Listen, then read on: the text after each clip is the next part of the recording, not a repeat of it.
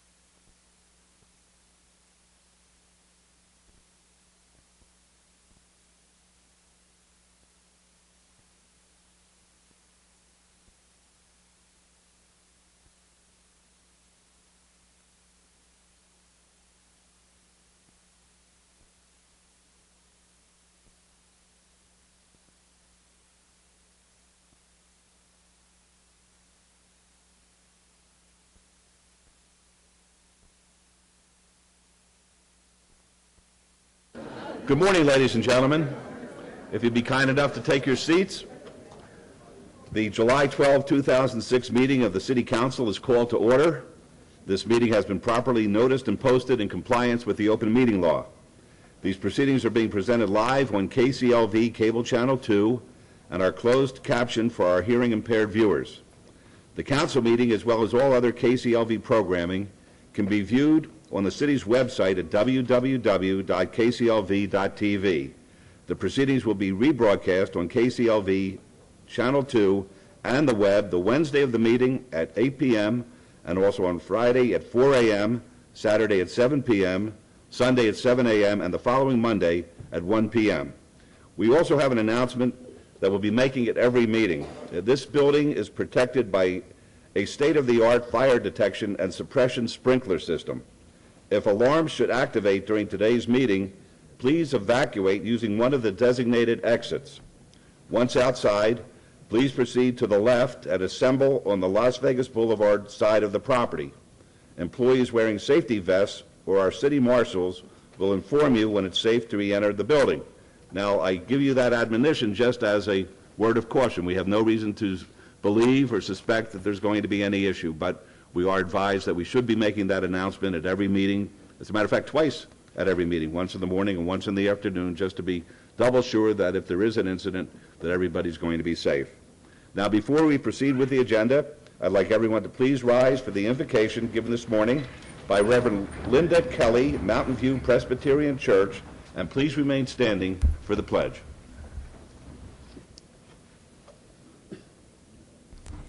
And let us join in prayer. God of endless challenges, source of life and love, we give thanks for our nation, our country, our city, and all who live within, for our blessings and our privileges. We give thanks for our friends and neighbors who live and work in and around the city of Las Vegas, making this a special place to be. We are grateful for those who work and care for others, for secretaries and educators, for healthcare workers and child care providers, for security guards and sanitation personnel, for firefighters and police officers, for elected officials and a multitude of volunteers, for the many people who each day provide services and work for the good of the people who live here. We pray especially for those here today who represent our city and our government, for our mayor, Oscar Goodman, and this team of elected officials and appointed aides. As they work for the good of the people, as they make decisions that affect our community and our planet, may they be reminded of their responsibility, that beauty be preserved, that variety be retained, and that integrity be respected. We pray especially that our children of tomorrow will not need a museum to show them the wonders of today, and that on this very day, we all might stop long enough to bask in the beauty of creation. As we collectively share the threads of our lives with one another, let us see the beauty of new patterns we can make together. These things we pray. Amen. Amen. I pledge allegiance to the flag of the United States of America and to the republic for which it stands, one nation, under God, indivisible, with liberty and justice for all. That was a great prayer. That was a great prayer. Excellent prayer.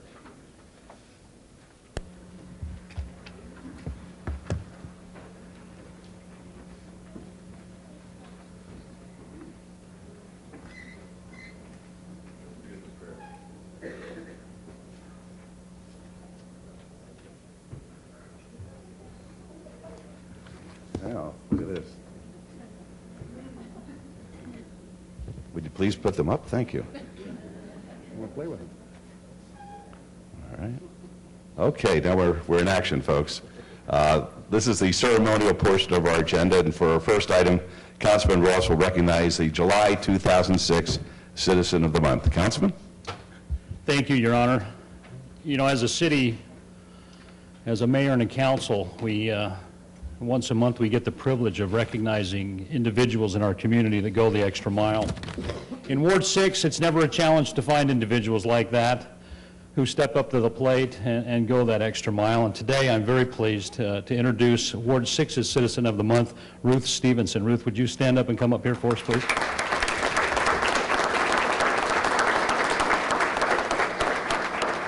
And I'll tell you a little bit about her. We all understand that the future is in the hands of our young people. When someone makes a positive impact on these youngsters, it benefits all of us. Ruth is the lead counselor at Anthony Seville Middle School, and we all know how challenging middle schoolers can be.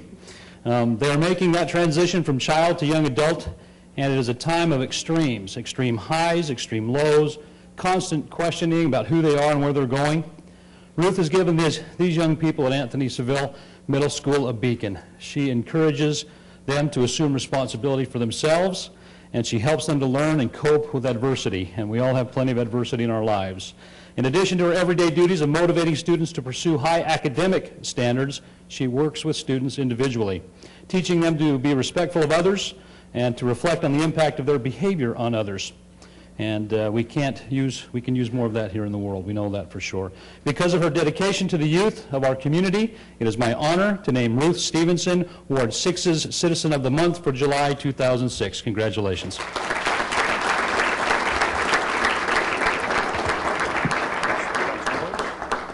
Now turn around and look behind you here. That's going to be posted right outside City Hall out here on 4th Street for the whole month. So drive by it often. We expect you to. Would you like to say anything? Oh, Turn it that way. There you go. okay. Now get over here by the mayor so you can get some pictures. Good. Okay. I don't know what to say. I've been, as I found out that I was being honored, I've spent the last 2 weeks just sort of in amazement. I feel like I just go along and do the things that are my responsibility to do. I love the kids a lot. That's great. We appreciate it. It's the best time.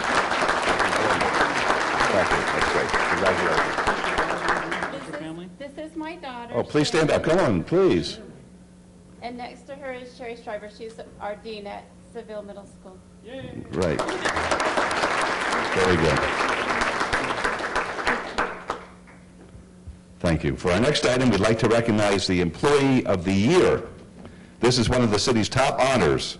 To be selected from among the organization's nearly 3,000 employees is quite an accomplishment. The Employee of the Year is selected from one of the 12 employees of the month. And to assist in making this special announcement, I'd like our City Manager, Doug Selby, to come forward with Larry Hogsness, Director of Field Operations. Please join me up here. And I'm very pleased to announce that the 2006 Employee of the Year is Janet D'Ambrosio Smith. Janet, would you please come up? Janet, would you have your family join you up here? Sure, let's have the whole family come up. That's good. What are the children's names? Sydney and Kylie, and your husband? Scott. Okay, let's give them a round of applause.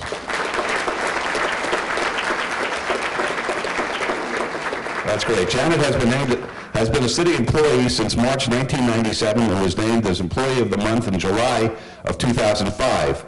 Janet works as a management analyst with the Department of Field Operations. This recognition is very unique because 20 employees from the Field Operations Department and the Department of Public Works participated in nominating Janet for Employee of the Month. Comments provided by the employees echo each other and are all relative to Janet's willingness to provide the best customer service, going to great lengths to find answers to questions, going to great lengths to get solutions to problems, and always has a very positive attitude. Janet's value isn't only to the Field Operations Department. She often at a moment's notice, assists employees in the Public Works Department with all types of questions and concerns, and many feel that her knowledge is unmatched. So please join us and the entire City Council in congratulating Janet D'Ambrosio Smith as the 2006 Employee of the Year.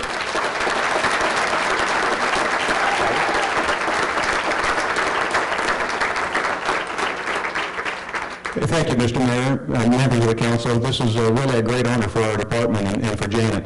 You mentioned that the nomination was signed by 20 people. Actually, as we drew near the end, they actually organized and had over 100 people sign the petition asking that she be considered for Employee of the Year. So I want to acknowledge a few people. Number one, I want to acknowledge our management team, the manager's office and the city council for giving Janet this honor. Also, Tina Woods, who's sitting here in the front, she was the person that kind of led the charge to get this going and has been a great supporter. And most of all, I want to thank Janet for just the great job she does. She just doesn't, I don't think, knows in her vocabulary. She's always there, has a positive attitude, and can just take on anything. So we really, really appreciate her. I can't think of a better city employee to receive this honor. Thank you.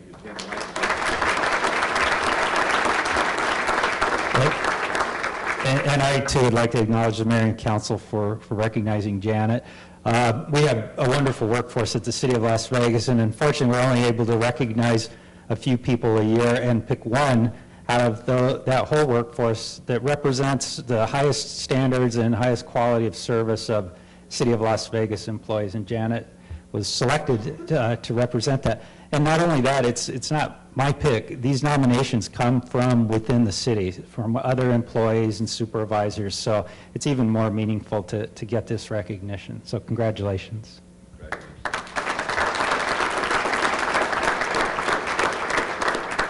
Well, thank you, Mayor, Council, City Manager's Office, and Larry. This is an honor, true honor. And I did get to see a list of the employees that signed this petition and supported my nomination, and I truly respect them, so it means a lot more. And just thank you, everybody.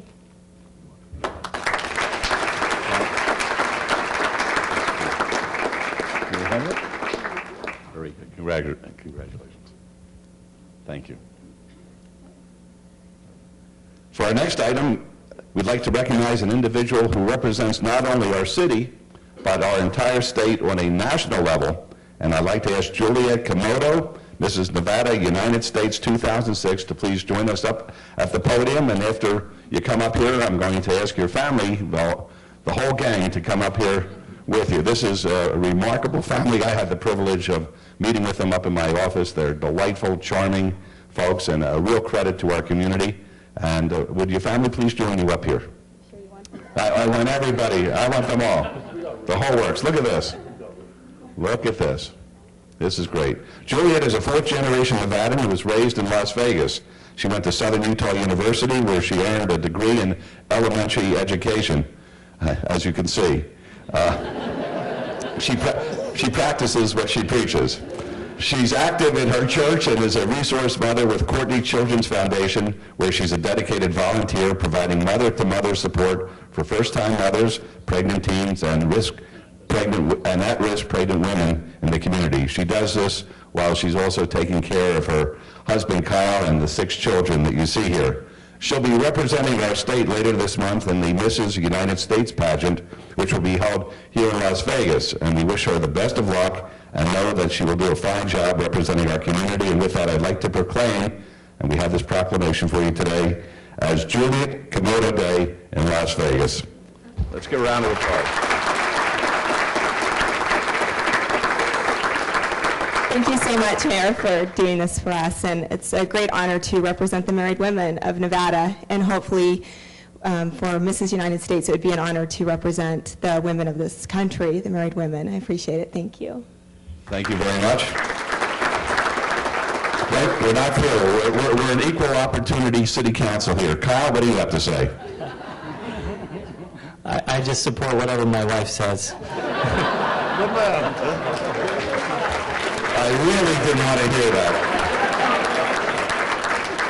The one time I went off a stupid script, I have to get hurt. Thank you very much. Congratulations and best of luck.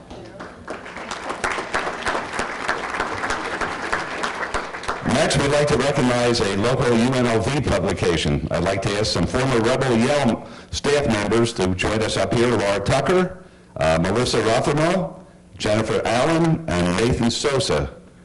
This is very special as far as I'm concerned.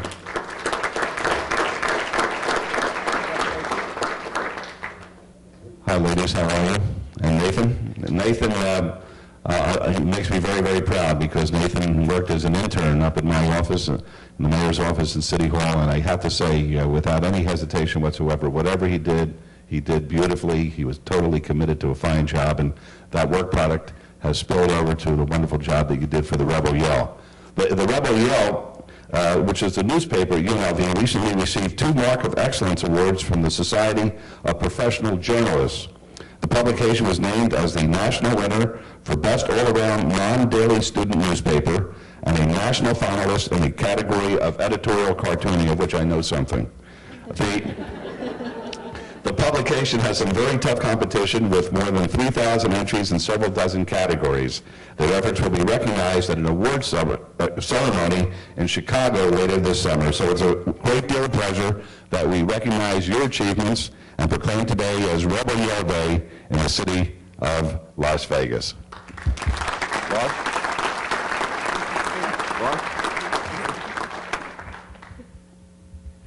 First of all, thank you very much for this honor.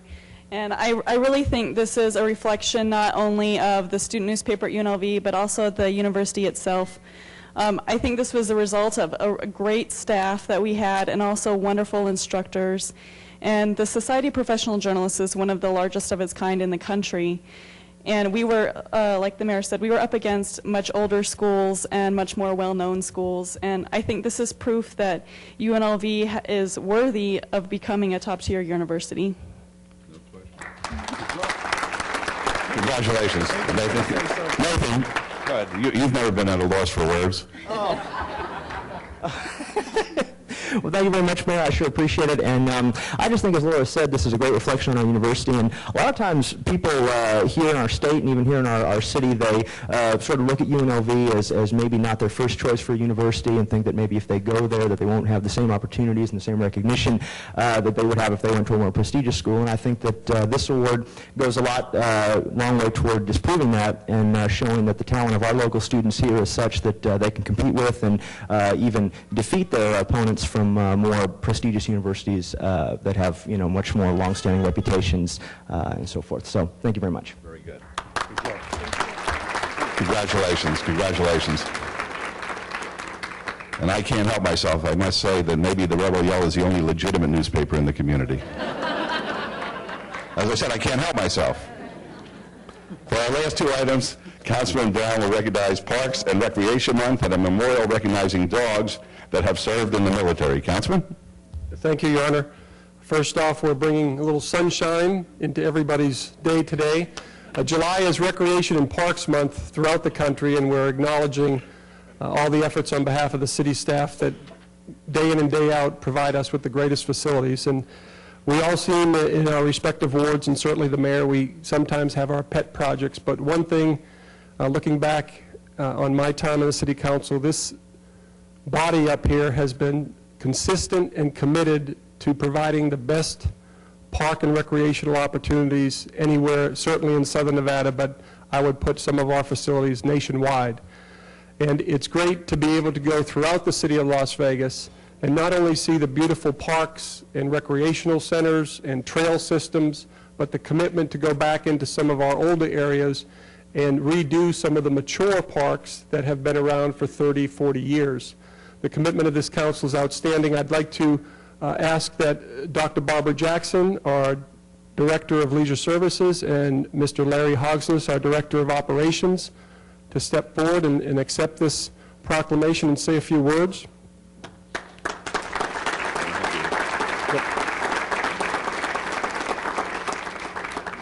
And the proclamation says a lot of things, but cutting it short as the mayor likes us to do. During Recreation and Parks Month, we invite all citizens to enjoy what their community has to offer by taking part in their favorite sports, visiting the outdoors, spending time with family and friends, or just relaxing. We, the undersigned mayor and city council, do hereby take great pride in proclaiming the month of July 2006 to be Recreation and Parks Month.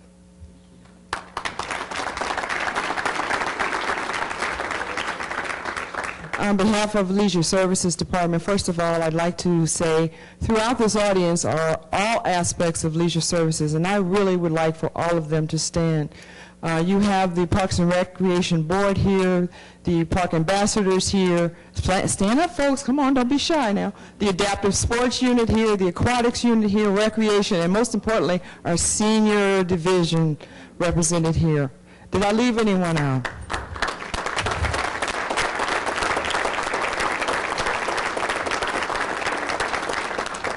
This truly is all about them, as well as Field Ops, who will talk to you in a second here. But we want to say thank you to our patrons who've supported us over the years, and of course a thank you to the city leadership for all you do to give us the tools to do what we do.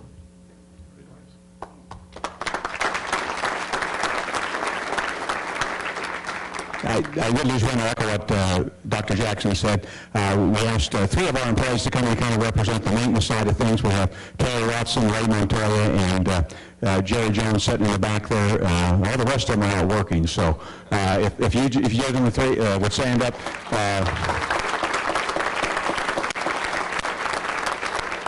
The gentlemen represent the 140 people that are out there every day maintaining our facilities, and as Councilman Brown mentioned, we think they're probably the best in the country, and we're very proud of all the work they do. So thank you. Thank you. Thank you very much.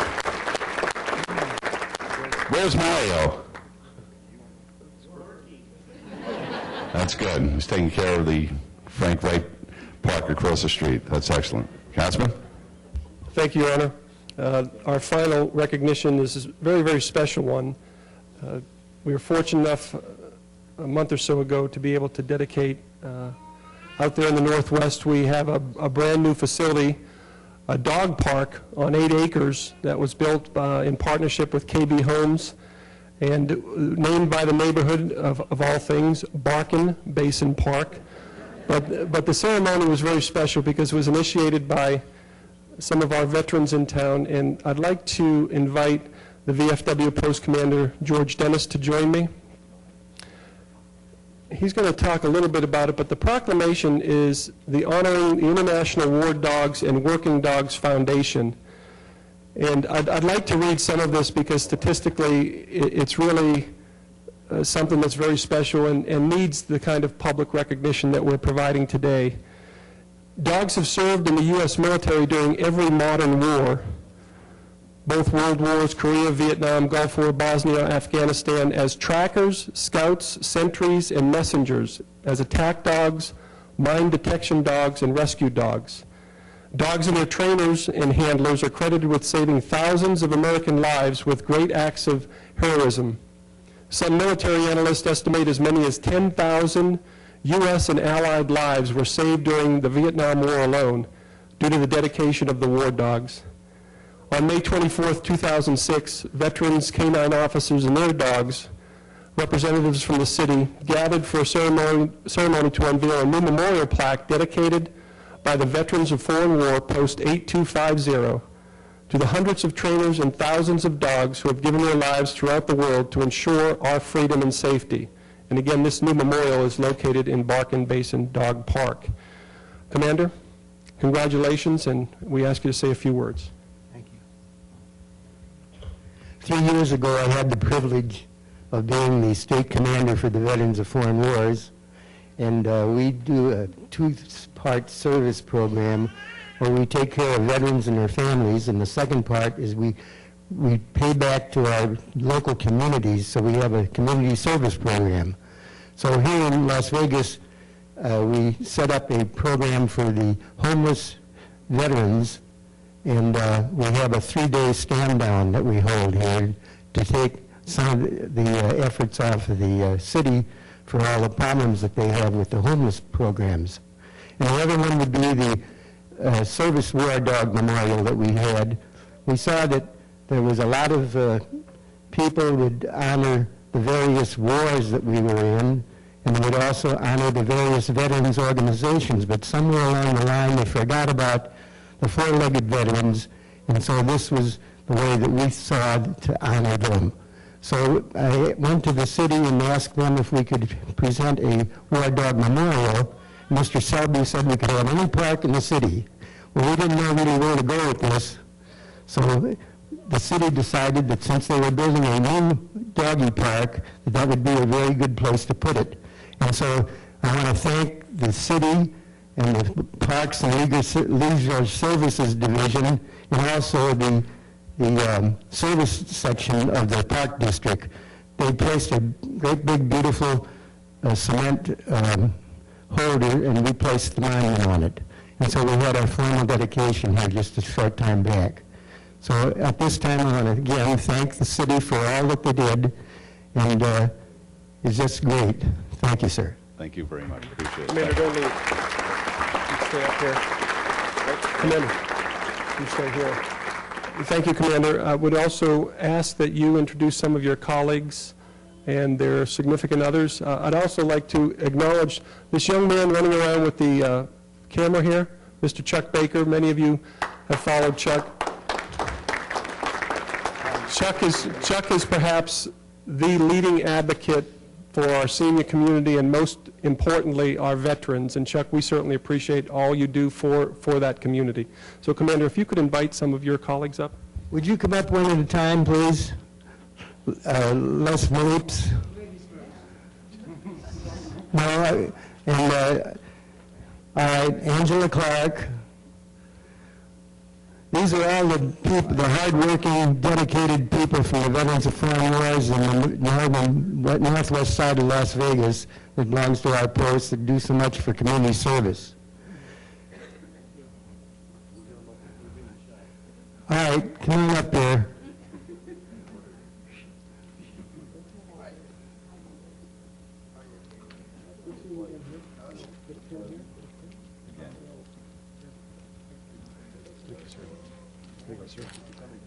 Al Howard. How are you?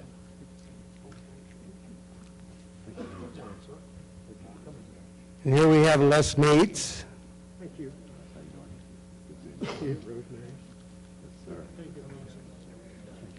And Bill White.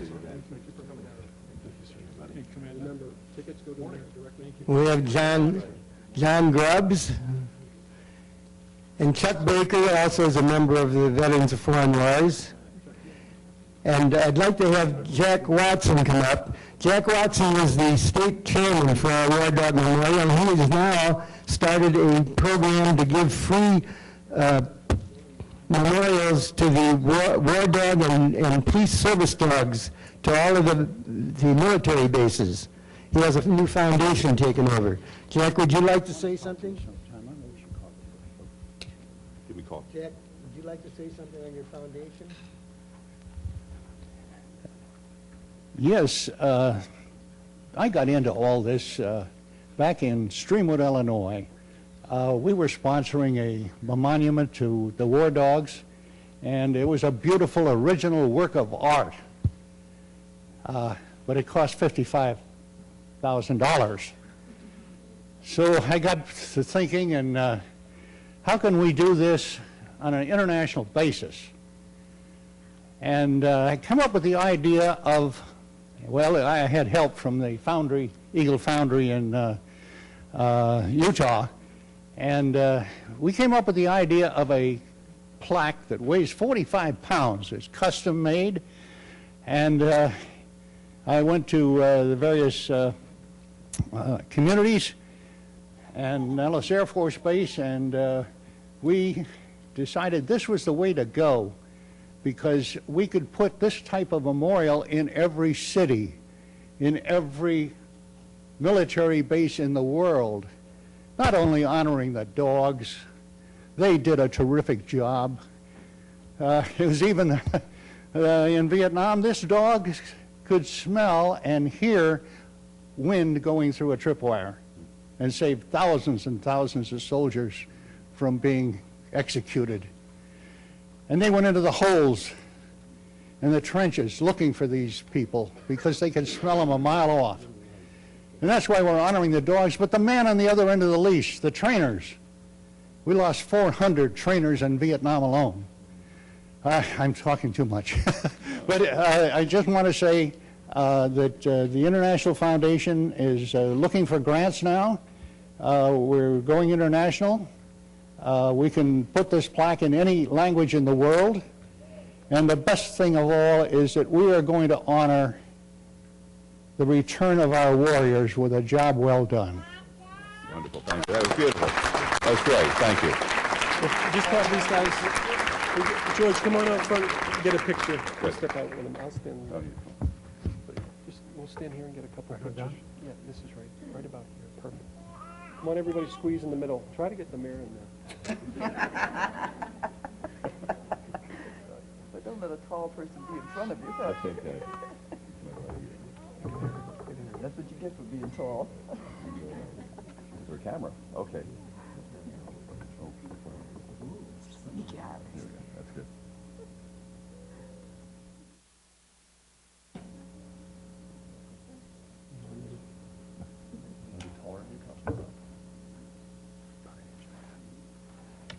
Is that it? Very good, sure. No flash. Good. Thank you. Thank you very much. Great having you. Why don't you say something about veterans on the way out? Say it again? Just say something about veterans. Thank you. Thank you.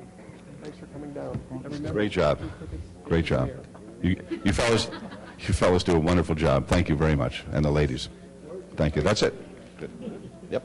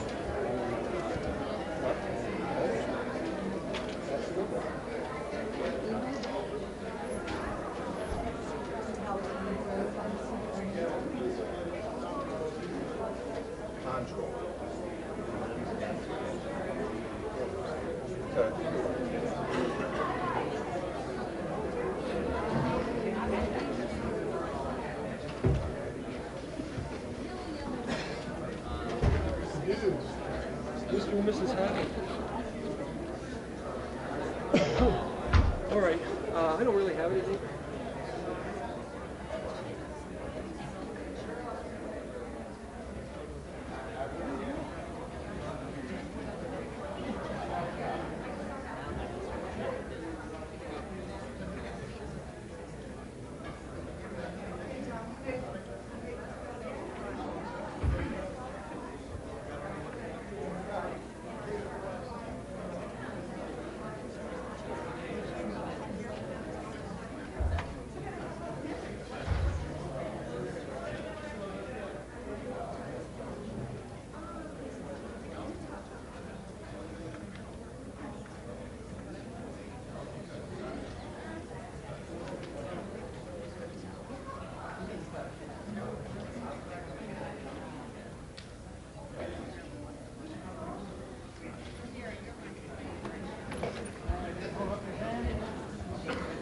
All right, folks, before we start with our formal agenda, I see we have some visitors here with us today who I'd like to come up to the mic and introduce themselves and tell us why they're here. The two young gentlemen on the front row. Why don't you come up here and give us your name and tell us why you're here.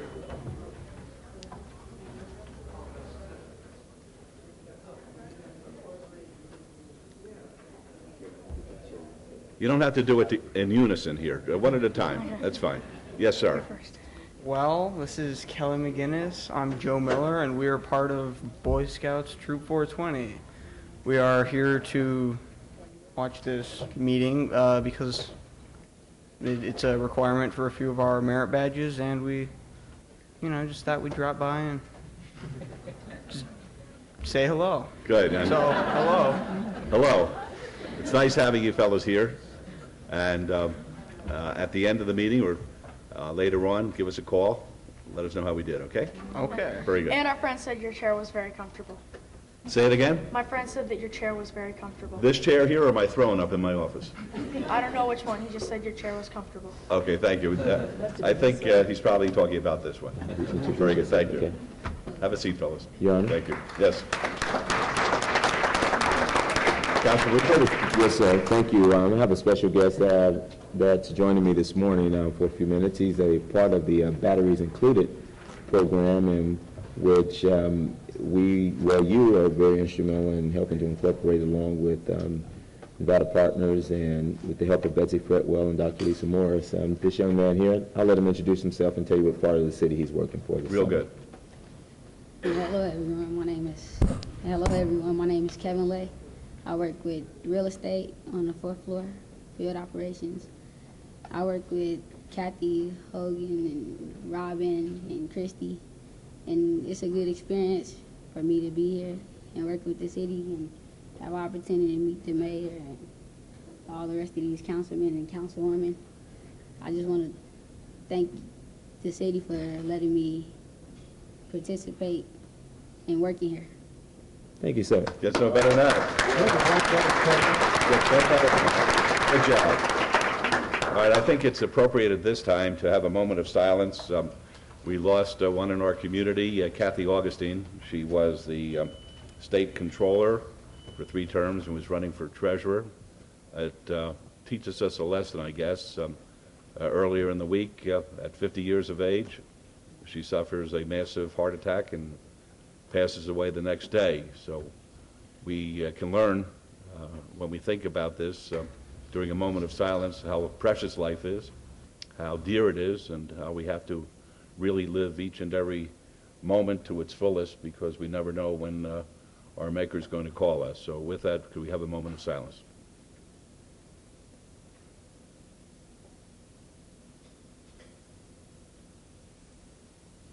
Thank you very much.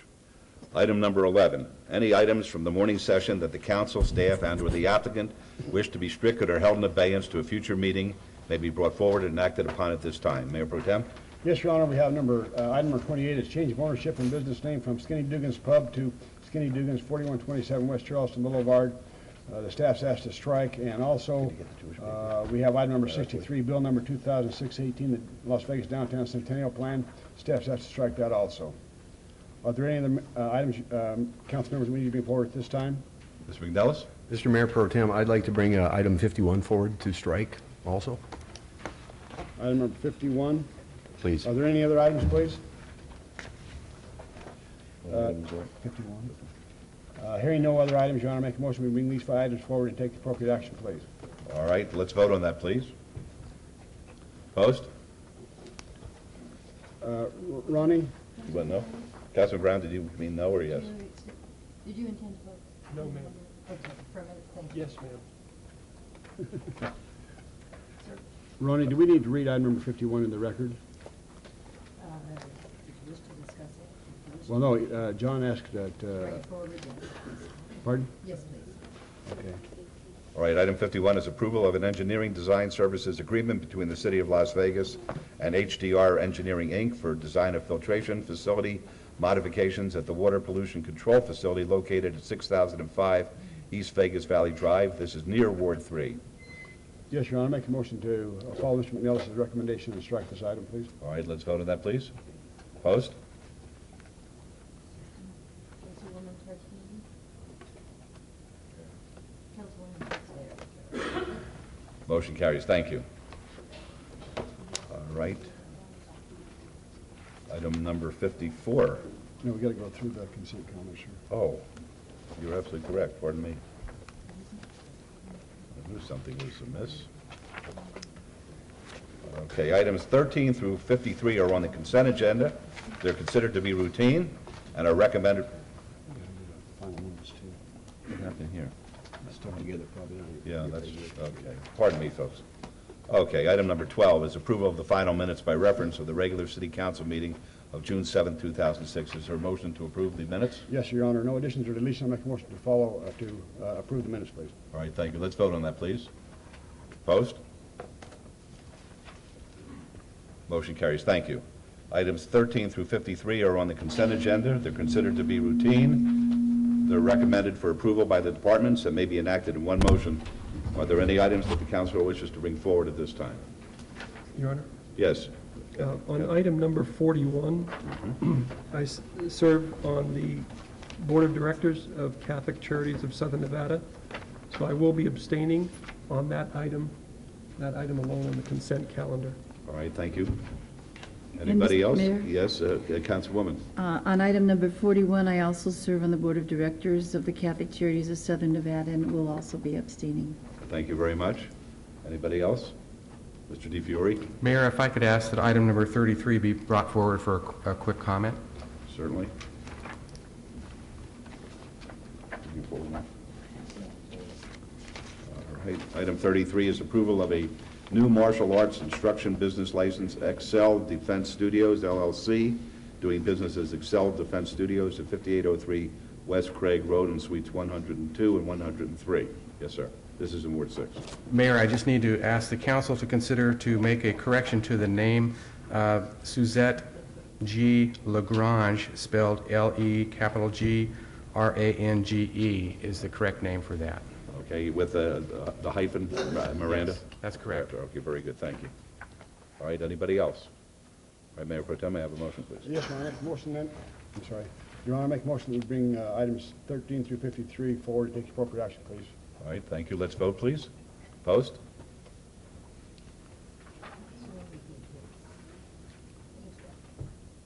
Motion carries. Thank you. Okay, item 54 is report from the city manager on emerging issues. Dr. Selby? Good morning, Mayor and Council. Just a few items this morning. It's, as you know, just 1 week between council meetings because of the 4th of July holiday and postponing this particular meeting.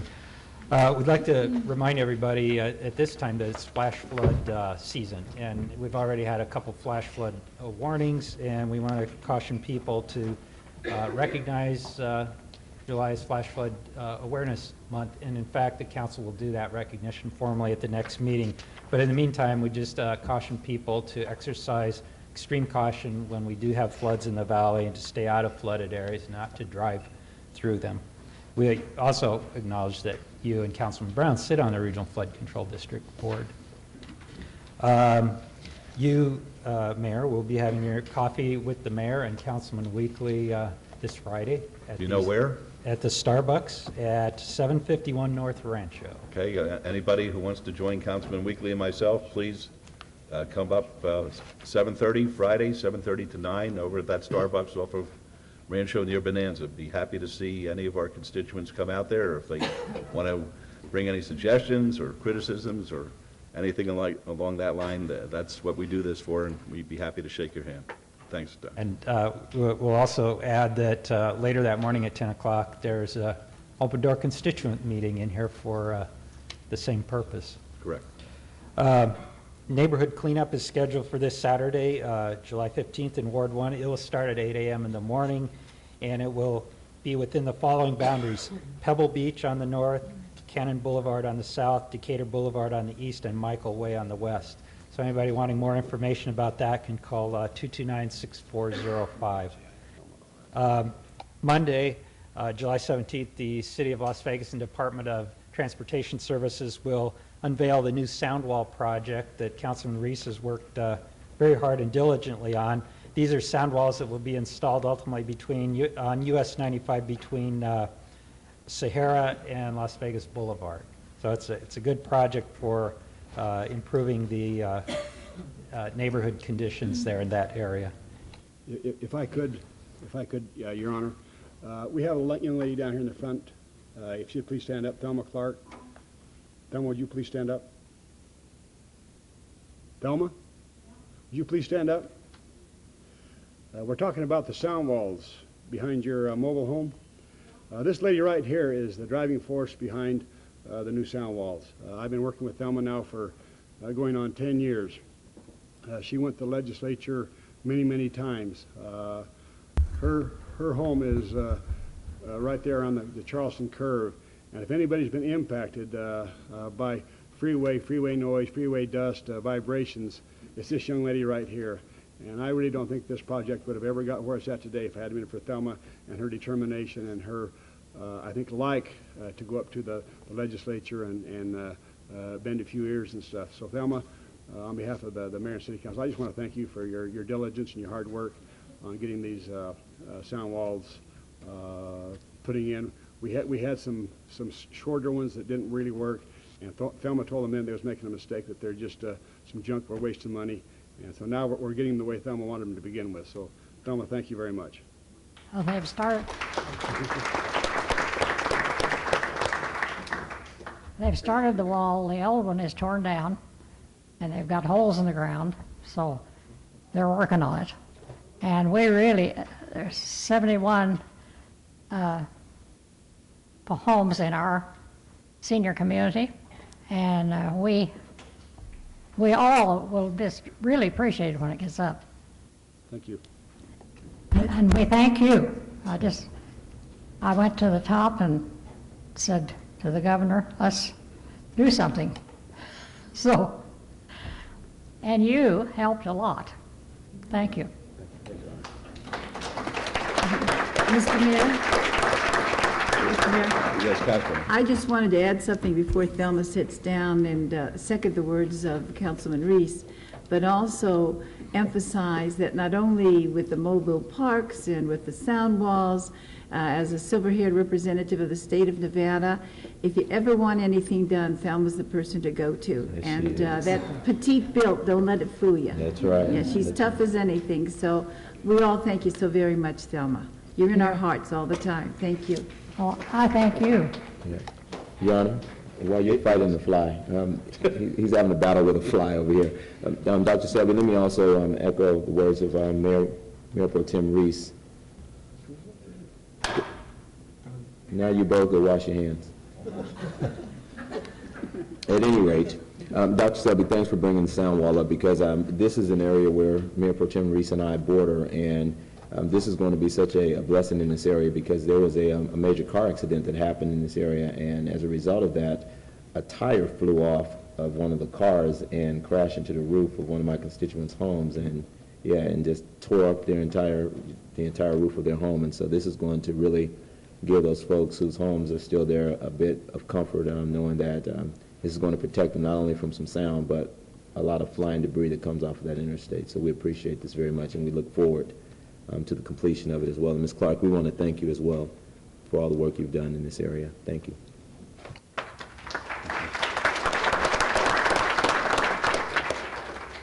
Well, thank you. All I did was a little push here and there, and Councilman Reese did all the hard work. So, thank you. Thank you. That concludes my report. If there A are any very questions. spirited report. Okay. Thank you very much. Any questions of Dr. Selby? All right, thank you very much. We'll move on to item number 55. 55 is discussion and possible action regarding an exclusive negotiating agreement between City Parkway 5, Inc. and Heritage Nevada, Roman numeral 8 LLC, for the development of an industry-specific office and retail complex on a portion of the Union Park property bounded by Grand Central Parkway, Bonneville Avenue, and the Union Pacific Railroad line. This is in Ward 5. The recommendation is for approval. Mr. Adams?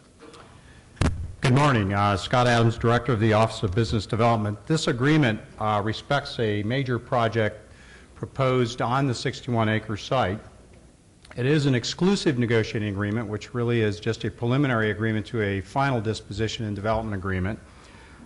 It's regarding a 5.6-acre site. I've got a map of the current master plan of the 61 acres on the overhead, and in green is a shaded area that outlines the proposed site that is covered by this agreement. What the site comprises is what was, I believe it was Block E or Parcel E, that was moved 150 feet to the south to provide a site large enough to build this project. And one of the reasons we needed a large site, a larger site than that original block provided, was that the proposed project is for 500,000 square feet of office space, 100,000 square feet of retail space with shared parking, and comprising a total investment probably in the range of $500 million. The agreement is for a 12-month term. It provides the developer the ability to extend for an additional 6 months. It would be a $200,000 earnest money deposit put up on the commencement or execution of the agreement. If the developer desires to extend, he would have to put up an additional $200,000. We are locking into this agreement because of the complexity of this project, of putting together the lease commitments and all the things that are necessary on a complex project like this. And I haven't really talked about what the project is, and the reason for that is Mr. Robert Zarnigan of Probity International, who's the principal developer on this project, is here and would like to make a few comments after I get done. He'll present to you his vision for the project. Because of the complexity of this project, it's going to take longer than a normal ENA period to put together the kind of commitments that are needed to bring this project to reality. Therefore, in the agreement, in order to get either the extension or go into the development agreement, we're requiring that the developer provide us 25% of his space, or 125,000 square feet, in letter of intent agreements. That comprises about half of what's normally needed to finance a project, and that he would also have to deliver to us within that first 12 months a definitive or detailed site plan that would actually clearly outline specifically how he would use the block, the height, the bulk, the massing, entranceways, parking garages, and that kind of thing. There was also a very soft commitment in the agreement that should our negotiations with the Tamaris Group for Block Q, which is this block here, not go forward, which we're currently under negotiations with, he would have the ability to have discussions with us for the possible future development of that. There's also provisions in the agreement that we commit on a best efforts basis, good faith effort, to extend the Nevada Development Authority's foreign trade zone into the project. Because of the nature of what's being done in this building, there would be a tremendous advantage for attracting tenants into the project using a foreign trade zone. And then we would also assist the developer in marketing the project. This is going to take a very extensive marketing effort worldwide to bring the kind of tenants and businesses into this building and project in order for this to be a success in reality. That's an overview of I did gloss over the sale price. We are locking into this agreement the actual sale price of the property. We're proposing a sale price of $40 per square foot, and then we would remediate the property at a cap of $12 per square foot. This sale price is less than the average of the 3 appraisals that we currently have on the site. The average of those 3 appraisals is $48 a square foot. There was quite a range or variance of appraisals, and it represents a halfway point between the average and the second appraisal, the second highest appraisal. That's where we arrived on price.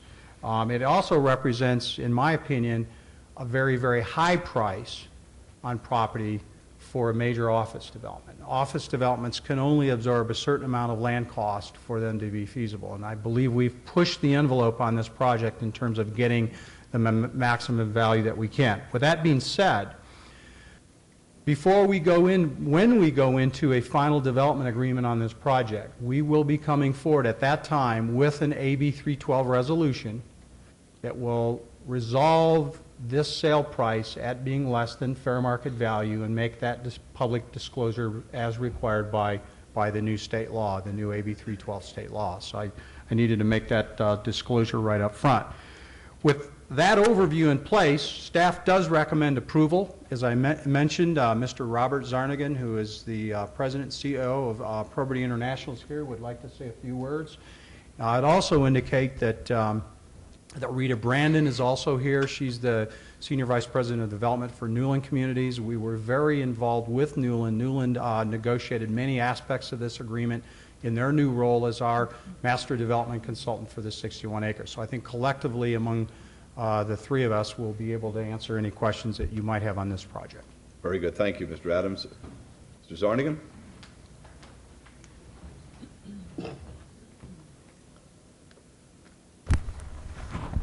Good morning, Your Honor, Mayor Goodman, members of the City Council. My name is Robert Zarnigan, and for the record, my address is 421 North Beverly Drive, Suite 350, Beverly Hills, California. I am the President and CEO of Probity International Corporation. We specialize in acquiring, developing, leasing, and managing office, retail, industrial, residential, and hotel properties throughout the United States, but primarily in California. Just a few of our projects include the Peninsula Beverly Hills, a 5-star, 5-diamond hotel that's been recognized for the past 15 years as one of the best hotels in the world. The Wilshire, a 27-story luxury condominium project in West Los Angeles, right on the Wilshire Boulevard by Westwood. 660 Madison Avenue, a Class A mixed-use building in Manhattan, over 250,000 square feet of office space above Barney's department store in New York. We also have recently entered the Southern Nevada market with a couple mixed-use and retail projects in the southwestern part of Las Vegas. Our company has over 30 years of experience in real estate industry, and we're very proud and excited to be expanding into the Las Vegas market.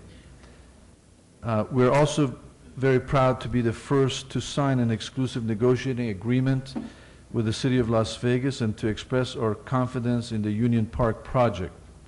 We commit to you today that our project will be truly iconic, not only for downtown Las Vegas, but for the world as well. We're proposing a concept that will bring an entirely new industry to Las Vegas. The exclusive negotiating agreement before you today will provide us with the ability to continue our exploration of the feasibility of developing the World Jewelry Center at Union Park. This the jewelry industry is changing rapidly as the global economy becomes more real every day. This rapid change has created an incredible opportunity. I believe that there is a perfect marriage between the City of Las Vegas with its own convention and tourism market, its favorable tax structure, and its status as a global destination, and the jewelry industry with its growing international presence and need for a central hub from which to operate. Such a marriage would provide an enormous benefit to the economic diversification efforts of Las Vegas, as well as functioning as a world-class anchor at the north end of Union Park. We anticipate providing office and retail space for the World Jewelry Center, all housed in an iconic structure that will rival the most beautiful buildings in the world. We have assembled a world-class team of designers and industry professionals to develop this concept and have already spent substantial amounts in feasibility studies. We plan a 40 or more story structure and will continue to work with Newland Communities and the City of Las Vegas as our concept is further refined and as we receive more input from our potential industry partners. We're proposing a world-class project in every sense of the word. We expect to bring together a major collection of global jewelry firms, many of whom will be new to the United States. Our vision is to make Las Vegas the commercial center of the gem and jewelry industry, both as a corporate office for manufacturers and wholesalers, and as a new retail shopping area for consumers. This project will bring new and well-paying jobs to the city, not just for now, but for the long term. With your support, this venture can and will truly become the World Jewelry Center. This exclusive negotiating agreement is the first step in creating the partnership which will allow our vision to become a reality. I thank you today for your consideration. You have my firm commitment that we will continue our relationship with the city based on mutual trust, integrity, and commitment to success. Thank you very much, and I'd be happy to answer any questions you may have. All right, thank you very much, Mr. Zarnigan. We appreciate that. Are there any questions of Mr. Adams or Mr. Zarnigan? And Ms. Brandon is also here representing Newland at this time. All right, any comments? I would like to say, if I may, that this is a very important day for Las Vegas. I wish you success. I hope that everything you say goes from your lips to God's ear, because this is a project which is consistent with the vision of this city council for what we want to see the downtown to become. This is part of our dream to have a city within a city of very special venues. Oftentimes the city is being criticized that we're not developing this parcel of land quickly enough, but the truth of the matter is we do not want to make a mistake, because this is the future of Southern Nevada, and in many ways the future of the state, because the projects that will be taking place on or about the 61 acres are of substantial significance as far as how we're going to think of ourselves in the coming years. As you know, the Frank Gehry designed Alzheimer's facility will be anchoring and be the cornerstone of the southernmost portion of the 61 acres, but right across the street from that is an industry which has sprung from nothingness and is now becoming the furniture showroom capital of the world. With the World Market Center, we have the most successful outdoor discount shopping mall in the country, $1 per square foot. The performing arts folks, who will be the centerpiece of the 61 acres, have retained a world-class architect who had done the Bass Center in Fort Worth, Texas, and we've had tremendous interest in various projects. And this project brings something special because it diversifies the economy virtually overnight. It makes us the jewelry center of the world, and this can only take place if you're successful. I want you to work very, very hard, assuming that the council approves this exclusive negotiating agreement. I want you to work very, very hard for the next 12 months in order to get the type of tenants that will make this community even more special than it is, create a new venue, a new reason for people to come to Las Vegas, and for those of us who live here to have the pride that we will be the center of this kind of commercial venture. So I'm delighted that you're putting your money where your mouth is. If we're being criticized that we're selling the property for less than it's appraised, the record should reflect that when the city acquired the property about 5 years ago, it was acquired about basically for $500,000 an acre on a trade for land in our technology park. And now, as I understand it, we're receiving from Mr. Zarnigan $1.7 million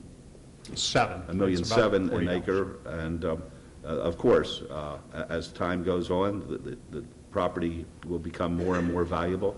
The properties in the downtown are becoming more and more valuable. But sometimes money is not the only object as far as the city is concerned. A city is different than the private sector. A city tries to make the place a better place, a more important place, a place that's more significant, and money is not necessarily the only object here. By your success, we will have gone up another level, as they say. We'll be thinking of ourselves differently than we do today, and I wish you the very, very best, Mr. Zarnigan. All right. Thank you. Councilor Weekly? Yes, I would like Mr. Adams to expound briefly on the fair market value issue, if you will. And I know that's something that we will get more in depth with the DDA, but I think it would be fair to just maybe kind of expound on what's been quoted as far as what the cost per square foot is on the 61 acres, why the $40? Okay, I'd be glad to. First of all, let me indicate that we have appraised this 61 acres over the last couple of years. We've done 4 appraisals. Those appraisals range anywhere from $16 to $85 a square foot. Now, 3 of those were 16, 28, 32, and then we had one that was 85, so it was sort of an outlier. The average of those was 48. Of the 4 appraisals that we've done over the last 2 years, the average is $40 a square foot. But if you take the 3 most recent appraisals, it's $48 a square foot. We've actually, I'll have to be candid, this was probably the most significant aspect of our negotiations with Mr. Zarnigan. Today, with land prices rapidly accelerating the way they are downtown, it's been very difficult for any developer to pencil an office project on anything downtown as an office project alone. You haven't seen any new starts or new announcements for office projects in the core of downtown on $200 square foot land. In fact, you haven't seen too many announcements, if any, on $200 per square foot land on high-rise condominium projects. Only high-rise condominium projects can absorb that level of land value. So we were having to develop and negotiate a sale price that was the maximum we could get for this property, but respected the ability of the project to absorb a land cost. And we arrived mutually at $40 per square foot. We believe, because of the deed covenant that exists on the 61 acres when we acquired the property, that the Union Pacific Railroad has continuing responsibility for some level of remediation. And we believe that that $12 per square foot cap, we're going to get most of that back through the Union Pacific Railroad. But what we've done in our agreements, and we'll continue to recommend, is be the sort of a firewall between the developer and Union Pacific Railroad. We'll commit to do the remediation, and then we'll work with Union Pacific Railroad to be reimbursed under that deed covenant. So that kind of gives you an overview of sort of the dynamics of land prices, not only on the 61 acres but downtown, and why we arrived at that sale price.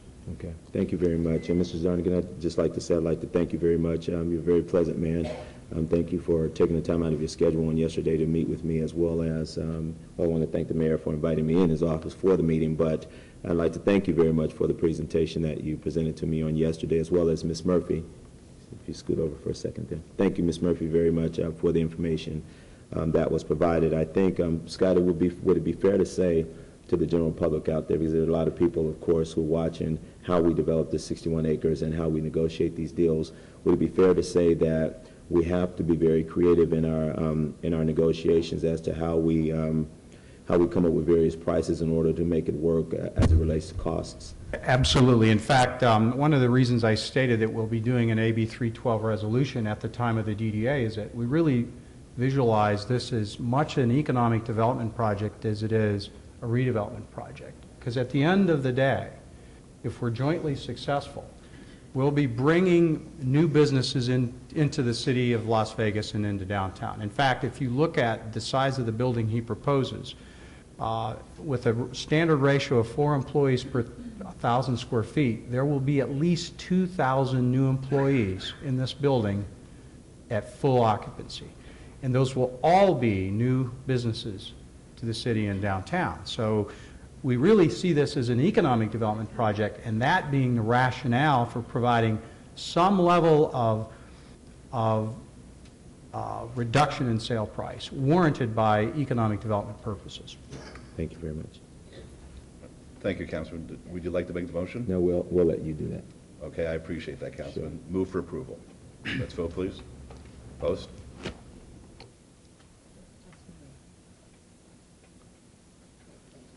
Motion carries. Thank you very much, and good luck. Your Honor, thank you very much. I appreciate your good thoughts, Councilman Weekly and all the council members. It's really a privilege to be working with the city, and we will do everything in our power to succeed, and I'm sure we will. And we want to thank you for the opportunity. All right, thank you very much.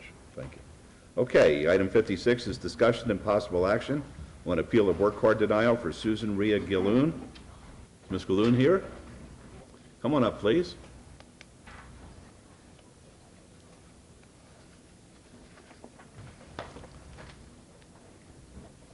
Alexander? Good morning, Mayor and Council. Filling in for Detective Weeks today. You have the report before you.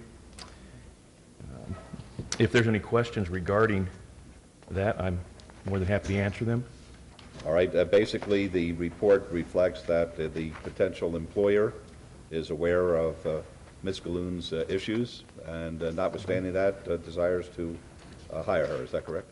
Yes, and I'm wondering if she has did you bring a copy of that letter with you? No, I didn't. I know that he sent it, but I didn't get one. Okay. I've been working.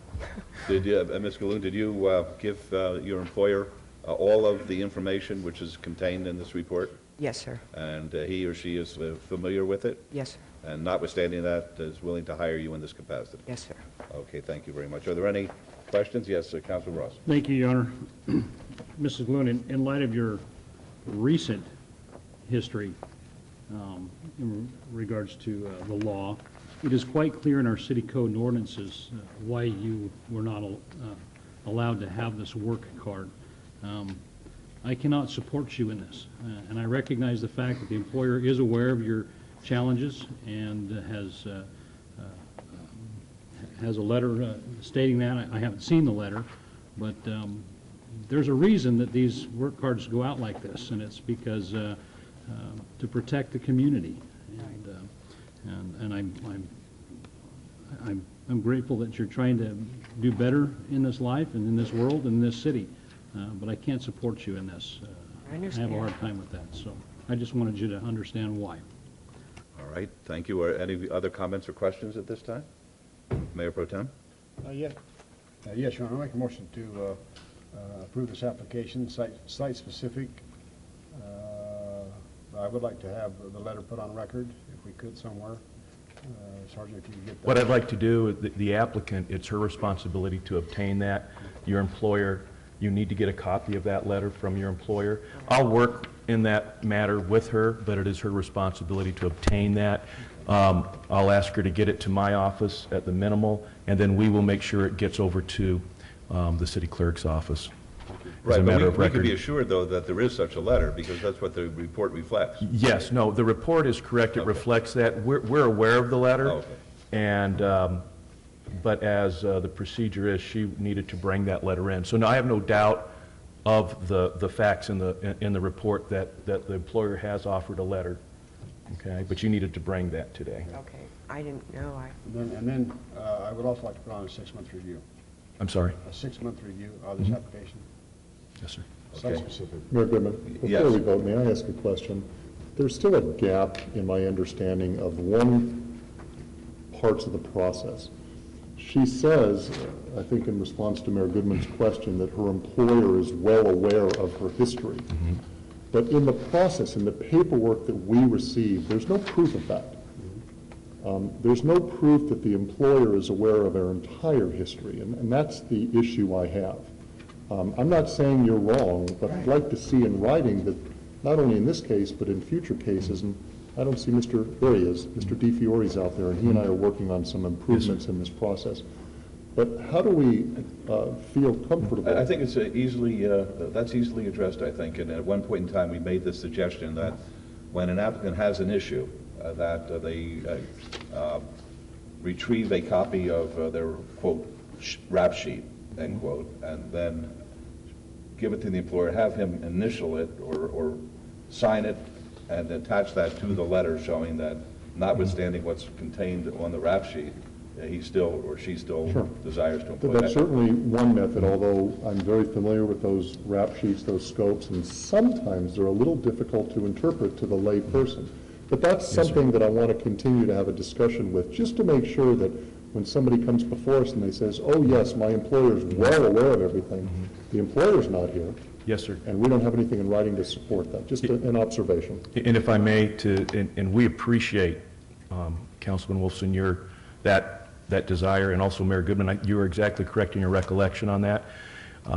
The applicants are required to get that, and I can tell you the letters that you receive should have on them, and when we have an opportunity to get those, we review them, even though we are it's the applicant's duty to get that.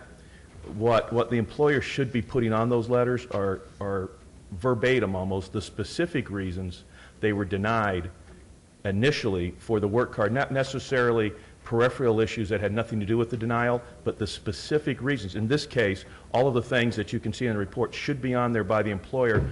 I understand and I have seen that this is the reasons for denial, A, B, C, and D, and verbatim. And regardless, we still wish to employ that person, is the letters that you should be receiving.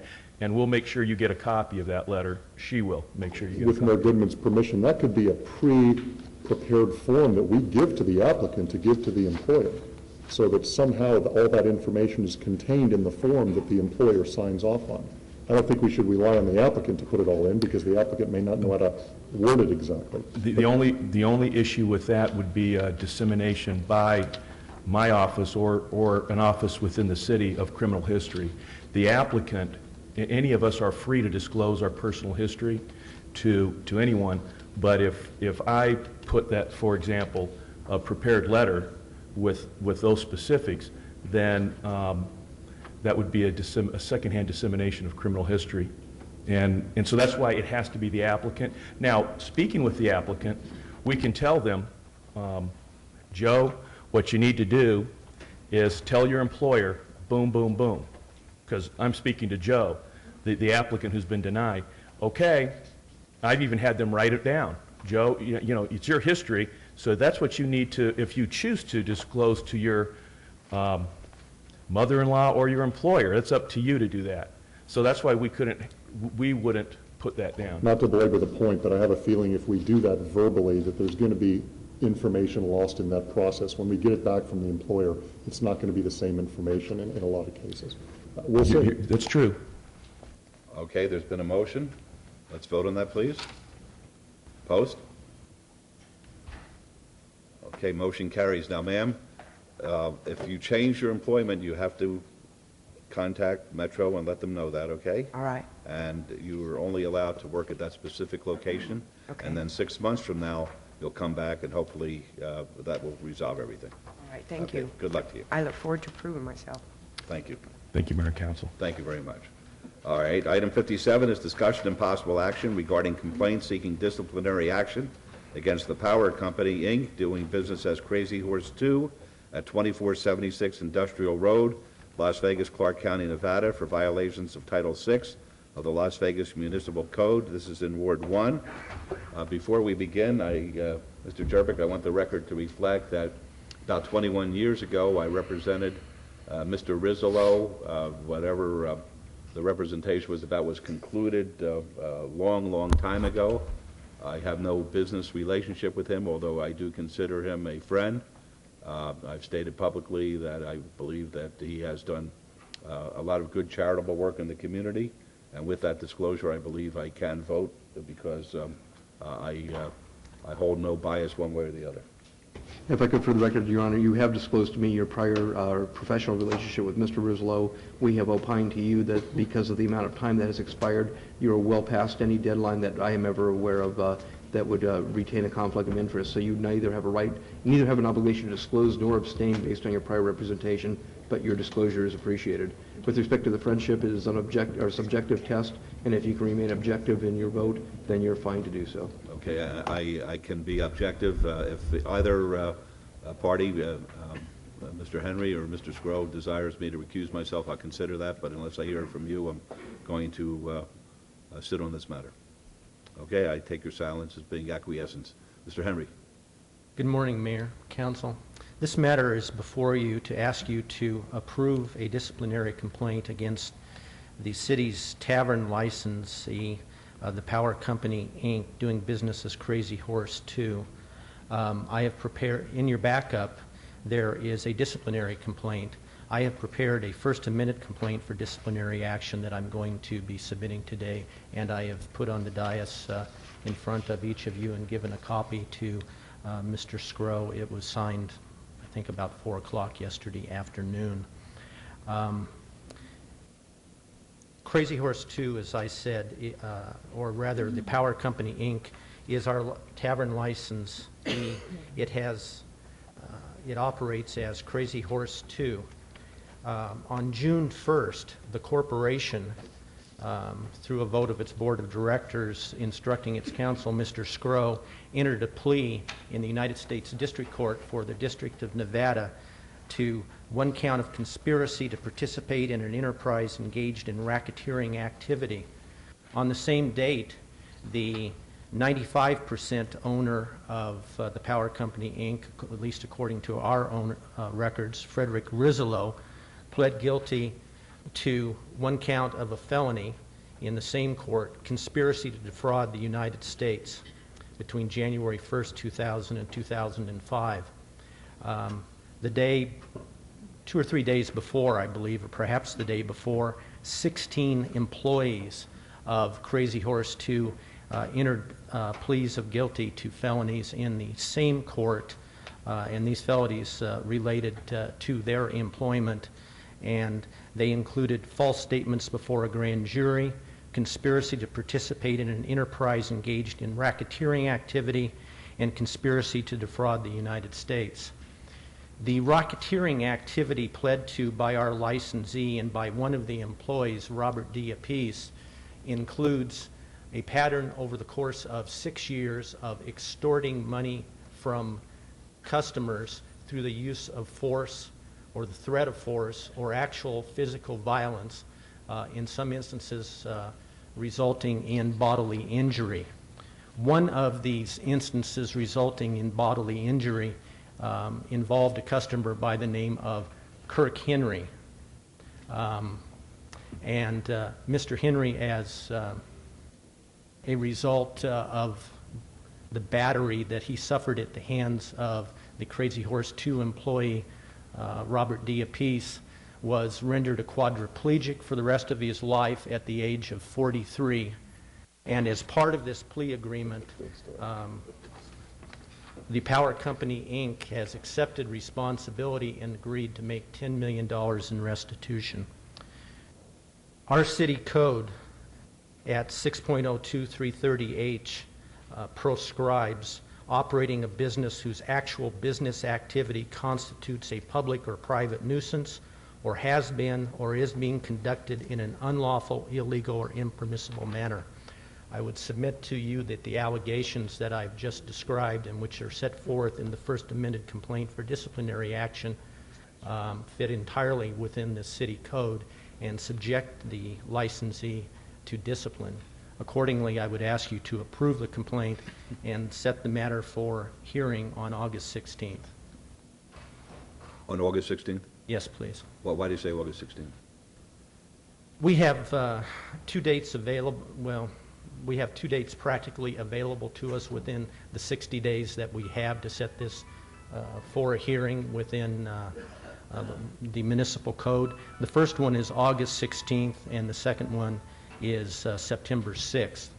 But the proof of this matter, as you can well imagine, Mayor, will be very simple. I will be submitting to the council a book that contains certified copies from the clerk of the United States District Court of all the plea memoranda, as well as certified copies of the charging documents that the Power Company, Inc., Frederick Rizzolo, and 16 of his employees pled guilty to. So that'll be very simple. Right, I understand that. Mr. Scrow, understand today we're here for a very limited purpose. We're not here for your oratory and for your excellent defense work. We're here to either approve or not approve the submission of the complaint for filing and to set a date for the hearing. With that in mind, would you like to say anything? Just very briefly, Your Honor. I have already had an opportunity to speak with some of the members of the council, but not all. What my position would be today is whether or not exigent circumstances exist such that this document needs to be received and considered today and set for a hearing.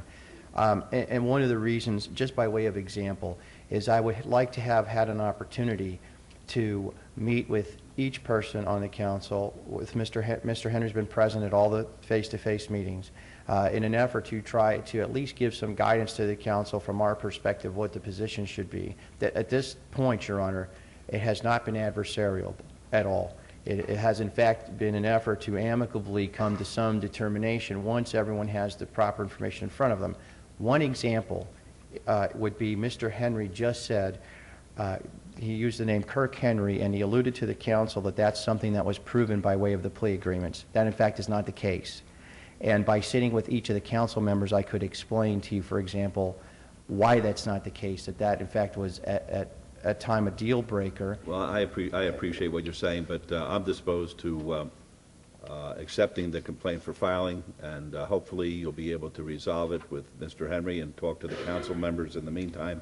I'd be, the September 6th date is not unreasonable for Mr. Sgro to be working with Mr. Henry. Hopefully you can come to us with some kind of a recommendation for resolution.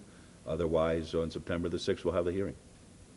And obviously, Your Honor, I'm at the mercy of the council members' schedules. I will do everything I can to... Be in your best interest to try to resolve it, but if you can't, that's what we're here for. We make the decisions for you. Absolutely. And may I point out one error that was in the complaint I got yesterday, and it still exists in the amended complaint, Your Honor? Certainly. It's, again, by way of example, it states at page 34, lines 26 through 28, there's a sentence there. And this would be the sort of thing I would like to bring up at the hearing as well as independently if hearings necessary. It says the Power Company, Inc. and 14 of its employees also engaged in a pattern of racketeering by requiring dancers to pay 15% of their earnings to shift managers. Your Honor, you probably know better than I do, that is not a RICO predicate act. That is the first sentence of a long section in a plea agreement that ultimately results in a mailing, which was the predicate to mail fraud. So there are things that I would like to have an opportunity to bring up independently, which is why I sought the bump in the date. Okay, no problem. My motion, unless there were questions, I would at this time move to accept the First Amendment complaint for disciplinary action and set the September 6th date as a time certain for the hearing on the matter. It can't be resolved before then. May I be heard? Certainly. Mayor Goodman, thank you. Let's be frank here, gentlemen. The federal government worked for many, many years at arriving at a plea agreement, which is just that. It's an agreement between the federal government and Mr. Sgro and his clients and others and their clients.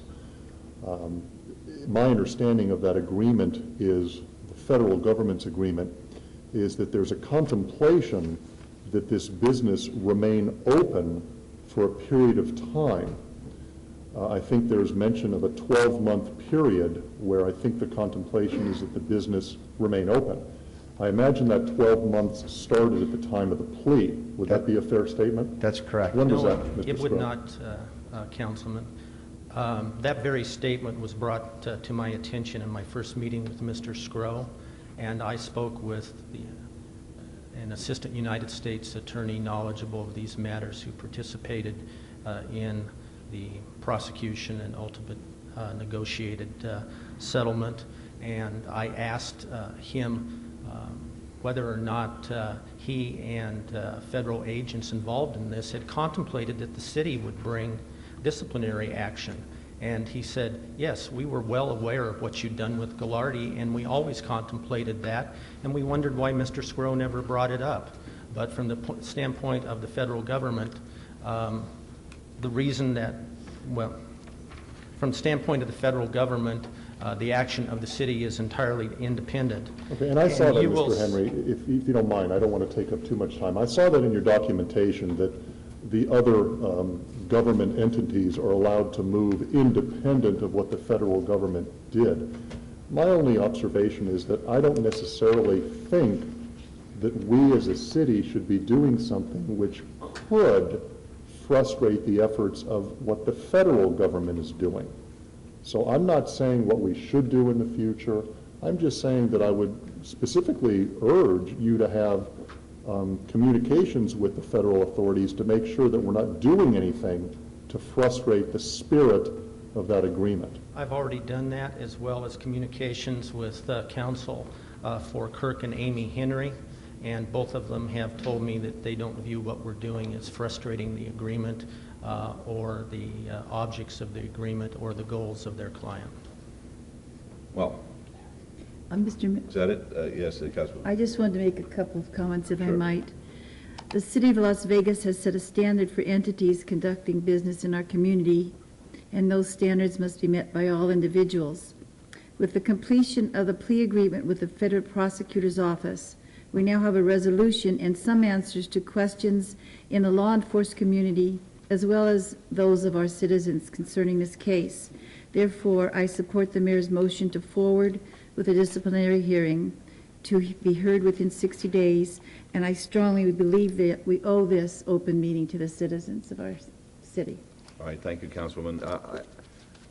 I have my own view as to when things are triggered. Until there's a sentencing, I'm not sure that any of the timetables begin to run. If they're looking for a year to get paid certain monies, I think it would be a year from the time of sentencing rather than from the time of plea. But as far as our city council is concerned, the plea is an admission, which is in violation of our city code, and therefore we are going to be going forward with this at this time. And if in fact the city council, and I'm not suggesting that this is going to be our remedy, but if in fact the city council chooses to revoke the license and to close the business, and that frustrates the federal authorities, so be the case. We're going to do what we think is right for the city. So it really doesn't matter to me what they think, to be quite frank with you. I really never thought that much of. No, I'm not going to go there. let my old feelings come out. No, that's not true. I'm keeping quiet, as a matter of fact. All right, the motion is to accept the complaint and to set the date on September the 6th. Let's vote on that, please. Yes, please. Thank you. Let's vote, please. Opposed? Motion carries. Thank you. All right. Thank you. Your Try to Honor. work it out, will you? Yes, sir. What time, Your Honor? Oh, for this, we're not going to treat it specially. It will just be on the morning agenda session. under the city attorney's office calendar. You figure sometime around 10. Fair enough. Thank you. Very good. Thank you. One other thing, Mayor. Will Mr. Scrow, in behalf of his client, the Power Company, Inc., accept service of the order approving complaint and notice of hearing? Yes. Yes. Thank you. And the record should reflect this, and correct me if I'm wrong, Mr. Scrow, that during the pendency of all these things that are happening, the federal government is in fact monitoring the activity at Crazy Horse 2, so we don't have to worry that whatever conduct was pled to would be continuing at this point in time. Adjustments have already been made, Your Honor, pursuant to meetings I've had with agents on a host of different issues. Okay. So as far as I can represent to you, the federal government is accomplishing through me what they seek to accomplish. All right, very good. Thank you. Okay, thank you, Mr. Hamby. All right, item 58, this is a report and introduction of a total agenda solution process for the City of Las Vegas known as Alpha Agenda, developed by Sire Technologies and Granicus. Ms. Ronimus. Mr. Marcello. Good morning. Good morning. I'm Ronnie Ronimus, City Clerk, and with me is Joseph Marcello, Director of Information Technologies.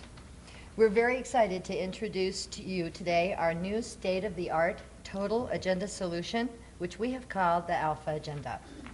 Alpha Agenda, or Alpha, when used as an adjective, and of course I'm a clerk, so I have to go that route, means the first or most important, and we are the first in our state to have a total process of this kind. Before we begin, I would like to acknowledge the excellent work provided by our vendor, Sire Technologies, represented this morning by the company's founder, Jim Painter, along with his son, Chris. We have worked very closely with Chris and Brad over the past 8 months. With us also is Tom Spengler from Granicus, who has provided the video component that you will see this morning and from now on for all council meetings held in chambers. Our e-agenda software, built by our own Department of Information Technologies, served as an excellent transition into this software. We knew e-agenda's limitations. We needed to find an outside vendor capable of keeping up with changing technologies and computer environments. We started in the fourth quarter of 2005. A proof of concept was conducted with both Sire and Granicus, and it showed us that their systems would work in our environment. We then began preparing a comprehensive scope of work. On February 15th, you approved the award of contract to Alpha Core, now Sire Technologies, for a total agenda solution software package. As you can tell by this timeline, this project has been accomplished in an incredibly short period of time. We'll begin with what the public sees. When a council meeting is posted using paper, it's also posted to the city website. This first slide shows how the public can find a meeting using the left link on our homepage. Same process we've always used, clicking on the I want to and the find and the meetings and agendas. When the public goes to the meeting and agenda page, they now see the screen to choose a specific meeting date. The agenda now looks like this with supporting documents visible in the right panel. If an item's of interest, they click on the item and the agenda summary page and backup is shown in PDF format. For those of us with limited computer ease, PDF format is simply a picture that's easy to access for all computers, even older models that many of our citizens have. I'm choosing a planning item to illustrate the clarity of the backup. A citizen first clicks the item itself, then chooses the supporting materials they wish to view, and then the backup. And color maps are clear. Users may zoom in on specific areas, zoom in, zoom out. So we'll hopefully be able to solve some of the problems with the public being able to see specific areas. Following the meeting, on the day following the meeting, there are two services we're going to be providing. First, we'll post the agenda and video of the proceedings themselves. A citizen can click on the agenda item and hear the discussion, hear and see the discussion. This is the Granicus component, and we're really excited about this feature. It supports your strategic plan goal of open and accessible government. Second is the posting of our action minutes and our final minutes. Our current procedure is to post to the internet within 24 hours of the meeting for our action minutes. That's going to remain the same. Action minutes are a brief synopsis of your motions. They'll now show the maker of the motion and the vote. Final minutes will have the same look and feel. My staff has been working very hard to finalize our comprehensive minutes within the 30-day time frame. Final minutes are then posted to the website as soon as they're approved, replacing the action minutes. What we can expect. From the technology side, we're moving from the old analog recording to digital recording. We've been struggling with our current tape system, and the company is phasing out both the equipment and the tapes. Plus, the quality has been suffering.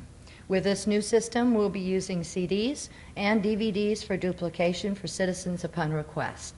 However, they'll now have the ability to access audio and video from their home PCs, from libraries, from any location that has an internet connection. Off-site meetings that the city clerk supports will use the Granicus mobile encoder system. As these meetings are not broadcast on KCLV, the audio only will be linked to the agenda items. Public can still hear the proceedings in this same user-friendly way. As a part of our scope of work, Sire Technologies will be converting our e-agenda minutes from October 2004 into this new system. A robust search function will now allow users to search agendas and meeting minutes by keyword, phrase, meeting type, and date. We implied that this has been a collaborative effort between the clerk's office and information technologies. Well, that's not true. It's been a collaborative effort between every single department within this city and our vendors. Sire Technologies has provided us with comprehensive hands-on training for those who initially start an agenda item, to the supervisors who review and finalize, to the department directors, and ultimately city manager who approves. The department agenda officers have been trained in each and every step of this process. Granicus has provided training to the clerk's office staff on their components. And you may have noticed that our deputies have been using the laptops in the meetings the last couple of times.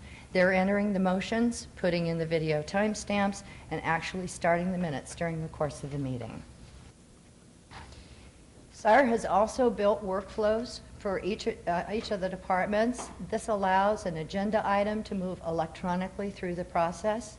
And the beauty of this software is that these workflows can be easily changed as the departments wish to add employees or roles change, and no more waiting for a computer programmer. Sorry, Joe. She's picking on me. Forums such as the agenda summary page that were hard-coded before are now easier to change to meet our needs. There's a new design coming for the redevelopment agency meeting. As to what's next, under our contract, Siren Granicus will provide upgrades in keeping with our newest technologies. Based on user feedback, their systems continue to improve. We've made suggestions that we hope to see incorporated in future upgrades. As to Planning Commission, I'm being asked when they will come online. Because of this particular project's complexity, we chose to proceed with council first. Now, with what we've learned through this process and planning specific needs, we anticipate incorporating Planning Commission as a Phase 2 project. And I hope we can certainly count on council and management's continued support as we prepare the scope of work and the new contract to bring planning into a part of this. In conclusion, I want to say a special thank you to our project managers, Chief Deputy City Clerk Bev Bridges, and Information Technologies Patricia Cabrera, who kept us in line and on time, and that was not easy. Special thanks also to my staff, who welcomed this challenge and the changes in thinking that it brought. And I know Mr. Marcello joins me in thanking his staff for all of their hard work. There were a lot of hours that went into this. So there were so many people, in fact, that we didn't want to forget anyone, so we're putting all the names on the screen. This wouldn't have happened without your leadership and the city manager and the expertise and dedication of our city staff. It's been really pretty incredible. As to our vendors, I think we made a wise choice. Sire Technologies has been a pleasure to work with. They've provided straightforward agenda software that we found easily adaptable to our needs. The software has many capabilities that we hope to make use of into the future. Their contractor, Granicus, has provided an excellent video streaming service tied to an agenda process that we believe will also be the wave of the future. So we're very pleased to introduce this new Alpha agenda process to you today and are available for any questions. Thank you. Thank you very much. Any questions of Ms. Ronimus at this time? I do, Your Councilor Honor. Ross. Ronnie, does this mean we can get rid of these massive books? Would love to. Whenever you all are ready. Yes, Because sir. I've got this up right now, and it's working great. Good, good. We hope to see What that. took so long? It takes time and a lot of effort. Councilman, just a point of interest, there were about 250 pounds worth of paper that was delivered to council every 2 weeks for these kinds of meetings. So I think there's some significant savings just in paper alone. The conservative value, I mean, just think about it. All these trees were Well, and then recycling. Obviously, the efficiencies that go along with that. Well, sure. Just a point of interest is that we don't do these projects blindly. There is a return on investment. The actual cost of maintenance now for the Alpha Agenda is about $14,000 a year less, and the payback for the initial cost of the software, as well as the professional services, is a payback in 3.24 years. So significant savings and significant return. And Your Honor, if I may again, Certainly. Mr. Ronimus, you made a comment about the mayor and council's trying to make the government more accessible to the citizens of this city. I mean, this is it. This is Certainly is. awesome. This is hitting it right on the head. Anybody can take a look at anything, anytime. So, good job. Great, thank you. And I would like to introduce our vendors. If we could ask them to please stand and thank them for all their work. Thank you very much. Thank you. All right, we'll go to 59. 59 is discussion and possible action regarding temporary approval of a new massage establishment license for doing business as Cloud 9 Salon Day Spa at 3211 North Tenaya Way in Suite 110. This is in Ward 4. Mr. DeFiore, is the applicant here? Come on up, please.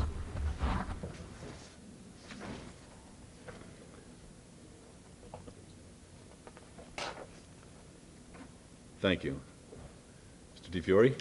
Mayor, members of the council, the applicant today does meet the prerequisites for consideration of a temporary license, and that would be my recommendation today. Very good. Any questions of Mr. DeFiore? Ma'am, would you like to be heard? First, give us your name. My name is Pam Ramnath, and I'm the sole owner of Cloud9 Salon Day Spa. Thank you. Thank you very much. Thank you very much. Councilman? Thank you, Your Honor. Move to follow staff recommendation. Very good. Let's vote, please. Opposed? Motion carries. Good luck to you. Thank you. You're welcome. Item 68 is discussion and possible action on the Neighborhood Partners Fund Board recommendations to allocate $75,000 for 22 neighborhood projects. This applies to all wards. The recommendation is that the Neighborhood Partners Fund Board recommends that the City Council approve the funding of 22 neighborhood projects totaling $75,000 with a match of $275,334 in cash, volunteer labor, materials, and professional services. Mr. Harson. Thank you, Mayor and Council. It's our pleasure to present funding recommendations for the 9th year of the Neighborhood Partners Fund program. This program was created in 1998 and empowers citizens to find their solutions to neighborhood issues by matching the city's neighborhood grant with their ingenuity, volunteer labor, and donations in the form of materials, services, and cash. Ms. Maria Castillo-Couch, the NPF coordinator, will introduce the chairperson of the NPF board, who will present the funding recommendations for this year. Thank you very much. Thank you, Steve. Good morning, Mayor and Council Good members. As Steve indicated, we're on the 9th year of our NPF program, and it's a program that allows neighborhoods to get up to, or to apply it for up to $5,000 annually for neighborhood improvement projects. What's great about this project is the program that it's open to all neighborhood associations, no matter what their income level, and it's open to all wards. And it provides funding recommendations for neighborhoods to address critical issues in their neighborhoods, and also opens the communication line between city government and neighborhood associations.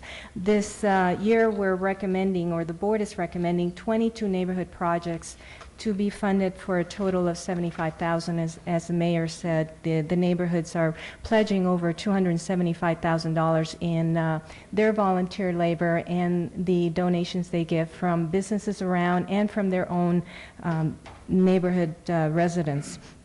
The partnership with city neighborhoods had, over the last 8 years, and then to the end of this program year, has impacted our communities to the tune of $2.4 million, and that's over $650,000 in grant funding, and the rest, $1.8 million in donations from the communities. Jared McClung, who's our chairperson for the NPF board this year, will tell you more about this year's projects. And what's nice about having Jared here is that his neighborhood, the Hillside Heights, was a recipient for 2 years of this Neighborhood Partners program, and has really impacted his neighborhood as well. So he can tell you more about it. Mr. McClung, is it your intention to go down each individual item? Each individual item? No. Well, we're going to first have just a synopsis of... No, the reason that I asked you the question is I see a bunch of folks out there who are the ones who are making this work, and I thought it might be a good idea when you're discussing a particular item that the ones who are responsible... Definitely. They can come up and get themselves on TV. Definitely. We have a area that we would like to have each representative come up and... Okay, that's good. We selected 6 that's of them. I want them to be but recognized. we can get them all to stand up and say hello to you in a moment. Okay, Thank you. I'm sorry I opened my mouth. No, it's a You great got everything- idea. No, you got it all planned out. I'm going to sit back and enjoy it, okay? Well, first of all, good morning, Mayor, Councilman, and City Council. My name is Jared McClung. I am at 1230 South 16th Street. And yes, my neighborhood association used the MPF grants to enhance the physical appearance of our mature neighborhood community downtown, and to develop a monthly newsletter that informed residents about our activities. Both projects were very effective and helped us become closer in our community. I enjoy being on the MPF board and learning about our community leaders and their special projects. We'd first like to thank the 12 members of the MPF board who reviewed and evaluated this year's 22 applications. The 5 citizen representatives were Charles DeCidiero, Ward 2, Lenny Taylor, Ward 4, AJ Powell, Ward 5, Jerry Green, Ward 6, and I represented Ward 3. We would also like to thank the 7 city staff members from the mayor and city council offices. The MPF board is recommending the following 22 neighborhoods and their projects for funding: Will the neighborhood leaders please stand as I call your association's name?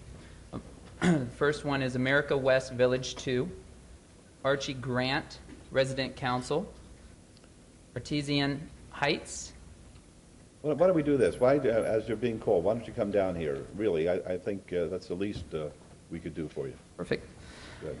Venture HOA, Berkeley Square, Capri at Summerlin, Charleston Heights Neighborhood Preservation Area Number 7, Cultural Corridor Coalition, Desert Shores, Gateway District Stupak Center, Grand Entries, Jonas Park, Lakes Association, Levy Gardens Residential Council, Orleans Square, Piccoli Ranch, Quell Estates West, Rancho Bel Air, Romano Ridge, Rulon Earl Mobile Manor, Sartini Plaza Residential Council, and the Preserve. The types of projects this year, the MPF project will fund 10 neighborhood beautification and physical enhancement projects. 4 neighborhoods will implement safety improvement projects, while another 3 will generate excitement throughout their communities as they host cultural and community events such as the Lakes Festival of Lights, the Pump and K 5K Run from the Piccoli Community Association, and a neighborhood cookbook.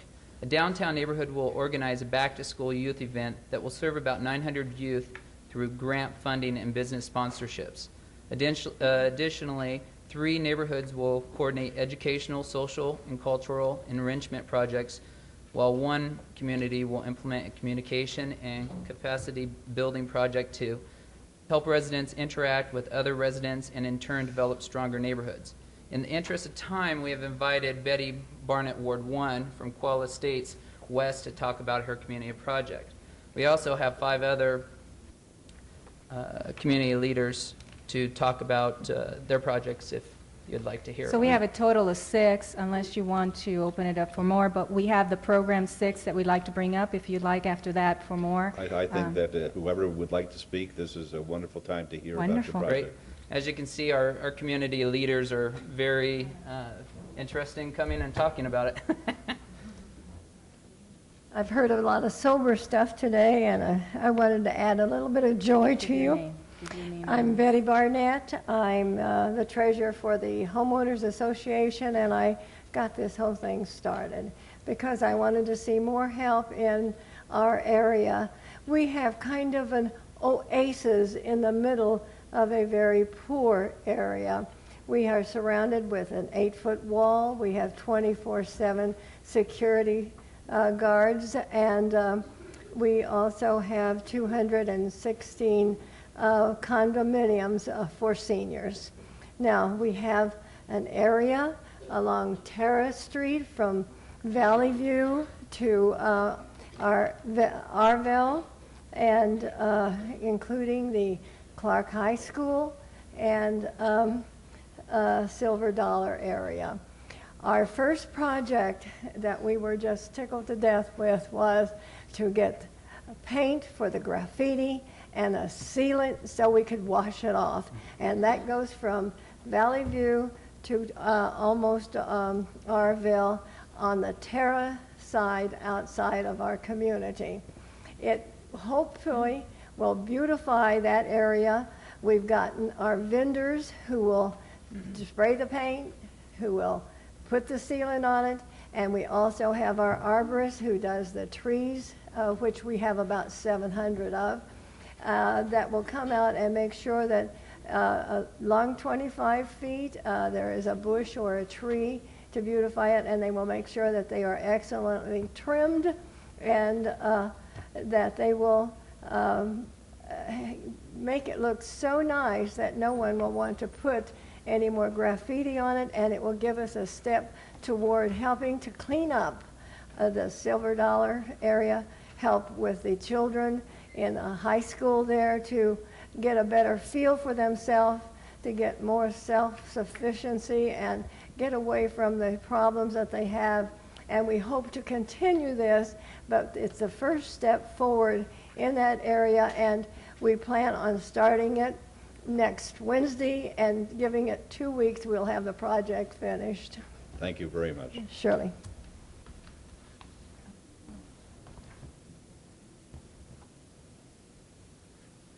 Mayor Goodman, City Council, I wish to thank you for the opportunity to address this distinguished panel. I am the project leader for my community. My name is Sal Giarusso. Our community project for this year is a beautification and water conservation project. We are a community located in Ward 4, and we are a community of 97 homes from middle income to retired persons. This is our second project that we requested and have been approved for. And we wish to thank the City Council for its support. We hope to be able to beautify the cul-de-sac areas of our community. We're having a problem right now maintaining them at the present level, and we want to reduce the cost of water usage as well as conserve the water. That's why we're undertaking the Xeriscape project. We want to thank you very much. The funds that we received last year was for a safety issue. We had problems with vandalism, and we caught a number of vandals, which we installed a surveillance system, thanks to the board. And we've also been able to have a number of children coming in from outside the community using our pool area and climbing the fences, and they're underage children. So we're also protecting the areas around our community by this effort. Thank you once again for your support. Thank you very much. Good morning. My name is Chris Semig, and I represent Ward 2, a project in Ward 2. I'm a project leader and coordinator for Capri Neighborhood Watch and Summerlin West Association. And I do want to just thank the council as well and MPF for considering our proposals, and also just to Maria. She is an awesome asset to the city. Very easy to work with and very concise in what we need to do to get these things done in the city. We are conducting a safety project. There is a lot of damage to our 2-year-old neighborhood of Capri due to skateboarding. And our group is planning to install skate deterrent products on 4 easement walls. We have the approval of the association for the products and the homeowners as well to install these products through our Neighborhood Watch program. This will hopefully eliminate damage to the properties and improve the safety to our residents in the neighborhood. Thank you. Thank you very much. Your Honor, members of the council, my name is Frank Bruton. I'm president of the Aventura Homeowners Association. We're located in Ward 2. With me is Peggy Bruton, who is the project manager of our project. She may want to say 1 or 2 words after I finish. We're beautifying our front entrance and also being sensitive to water issues. We have a waterfall which is not working, and we're accepting that as the way it will be. We're not going to have the waterfall working, so we're putting plantings and building something like an English garden around that waterfall and beautifying it in that respect. We thank you very much. This has been a very big help to us in terms of getting this project A going and B completed. Peggy? Thank you. Thank you, members, and thank you very much, Maria, for getting us involved with this project. What we hope to do is to beautify the entire area, and as Frank said, that the waterfall is now dormant, and we are now hoping to make it much more beautiful, much more water conservation sensitive. And we thank you all very, very much. Thank you. Good morning, Mayor and Council. My name is Vernon Caraway. I'm with the Harry Lieber Garden Residents Council, of which I'm the treasurer, and with me is the President Giovanni Wayama. We're here this morning to in consideration for a grant that we're asking for the project of communication and community building in our community. And our project consists of having a new computer, a new file cabinet, and a printer. And with that, we'll be able to provide the community with information that's so badly needed. We have a lot of seniors here that who are not able to get around. And so with the new equipment that we hope to get, we'll be able to communicate with them and put out such flyers as our Omelet Cafe and along with the bingo that we have. And of course, we're going to invite you to visit our Omelet Cafe. But the grant that we're asking for will provide us with additional information to be able to communicate better with our community. And we appreciate your consideration. And Giovanni? Good morning, Mayor and the City Councilman.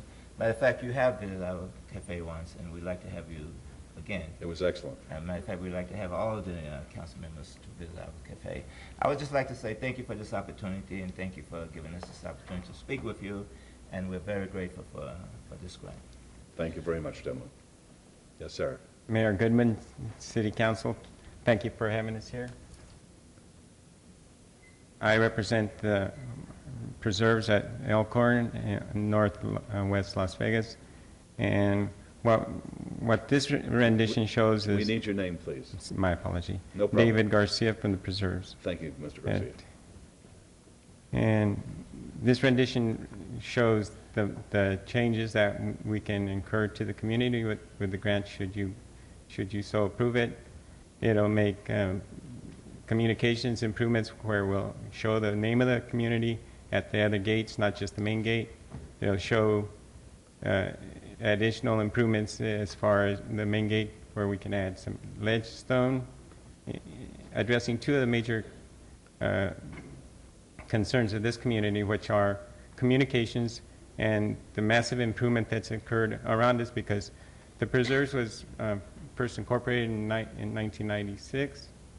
And in the 10 years, of course, you realize the massive growth and new communities that have come out in our area, and this will help us keep in track with the times. Now, there's a couple of components.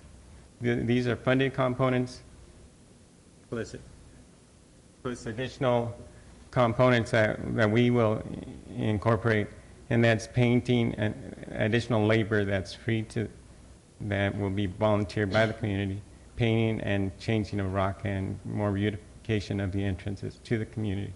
So we appreciate your consideration for this grant. Thank you. Thank you very much. Appreciate it. Hi, Mayor. My name is Russell Tracy, and we represent the Charleston Heights Preservation Neighborhood Number 7. We're going to use the money to get some information technology equipment so that we can present some flyers to our neighborhood. We're going to hand deliver those because we want to get a face-to-face with some of the neighbors that aren't aware of what's going on. And that's pretty much what we're going to use our money for. And we want to thank you guys for making it possible for us. Thank you very much. Thank you. Appreciate it. Good morning, Mayor and Council. My name is Sherry Alexander, and I work down at the Stupak Community Center, and I'm part of the Gateway neighborhood. And we are doing a back-to-school fair. The money that we will be receiving, if you approve it, will be used to purchase backpacks, and we have local businesses that will be donating all the supplies that the children will need in order to have a successful beginning of their school year. And I just want to recognize the teens. I brought them down with me. A lot of the teens that I brought with me this morning are actually going to be recipients of the backpacks, and several of them have received backpacks in the past, and they do a lot of work for us. They help us organize our equipment, stuff the backpacks, do snow cones the day of the event. So I just wanted to thank all my kids, if they can stand up and be recognized. Sure. Let's give a round of applause.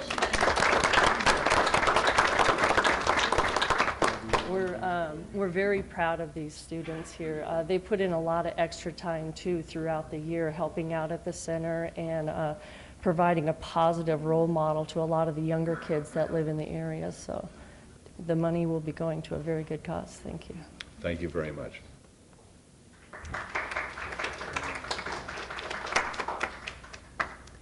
Hello, I'm Marilyn Gillespie. I'm the director of the Las Vegas Natural History Museum, and I'm here representing the Cultural Corridor. We are very appreciative of the grant money that we get from the neighborhood services. It's enabling us to create programs and events for awareness in the community. A lot of people are really unaware of the cultural and the educational resources that we have in the downtown area. And through this grant, we've been able to collaborate with all 7 organizations in the Cultural Corridor and create some really very cool and fun events for the kids and families in Las Vegas. Thank you. Thank you.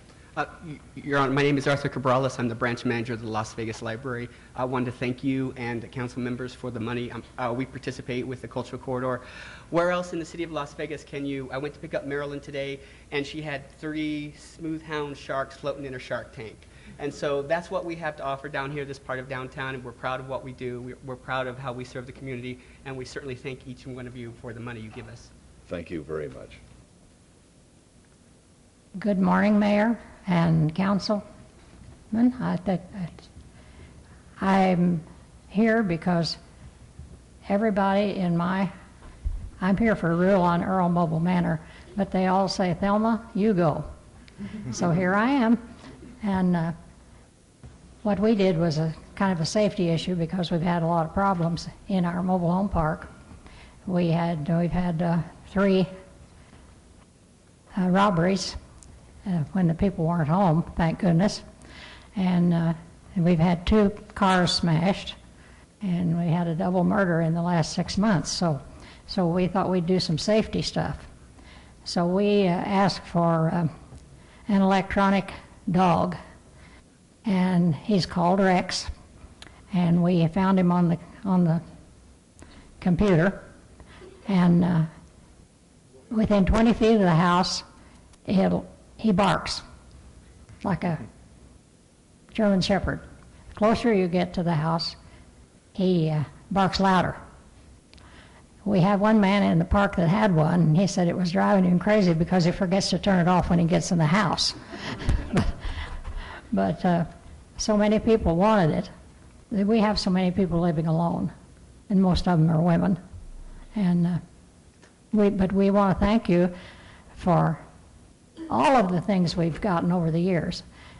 And I would like to give you a suggestion on maybe next August, in August when you have your meeting, you could give Maria Costello Couch the Person of the Month or something.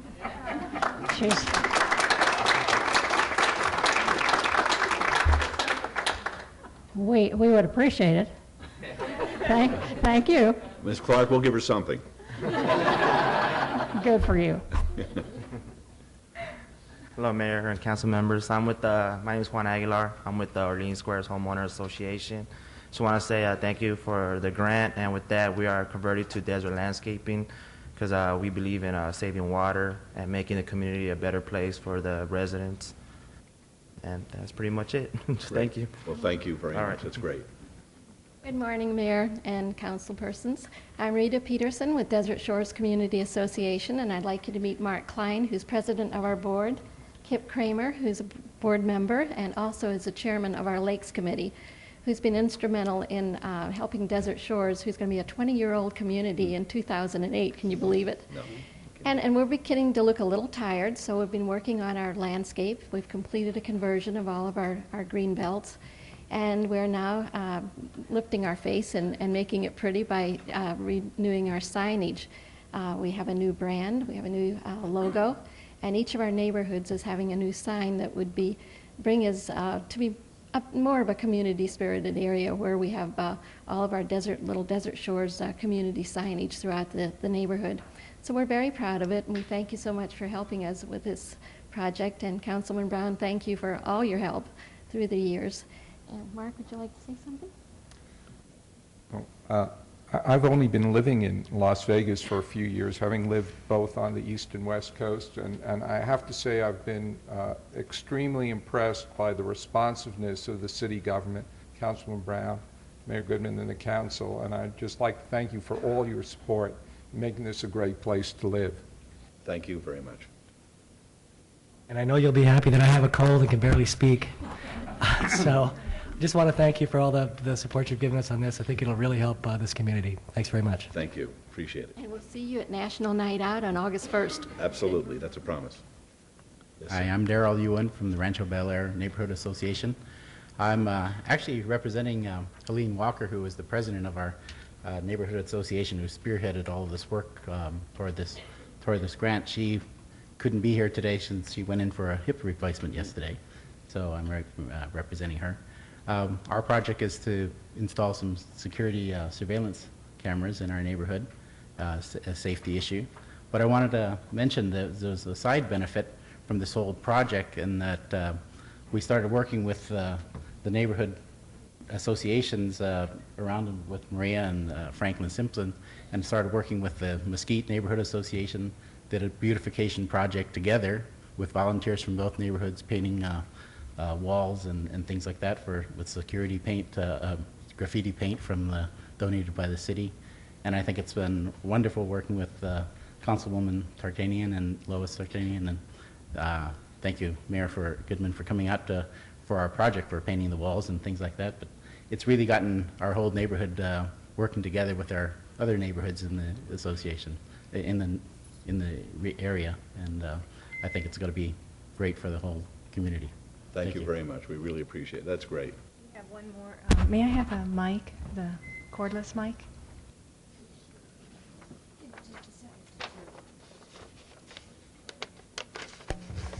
We have the last one.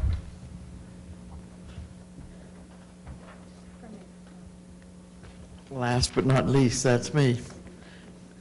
Good morning, Mayor and Councilwomen.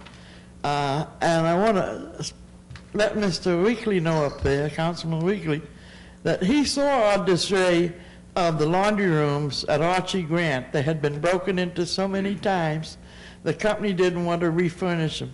So we got together and asked for a grant last year, and we opened up 3 laundry rooms. This year, we're completing our laundry rooms. And also, Mr. Weekly, you remember when you seen them, you said 1 is not enough? Now we're going to have 2 washing machines in each laundry room. And I want to thank you. And Maria, when we write our grant, if we run into problems, she's right there to help us. So you got to give her something for helping all of us. Okay. You got to state your name. Oh, I'm sorry, Catherine Kazera from Archie Grant. Of course. See, you make me nervous. No, I don't. As you can see, neighborhood leaders are able to creatively use the MPF grant program to address all types of neighborhood issues and positively impact their communities. The board members and I recommend these projects for council approval.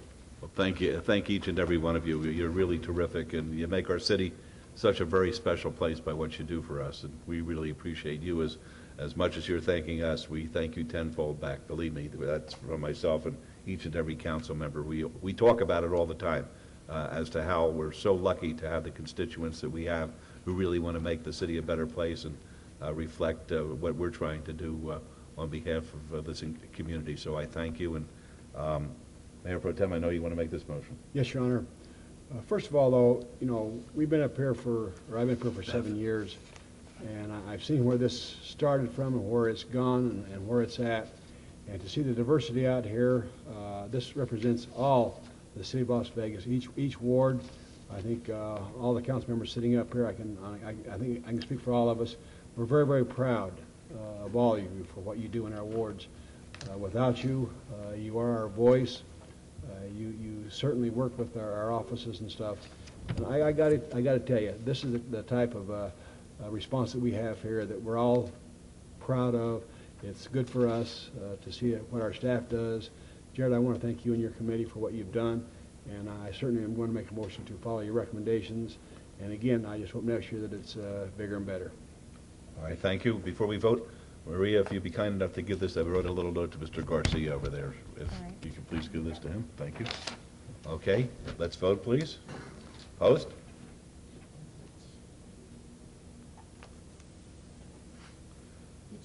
Uh-oh. That's a yes. You got me so nervous. No, that's a unanimous yes.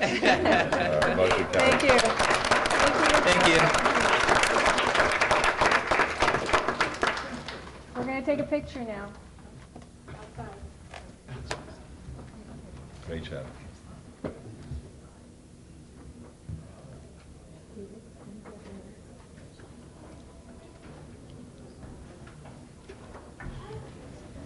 Okay, item 61. This is R 51, 2006, public hearing and possible action regarding a resolution authorizing medium-term obligations in the amount of up to $7 million to finance an affordable housing project for the provision of dwelling units in the city for low-income households and for directing officers of the city to go forward materials to the Department of Taxation of the State of Nevada concerning Monterey Villas in Ward 1. This is a public hearing which is now open. Mr. Vincent? Thank you, Your Honor. Mark Vincent, Finance and Business Services. This item before you today, a public hearing, is on adoption of a resolution to authorize us to issue up to $7 million in medium-term debt. This will allow us to replace the interim funding that we have put in place from an interfund loan so that we could acquire this property at Monterey Villas. We paid about $5.2 million for that property, and there is additional renovations that may have to take place with that property, and so the $7 million would cover not only the acquisition but any renovations that would be necessary.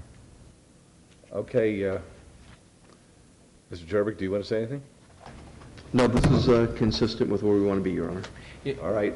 At this point, Your Honor, if something were to happen that we wanted to stop the process, we always have the opportunity at the ordinance process to stop. So this is not necessarily going to sell bonds. I still have to do my due diligence, my official statement, and would bring back a bond ordinance.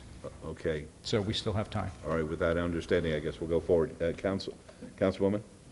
My understanding is you're recommending approval of this at this time. That this resolution allows us to continue to move forward. That we continue. I move to accept your recommendation for approval. All right, thank you. It's a public hearing. Would anyone like to be heard before we vote?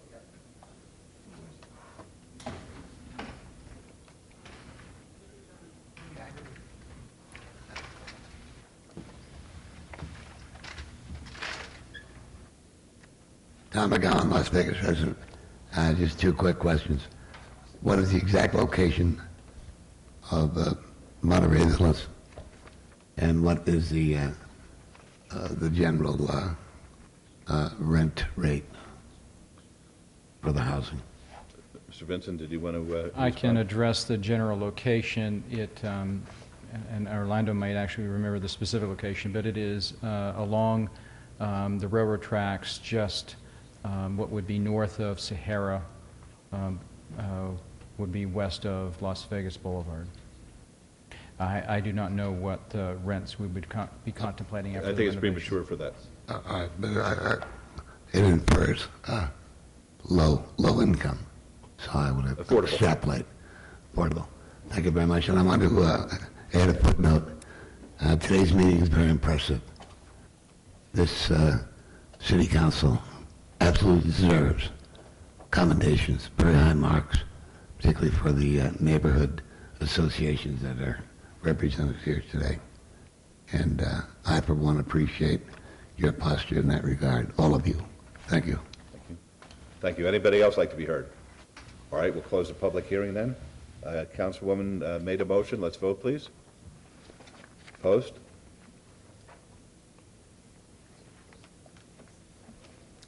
Motion carries. Okay, thank you. Item 62 is the Child Care Licensing Board, the term of June Gunderson, which expires June 2009. Ms. Gunderson resigned. This is Councilman Ross's recommendation for co-terminus appointee. I do not vote on this because of my wife's position out at the Meadows School. There's some monitoring by the Child Licensing Board there, so I'll abstain. I'll turn it over to the Mayor Pro Tem. Thank you, Your Honor. We're filling Mrs. Gunderson's unexpired term. This appointee must be a city resident, maybe a licensed operator of a child care facility, or maybe a citizen member. Councilman Ross? Thank you, Mayor Pro Tem and Your Honor. I appreciate that. I would like to introduce to the council and to the city Mrs. Christine Meekum. She's in the audience with us today. Would you come up to the stand, Mrs. Meekum? I appreciate your patience in waiting for this moment. I do wish to express my appreciation to Mrs. June Gunderson for her service to this fine city. She has served in a wonderful capacity on that board and has done wonderful things.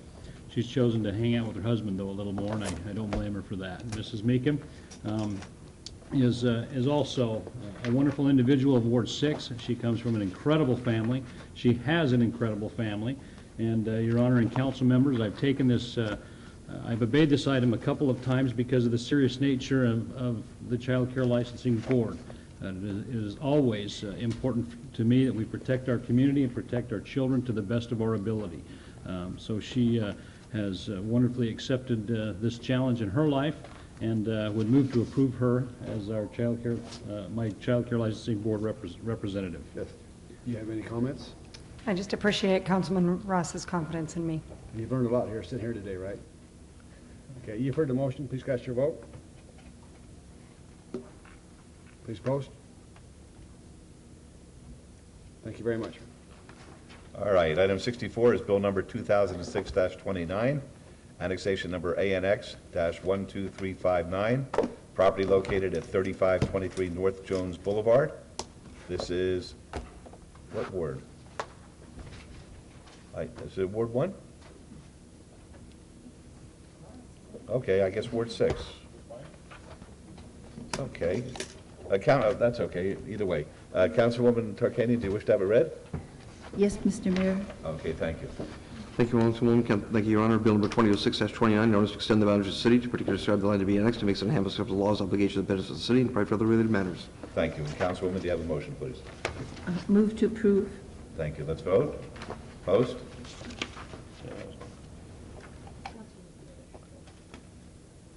Motion carries. Thank you. Item 65 is bill number 2006-30, annexation number ANX 12490, property located at 1625 Leonard Lane. Councilwoman, do you wish to have it read? Yes, Mr. Mayor. Thank you. Thank you, Councilwoman. Bill number 2006-30, in order to extend the boundaries of the city to particularly describe the land to be annexed to make some enhancements to the laws, obligations, and benefits of the city, and provide for other related matters. Thank you. And Councilwoman Tarkanian, your motion? Move to approve. Thank you. Let's vote. Post. Motion carries. Thank you. Item 66 is bill number 2006-37, prohibits within city parks the providing of food or meals as would typically be provided in a rescue mission or shelter for the homeless. I believe there's going to be a motion to obey this to the next available meeting. That's correct, Your Honor. I'll be happy to read it real quick, and then I could make a few comments, and then we could obey it. Why don't you do that, please? Thank you, Your Honor. Bill number 2637, an ordinance to prohibit certain types of food distribution within city parks and provide for other related matters. If I could, Your Honor, yesterday we presented a proposed First Amendment of this ordinance to the recommending committee.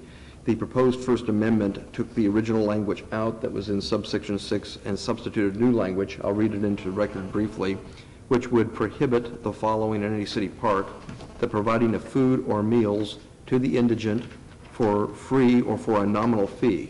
For purposes of this paragraph, an indigent person is a person whom a reasonably ordinary person would believe to be entitled to apply or receive assistance under NRS 428. When that was presented to the recommending committee yesterday, Your Honor, a member of the committee commented that it was felt that that language would prohibit the providing of a meal to an individual indigent person as opposed to a group. I can tell this council that that is exactly the case. As currently written, if an individual were to show up at a park, it wouldn't matter if one person showed up to receive food or 20 or 30 showed up. This would prohibit that kind of conduct. If it is the will of the council to change that or make that a bigger group than one, we can make those amendments, and I'll be glad to meet with you between now and the next council meeting to do so. As a result of the recommending committee's consideration of the proposed First Amendment, there was a no recommendation which sent it to the City Council today. Based on that, Your Honor, we would recommend that this item be held in abeyance for 1 week. It will still be eligible for adoption at the next meeting. I'll be glad to meet with any concerned member of council to discuss any further amendments. All right, very good. Thank you. I'll allow for comment. Thank you very much. Tom McGowan, Las Vegas resident. There is a cure for homelessness.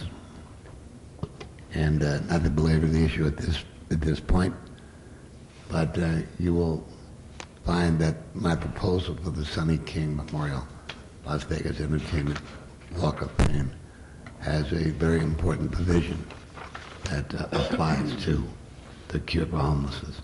When I say cure, I'm talking about completely and permanently, not just in the city of Las Vegas, but in all of Southern Nevada. So you might want to keep that in mind as time proceeds. Thank you very much. Thank you.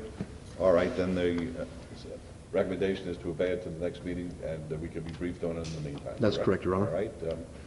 Councilwoman, would you make that motion, please? Yes, I move to obey. Thank you. Let's vote, please. Opposed? Well, so, Your Honor, before you move on to the new bills, if I could just make a bit of a record here, too. We didn't put anything in the record on this. I think the public is well aware. The Bill 2006-18 was stricken early this morning by motion by the Mayor Pro Tem. The bill was stricken because the bill died as a matter of law because it had been published more than 30 days ago. Any bill that's been published has to be adopted within 30 days. We're well past that date. For that reason, it's not going to be heard today. That announcement I know was made earlier this morning. It's going to be made this afternoon, and there will be a sign posted on the door. But I thought it ought to be a matter of city council record why we did it. All right, I appreciate that. On that last motion on item number 66, Ms. Ronimus, could you post that, please? I don't believe item 66 is posted. Our vote on that? Yes, it did. It was? All right, it carried then. Okay. Very good then.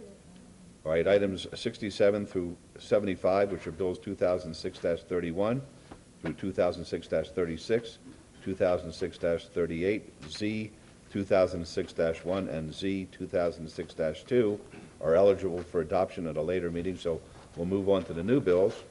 The new bills, which are items 76 through 78, bills 2006-39 through 2006-41, will be heard at the recommending committee meeting on Tuesday, August 1, 2006. Mr. Chairman, could you please read those? I'll be happy to, Your Honor. Thank you. Bill number 26-39, in order to expand the definition of prostitution or pandering, redefine the crime of loitering for the purposes of prostitution and provide for other related matters. Bill 2006-40, an ordinance to prohibit vomiting, urinating, or defecating in certain places, as well as related activities, and to provide for other related matters.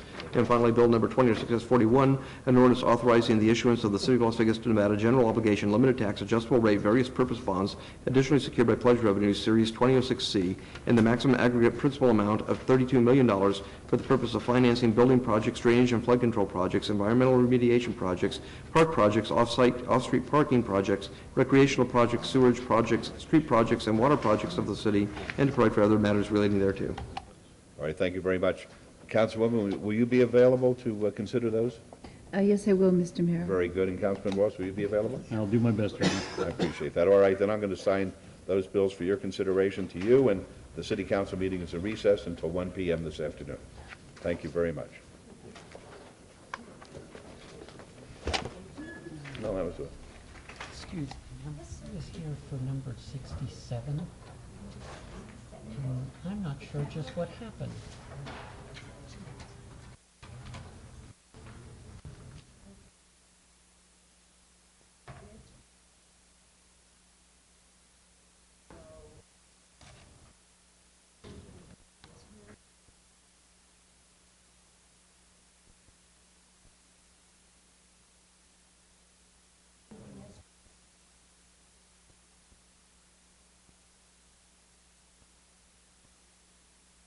Or a later date would be September 5. Right, and it's the recommending committee meeting of September 5.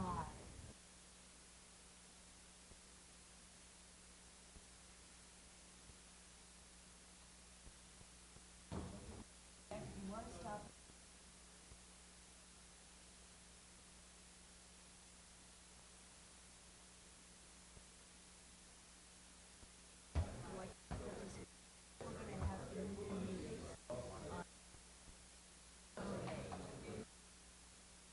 Whatever it says it's on for action at a later meeting, they don't discuss it at all here. It just lets you know what's happening with that bill. Okay, learning process. Thank you.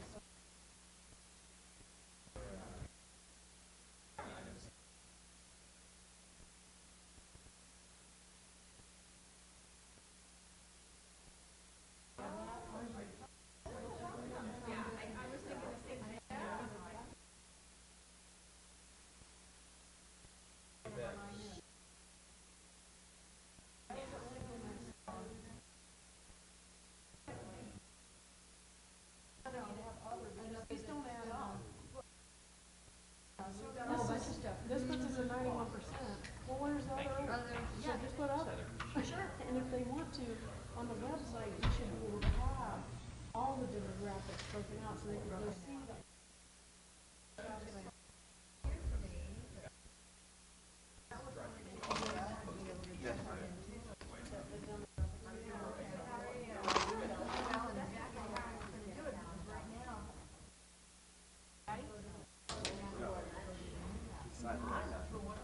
had a breastfeeding class yesterday.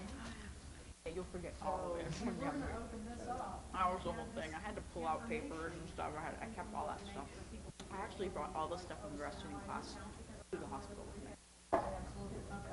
Because I was like, I never remember. Did you actually I did. I pulled it out. But you're not delivering. Summer leave. You're not delivering it.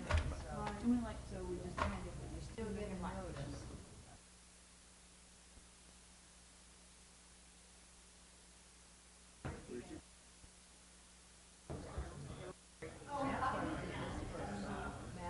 It could be challenging. When was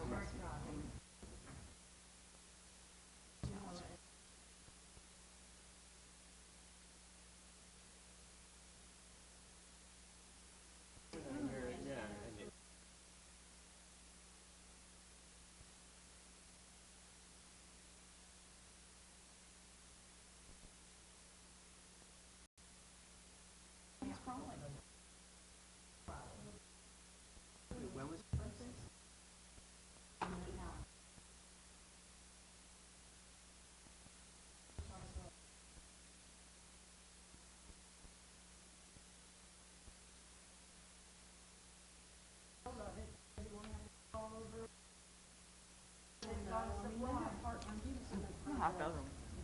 Hey, Beverly. Know what's happening with somebody I'm sorry. You need to solve that.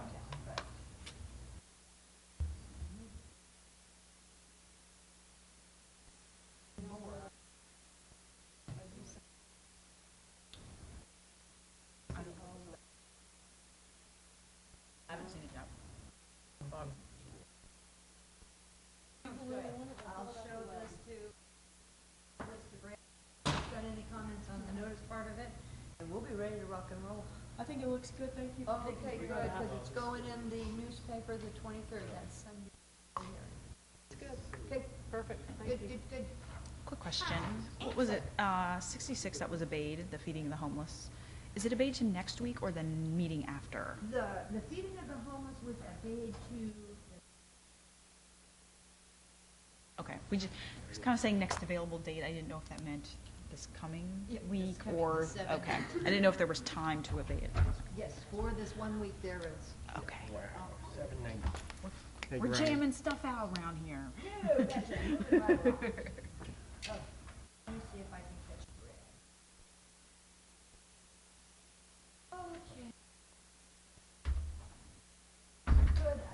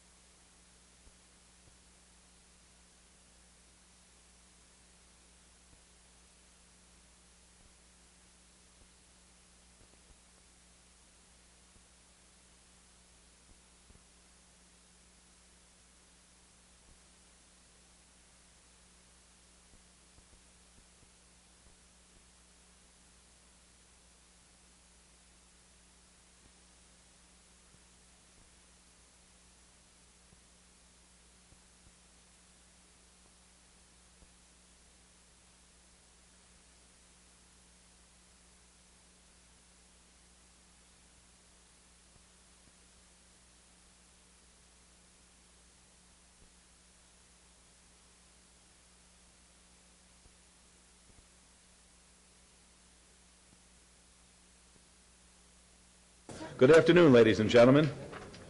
We had a nice morning meeting. Everything ran smoothly. We got through about 11:30, so we're able to start on time this afternoon, which is great. Item 79 is any items from the afternoon session that the council, staff, and/or the applicant wish to be stricken or held in abeyance to a future meeting may be brought forward and acted upon at this time. Mayor Pro Tem? Thank you, Your Honor. We have item number 80 as a public hearing for 3220 Mariner Bay Drive. Property owners, Congregation Ephraim Israel. Staff's asked to strike. Item 9293 is GPA 12164, rezoning 12167, variance 16168, and site development review 12165, Portico Properties General Plan Amendment rezoning variance site development plan for six residential units in an existing apartment complex at 2301 Valley View Boulevard. The applicants asked to hold that in advance until our August the 16th, 2006 meeting. Item 94 through 95. 99 is MOD 11027, rezoning 11031, WVR 12368, variance 11030, vacation 12255, and site development review 11034. Eric Miller and Caballos de Ora Estates LLC, 30-unit attached single-family development at Cheyenne Avenue and Interstate 215 Beltway. The applicants asked to hold that in advance until our August 2nd, 2006. Item 100 and 101 is rezoning 12070 and site development review 12071, 13 South LLC, special use permit and rezoning for a mixed-use development located at 1300, 1306, and 1310 Casino Center Boulevard. The applicants asked to hold that in advance until our August the 2nd, 2006 meeting. Item 109 is a special use permit 12038, Mogiageti, Boer Cohen, 1969 Trust. Special use permit for a beer wine cooler in an existing convenience store at 113 North 4th Street. The applicant asked to hold that in advance until our August the 16th, 2006 meeting. Item 126 is variance 13201, Malco Enterprise Nevada Inc. /J&L property leasing variance for a 55-foot freestanding sign at 5600 West Sahara Avenue. The applicants asked to hold that in advance until our August the 16th, 2006 meeting. And item 135 is site development review 12131 Las Vegas Valley Water District.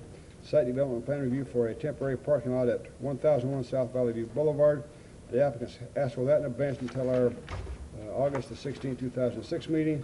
And item 136 is ROC 13825 Lennar Communities of Nogales Southwest Communities Development. Review of condition for 3-story homes adjacent to northeast corner of Elkhorn Road and Campbell Drive. The applicants asked to hold that in advance until our August 2nd, 2006 meeting. Council members, are there any other items we need before at this time? Mayor Pro Tem? Yes. I'm sorry, Councilwoman, did you have? Oh, that's okay, I'll go. I do have something to be obeyed. Items number 113 to August 16th. What item is that, Councilwoman? It's item number 113 Okay. to August 16th, and item number 114 to August 16th. And the people who are involved in this item are aware of its being obeyed and agreed to its being obeyed. Item 113 is vacation 12918, advance item, public hearing, applicant owner, Desert Dodge Inc., petition to vacate a portion of Duneville Street between Sahara Avenue and Via Olivera Avenue. This is in Ward 1. There's been a request by staff to hold that in advance until our August the 16th, 2006 meeting. And item 114 is a special use permit 13271, public hearing, applicant CREM Corp. Inc., owner Toffee Enterprises LLC, request for a special use permit for a retail establishment with accessory packaged liquor off sale on 1.22 acres at 8251 West Charleston Boulevard. This is also in Ward 1, and Councilwoman has asked for that in advance until our August the 16th meeting. Are there any other items? Yes, sir. Mayor Pro Tem? Yes. Mr. Steele, I thought that on item number 80, and Mr. Smith, I see you sitting out there as well, I thought we talked about obeying this 1 week rather than striking it. Actually, Councilman, we had to strike it so that, because the item will be on the 19th, it had to be re-noticed and republished so that we could address the other issues that you were interested in addressing. Okay, very good, but it will be on for the 19th. That is correct. Okay, thank you. Mr. Curran. Your Honor, I'm Bill Curran and Perry. I'm Bill Curran, Curran and Perry, 300 South 4th Street, appearing on behalf of the applicants on items 94 to 99. We had originally asked that be held for 1 week. We were told that that was problematical because of the fact that the agenda has already gone to print for next week. We met with Councilman Brown yesterday. I'm sorry he isn't here at this time, but he was going to ask that these items be added as an addendum to next week's meeting. Are we able to do that, Ms. Rodimus? Yes. All right. It would have to be as an addendum. All right, fine. Your representation's good enough for me. Thank you. Very good. So on item number 9499, I would ask that those items on my motion will be withdrawn. Strike those items. We haven't voted on that Okay. yet, so you can amend the motion. Sure, Okay. no problem, to make it to 719. So on that, on your calendars then, item 94 through 99 will be July 19th, 2006 instead of 8/2/2006. Yes, sir. Yes, did I misunderstand you about... Please give us your name. Leo Garcia with Costa Enterprises. Did I misunderstand you about item 132, that you're going to reschedule it for the 3300 East Charleston location? No. No, that's going forward. Oh, okay. I thought Mr. Reese said that for the special use for 3700 East Charleston was going to be rescheduled to August something. No. Okay, I'm sorry. No problem. Did you want to, anybody else want to be heard? All right. Mayor, if I may? Yes. Item 83 on your consent agenda needs to be held until August 16th so that the companion items can catch up. The applicant has been notified of this. All right, very good. Okay.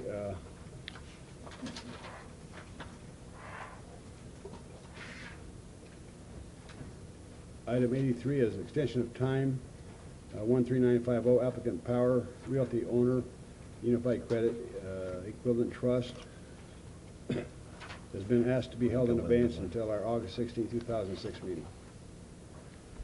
Are there any other items? Is there any question on the items I've read? It's been moved to 719. Hearing none, Your Honor, I will make a motion to bring all these items forward and take the appropriate action with the correction on items 94 through 99 to be an addendum on 8/2/2006. 7/19, I was reading it here, on 7/19/2006. Very good. Let's vote on that, please. Opposed? Motion carries. Thank you. Okay, we're going to go to item 81. 81 is a public hearing to consider the report of expenses to recover costs for abatement of vacant or abandoned building and assess the civil penalty for the property located at 2413 Elliott Key Drive. The property owner is Alec Olson, and this is in Ward 4. It's a public hearing which is now declared open. Mr. Harson. Thank you, Mayor and Council. Stephen Harson, Director, Neighborhood Services Department. This is a request to recover costs for abatement and begin assessing civil penalties for the property located at 2413 Elliott Key Drive.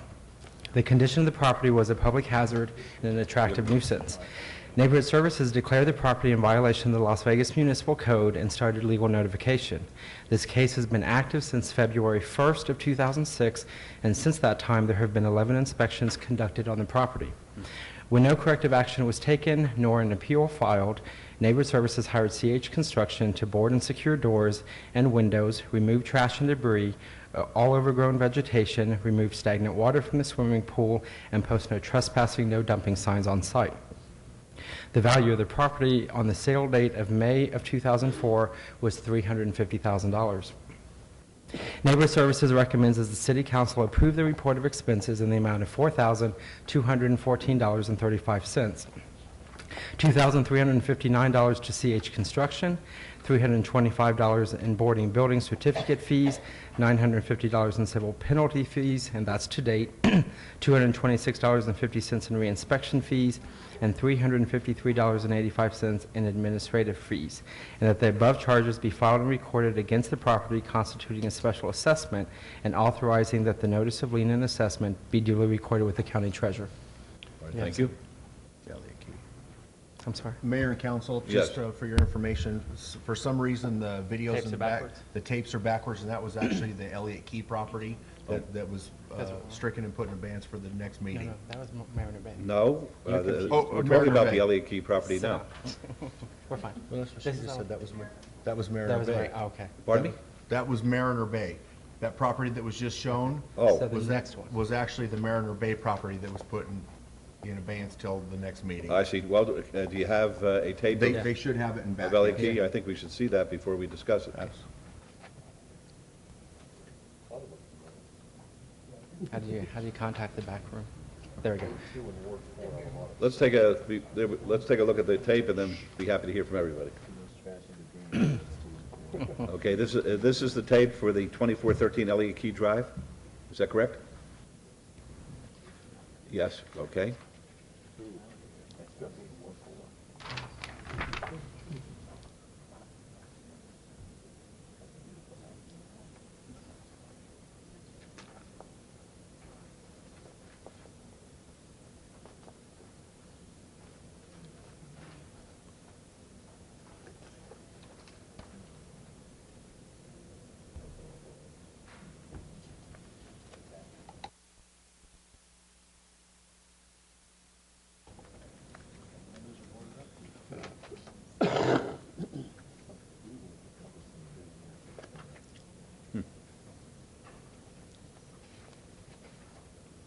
Okay, thank you very much. That is the appropriate That's it. video.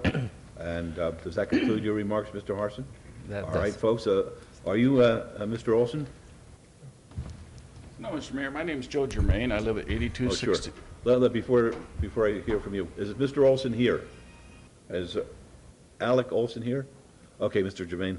Thank you, sir. I live at 8216 Desert Beach Drive in La Jolla Classics, where this property is situated. And I appreciate the efforts of the city and the council and on behalf of what they've done for this property. I have one of the board members and a representative of our professional management company here also. We're just obviously concerned about the ongoing situation here. We understand that this property is currently in bankruptcy and wondered what may be happening next from the city other than recovering the fees for what's been done to actually improve the property. Thank Okay, you. I appreciate that. Thanks for coming down. Councilman Brown, would you like to address it? Thank you, Your Honor. First, for disclosure, Mr. Germain is the vice president-elect of the Rotary Club I'm a member of. Did you just speak there at lunch? No, that was the Kiwanis. Oh, I knew what it was. I just wanted to embarrass him. But Go it ahead. was actually Mr. Germain that initiated the complaint through the normal protocol, and I feel comfortable that this has been handled as a normal situation would be. You're fine, Councilman, since he's not the property owner and there isn't any conflict in that sense. You're fine. And this morning, we had Rita from Desert Shores in here with our neighborhood fund program with improvements, and she talked about we're approaching 20 years in Desert Shores and the pride that the owners take place and the signage and everything that you're doing. And this certainly is something that we have to address. But specifically the question, Steve, understanding that we're going to recoup, but if it is in bankrupt and by the notes,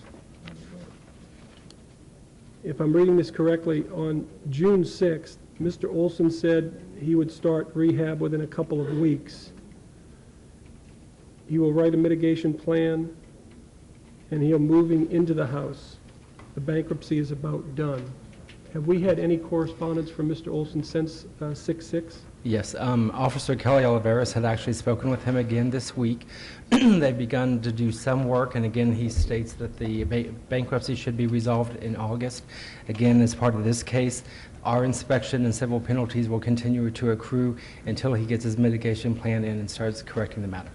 Okay, and could you explain for the residents the assessments that will continue until that mitigation plan is As submitted? part of the ordinance that was adopted, every time we go back for a reinspection, we will do a minimum of assessing civil penalties of $500. It's up to that point, $500 for every inspection that has failed. The council always has the direction to assess it even higher as far as per day versus inspection. We will continue to monitor this. If it is to a point that he is not making corrections, at some point we will be coming before you again to assess additional civil penalties that will be leaned against the property. So the city will continue to follow this case to make sure it gets resolved. May I ask a question, please? Mr. Harson, Mr. Jermaine indicates that the property is in bankruptcy. Yes. Do we advise the bankruptcy referee or the judge that the property is a blight on the neighborhood and that in fact we will be imposing these kind of penalties against the property while it's being litigated? It's my understanding that they are aware of the issues as the city is dealing with this property. So it is my understanding that they're aware of these penalties being assessed on it.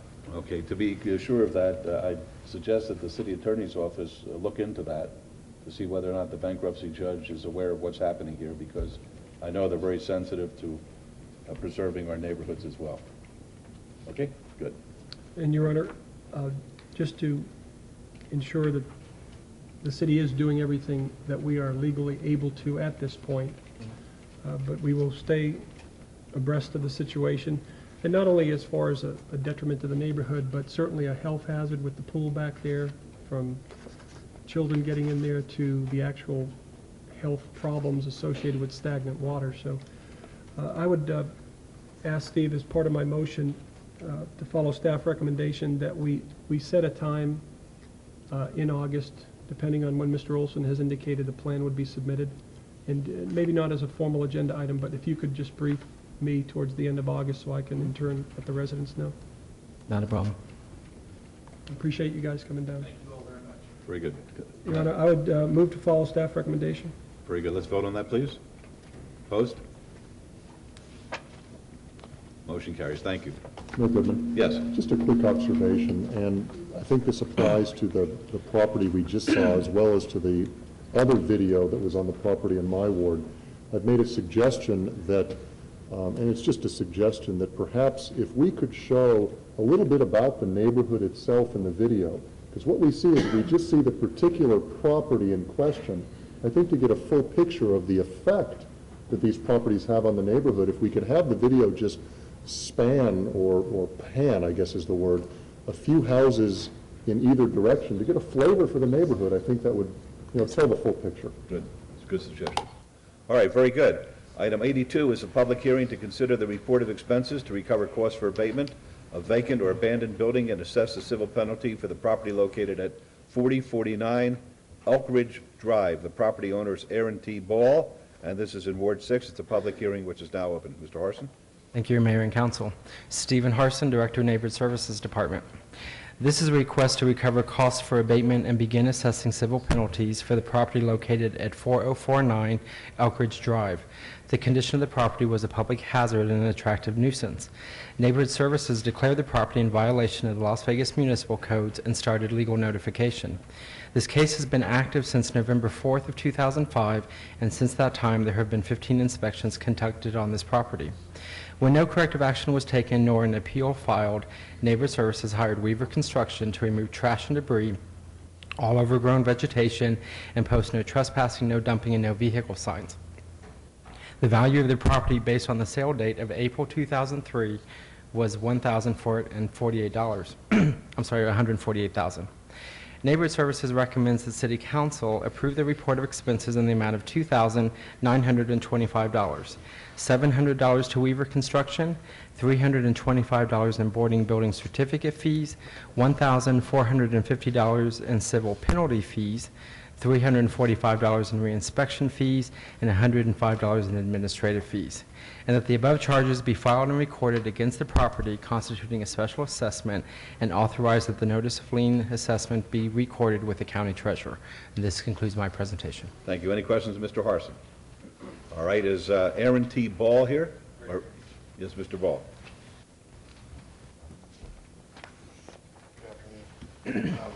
I know I was watching the video, I know the grass that they show along the... Let's see, is the mic on there? I think so. Okay. Is that better? Yeah, I wasn't trying to electrocute you. A lot of the overgrown vegetation that it showed in the video is actually my neighbor's yard. And I know there in the driveway, that a lot of that was just staging area. My house was caught on fire back in November, so I don't really have use of the house. And in order to, people keep giving me furniture and stuff for when I get it rebuilt, I have to kind of sort through that stuff, and it might be there for a day or two, but I'm trying the best I can to sort through it and get rid of what I don't need and take care of it. I know when they came and took care of when they removed the debris, they also removed half a pallet of my drywall mud that is supposed to be for when I'm taping my drywall. So that was kind of frustrating. All right, well, we appreciate that. Any response on that, Mr. Harson, from your staff? As far as... Kelly, the inspector who's been working on the property is right here. Right, I'd like to hear primarily about the debris that's on the neighbor's property that apparently may have been taken off and Mr. Ball charged for it. Be able to help us with that? Yes, sir. I'm Kelly Oliveris, Code Enforcement Officer addressing the property. And what date was the abatement? I'm sorry, I have to Take your look at time. the photos. Take your time. It began on November 4th. On the 4th. Is when the inspections occur.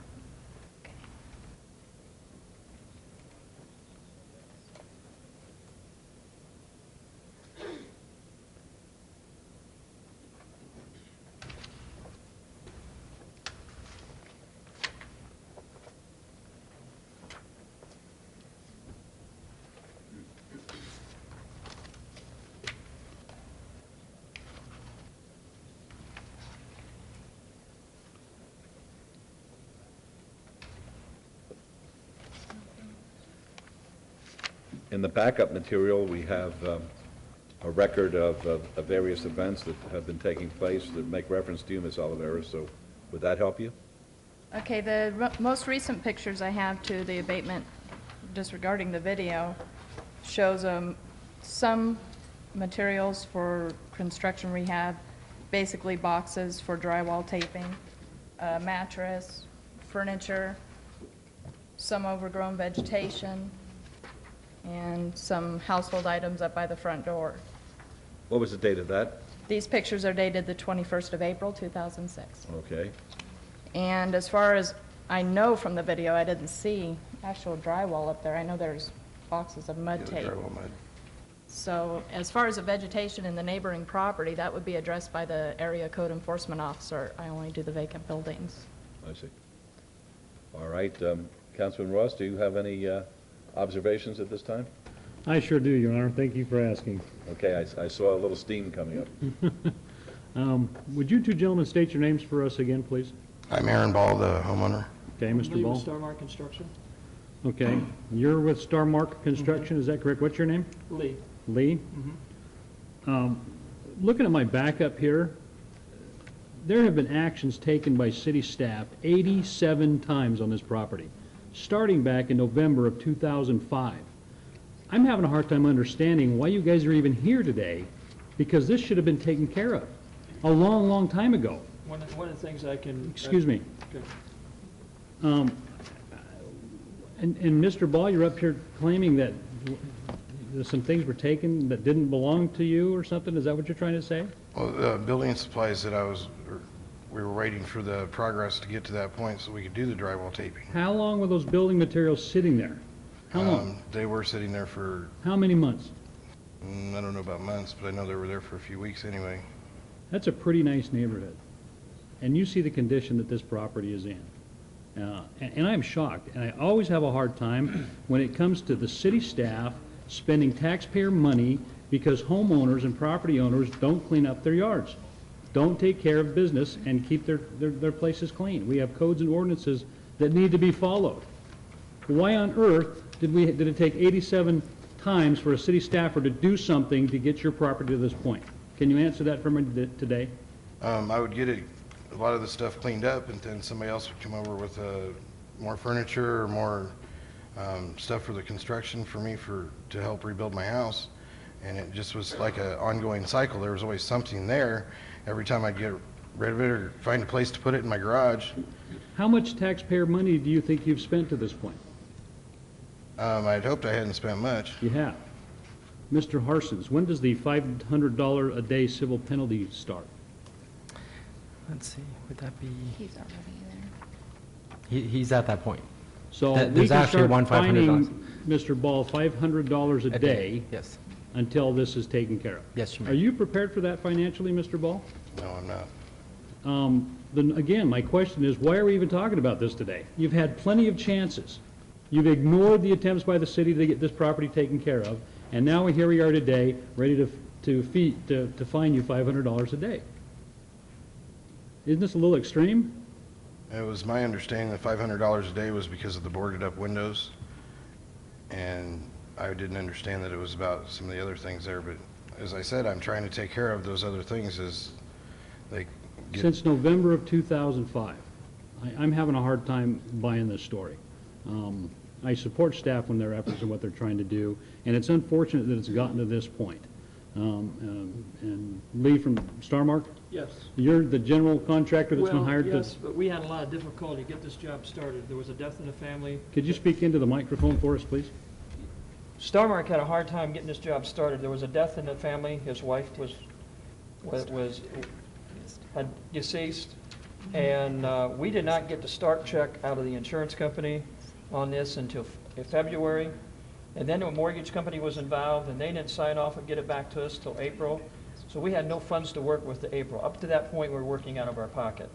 I have a schedule of repairs that, as we're speaking right now, Buddy Flint, who is my project manager, is getting a hold of the city to get a framing inspection done.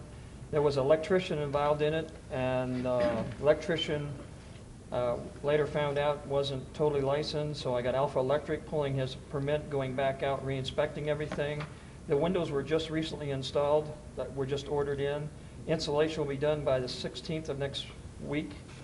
Drywall will be hung between the 24th and the 7th of August. And on the 1st of September, the house will be completed. 1st of when? September. Of September. The house will be Did completed. Neighborhood Services know all of this? Was there any communication from your part, Mr. Ball, in regards to the great efforts that Starmark was making to get your house taken care of? Up until today, we hadn't really had a schedule of when everything was going to get done. Mr. Harsons, did you have any communication from Mr. Ball? No, this is the first time we've heard about the mitigation plan.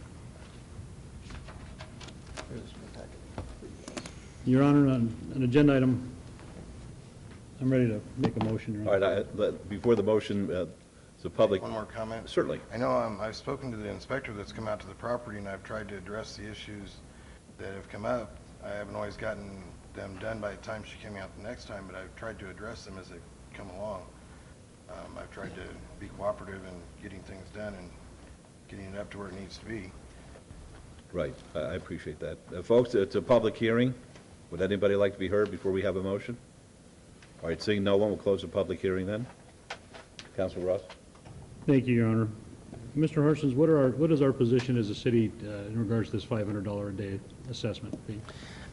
Again, we're at the point, at a minimum, what we would ask is, at this point, assessing the civil penalties with the inspections equates to, what I stated, was it the $1,450? Is the $1,450. If it's your desire, you could actually start implementing the $500 a day. So regardless of how many inspections, you could start it today. We could go back to when the $500 started, which was, I believe, in April of this year. Let's do this, if we may, Your Honor. Move to approve agenda item 82. However, I want this to be clear, Mr. Ball, that by September, first city council meeting in September, and you guys can work out the grammatical stuff here in regards to the date, but your house better be done, I would think, or we're going to back up and fine you. This is absolutely uncalled for and absolutely unnecessary for you gentlemen to even be talking to us today if you'd taken care of this when the city first contacted you. That's my motion, Your Honor. All right, let's vote on that, please. Opposed? Motion carries. Try to get it done sooner than that, too, if you can. I will. All right, please do As quick that. as we can get it moving. All right, good. And then report to Mr. Harson when it's completed so we can come out and take a look at it. Great, thank you. All right, good. Thank you. All right. We're 83 is paid. This is a little unusual, what's happening today. Part of our consent agenda, I've been advised, items 84 through 89 will be taken off consent and will be addressed by the council. So I will read all of those items into the record, and then we'll take action. 84 is EOT 13644. The applicant is Land Baron Investments. The owner is Town Center Crossings LLC et al. Request for an extension of time of an approved special use permit that allowed alcohol beverage sales adjacent to the northeast corner of Centennial Parkway and Durango Drive. It's in Ward 6. 85 is EOT 13645. The same applicant, same owner. Request for an extension of time of an approved special use permit that allowed an automatic car wash adjacent to the northeast corner of Centennial Parkway and Durango Drive in Ward 6. 86 is EOT 13646. Same applicant, same owner. Request for an extension of time of an approved special use permit that allowed an auto repair garage minor adjacent to the northeast corner of the Centennial Parkway and Durango Drive in Ward 6. Item 87 is EOT 13647. Same applicant, same owner. Request for an extension of time of an approved special use permit that allowed a supper club adjacent to the northeast corner of Centennial Parkway and Durango Drive in Ward 6. 88 is EOT 13648. Same applicant, same owner. Request for an extension of time of an approved special use permit that allowed a convenience store with fuel pumps adjacent to the northeast corner of Centennial Parkway and Durango Drive. And finally, 89, which is EOT 13649.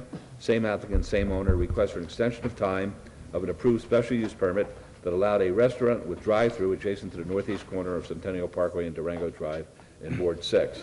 The staff recommends approval, apparently with all conditions.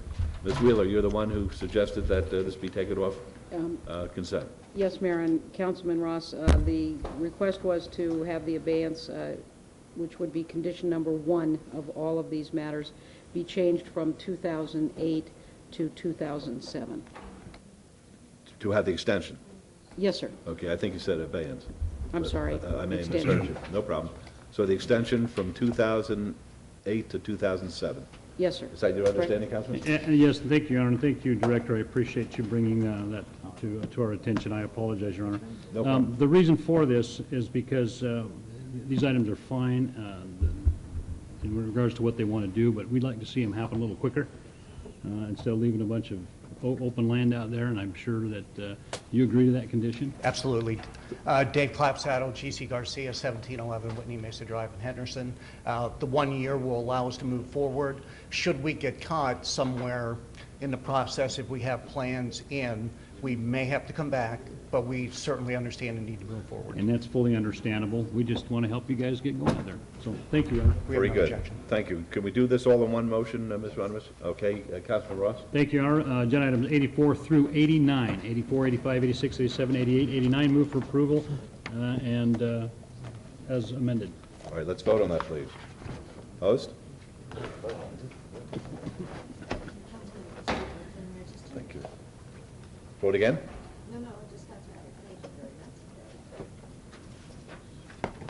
Motion carries. Thank you. Uh-oh.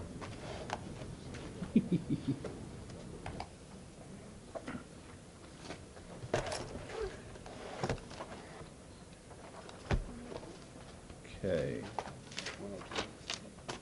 102. We're really leapfrogging ahead here. Okay, item 102.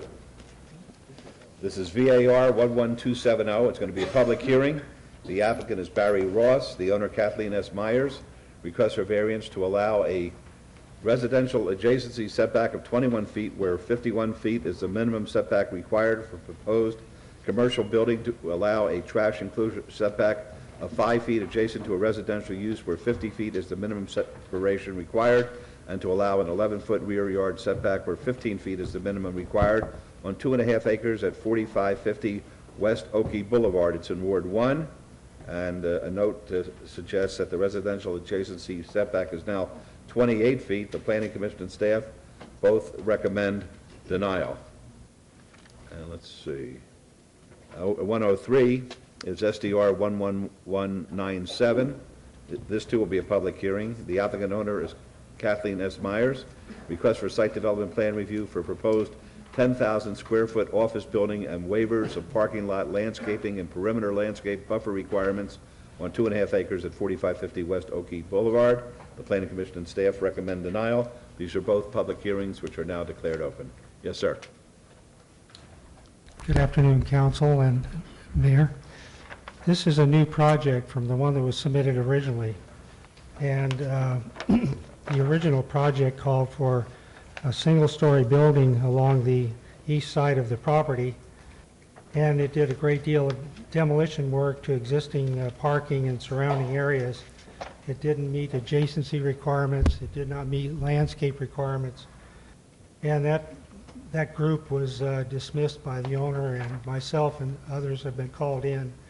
We resubmitted this property through the channels and got to this point. So most all of the variances and everything have been resolved and taken off. We have a two-story building set to the front part of the property. We've got almost 90 feet from the rear residential property, where in this particular case where 81 feet was required but because of the second floor. We've still got the 10,000 square feet. We've modified the site plan as minimally as possible to achieve the required parking areas. At Mrs. Starkanian's advice, we went and met with the property neighborhood people 2 weeks ago and received, I think, good blessings from them. So all in all, we are actually kind of cleaning the slate of all those earlier conditions and seeking your approval. All right, thank you very much. Are there any questions of the gentleman? Folks, public hearing, would anybody like to be heard on this? All right, seeing none, we'll close the public hearing. Councilwoman, your pleasure. On this item, he is correct. There were lots of questions about the original plan. They did go back and rework it, and now there is only one variance issue left. On that one variance issue, before the residents of that area, they found support. So I move to approve. All right, on 102, let's vote, please. If I may, Mayor? Yes. We would add the condition that this approval shall be of only a single variance of residential adjacency of 28 feet where 51 feet is required. All right, is that agreeable? Yes, we have more than enough. Thank you. Very good, thank you. All right, let's vote, please. Post.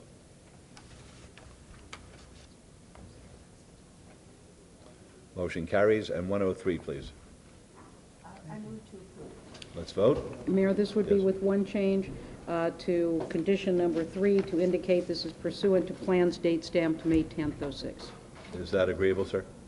All right, very good. Let's vote on that. Post. Motion carries. Thank you. And Good luck to Mayor, you. I would like to thank Mr. Nelson and everybody that has been involved with this for all your work in finding through this with the neighbors. It's not even the two-story scene from the street, and it's worked out very, very well. Very Well, we good. appreciate your help, too, in getting this through. Thank you. Very good. Thank you, and good luck. Okay, we're going to call 104, 105, 106, and 107, but we're going to call 107 first.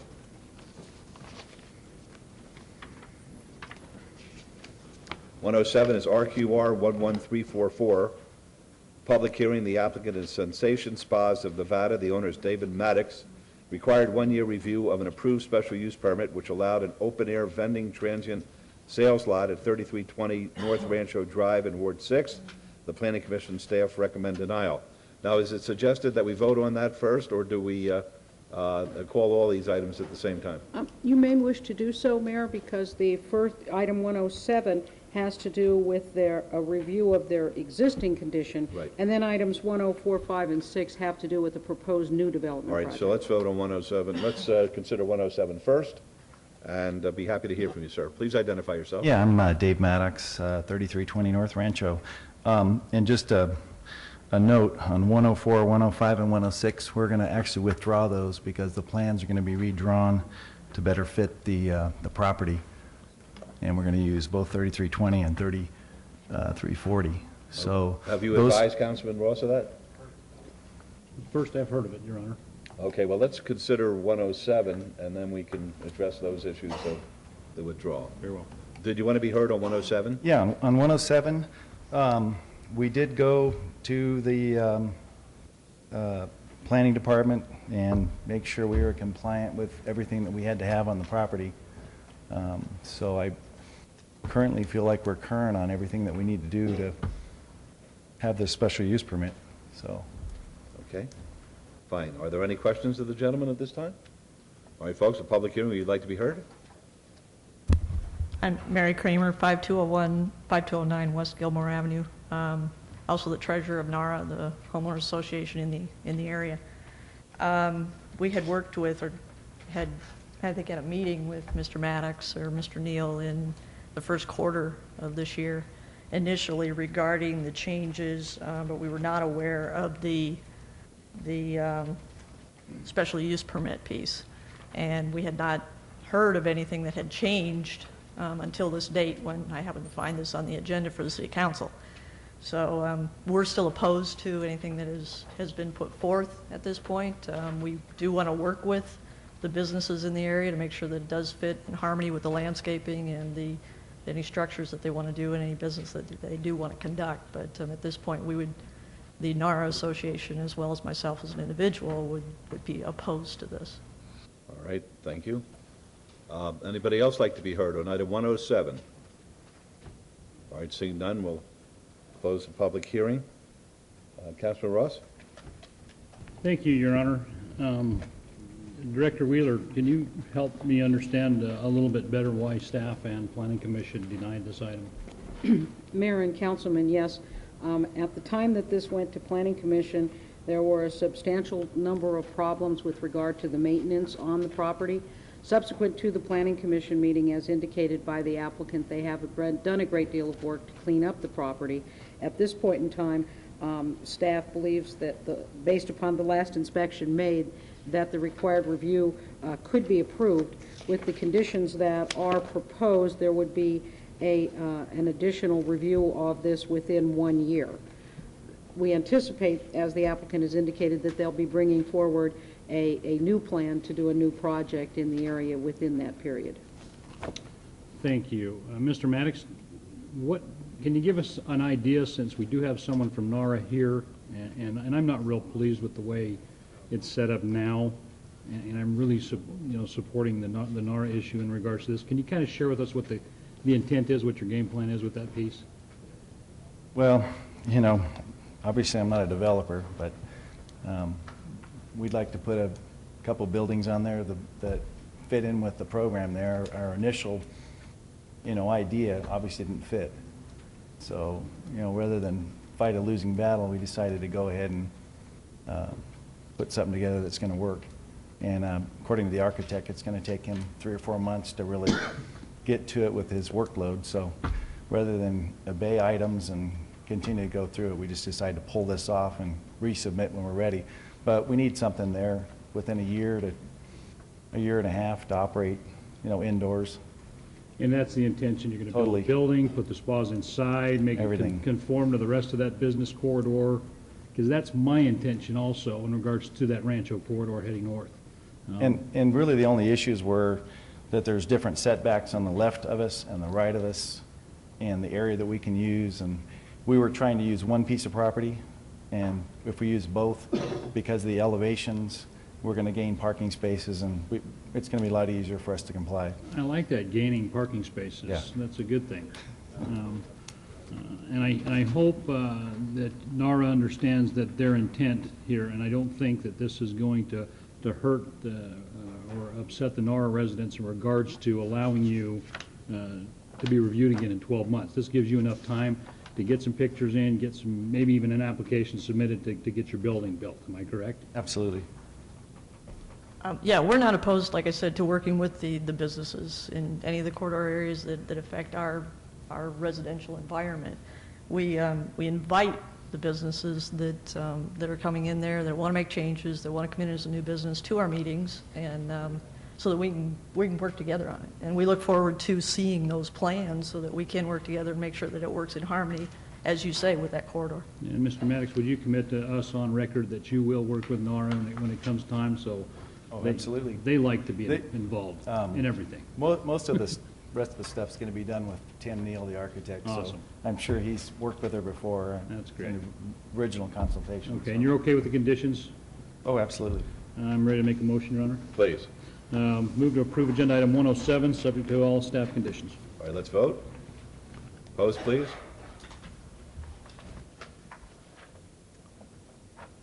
Motion carries. Thank you. And on 104, 105, and 106?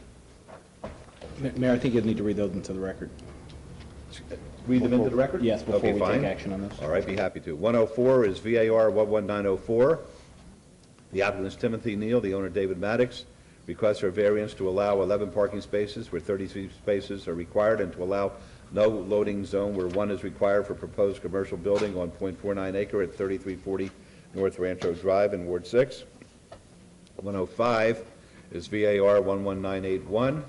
Same applicant, same owner, request for variance to allow a 5-foot yard setback where 10 feet is required and to allow a 5-foot rear yard setback where 20 feet is required for proposed commercial building on .49 acre at 3340 North Rancho Drive in Ward 6. And 106 is SDR 11902. Same applicant, same owner, request for a site development plan review for a proposed 9,571 square foot commercial building and a waiver of the perimeter landscape requirements on .49 acre at 3340 North Rancho Drive in Ward 6. These are all public hearings which are now declared open. Your Honor? Yes. Since the applicant has stated he would like to withdraw agenda items 104, 105, 106, I would make a motion for the applicant to do so without prejudice. Very good. Let's vote on that. Opposed? Motion carries. Good luck to you. Hey, thank you. You're welcome. Okay, we're going to go on to 108. 108 is RQR 12020. There'll be a public hearing. The applicant is Reagan National Advertising. The owner is JG Sahara LLC. Appeal filed by the applicant from the denial by the Planning Commission of a required 2-year review of an approved special use permit, which allowed a 40-foot tall, 14-foot by 48-foot off-premise advertising billboard sign at 1000 East Sahara Avenue. The Planning Commission and staff both recommend denial. This is in Ward 3. It's a public hearing which is now open, and I see Mr. Brown there, so I am out of it because Mr. Brown and myself own a piece of property together on West Charleston. Thank you, Your Honor. Mr. Brown, please. Good afternoon. Jay Brown, 520 South 4th Street, representing the applicant. One of the executives with the applicant is also present, Mr. Andy Belanzich. We're merely asking for an approval of our 2-year review of this billboard, and we'd appreciate your approval. Are there any questions of the applicant? I have one. I noticed in my backup, Jay, that Mr. Brown, that on this sign, the final inspection was never got. I don't know how this happened, or why it happened. Yes, Andy Belanzich, 1464 East Michigan Avenue. Is what happened is it goes to a third-party inspection. They lost the paperwork. It has since been, the inspection has been done and turned into the city and finalized. So that was an error on Western Tech on their third-party inspection. Of that staff, Margo, do you have to have that final approval on in your backup notes and stuff? Mayor and Mayor Pro Tem, as a matter of course, in reviewing reports, we check to the date of the building permit final or the business license and of that nature. And in many cases, for whatever reason, these billboards have not been finalized. That's why we are requesting that final inspection to be on file, so we are assured that the project is built properly. They're coming, they do have the final, but do you need a copy of that? Would you? It needs to be filed with the building department, sir. And I can get that to them tomorrow morning, first thing. If they don't already have a copy, they should, but I will double-check that first thing in the morning. Okay. This is a public hearing. Anyone want to speak on this sign, this item? I'll close the public hearing. This area on Sahara there, I don't feel like that this sign, I've never had any complaints about this sign. I would just ask you on record if there is any problem with the sign as far as graffiti or to me improper signage on the sign. If I could call you and ask you to address that, I'd appreciate that. Of course. And if you can get that, I was going to ask for a 30-day approval, so I make sure that staff gets that, but I'll trust you to make sure that building department gets that final inspection on record. Yes. And with that, I would make a motion for approval on item, or the condition number 2, rather than having a 1-year review. I don't see anything down the line where we're going to have anything real huge going on in this area.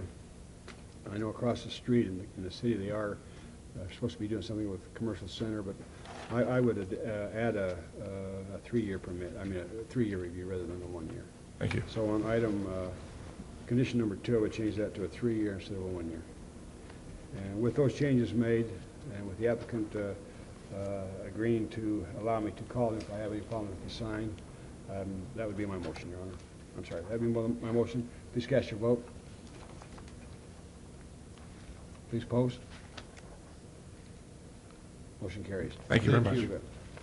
Okay, 110 is SUP 12631. The applicant is M Power, Kristen L. Williams, the owner Irvington Properties LLC.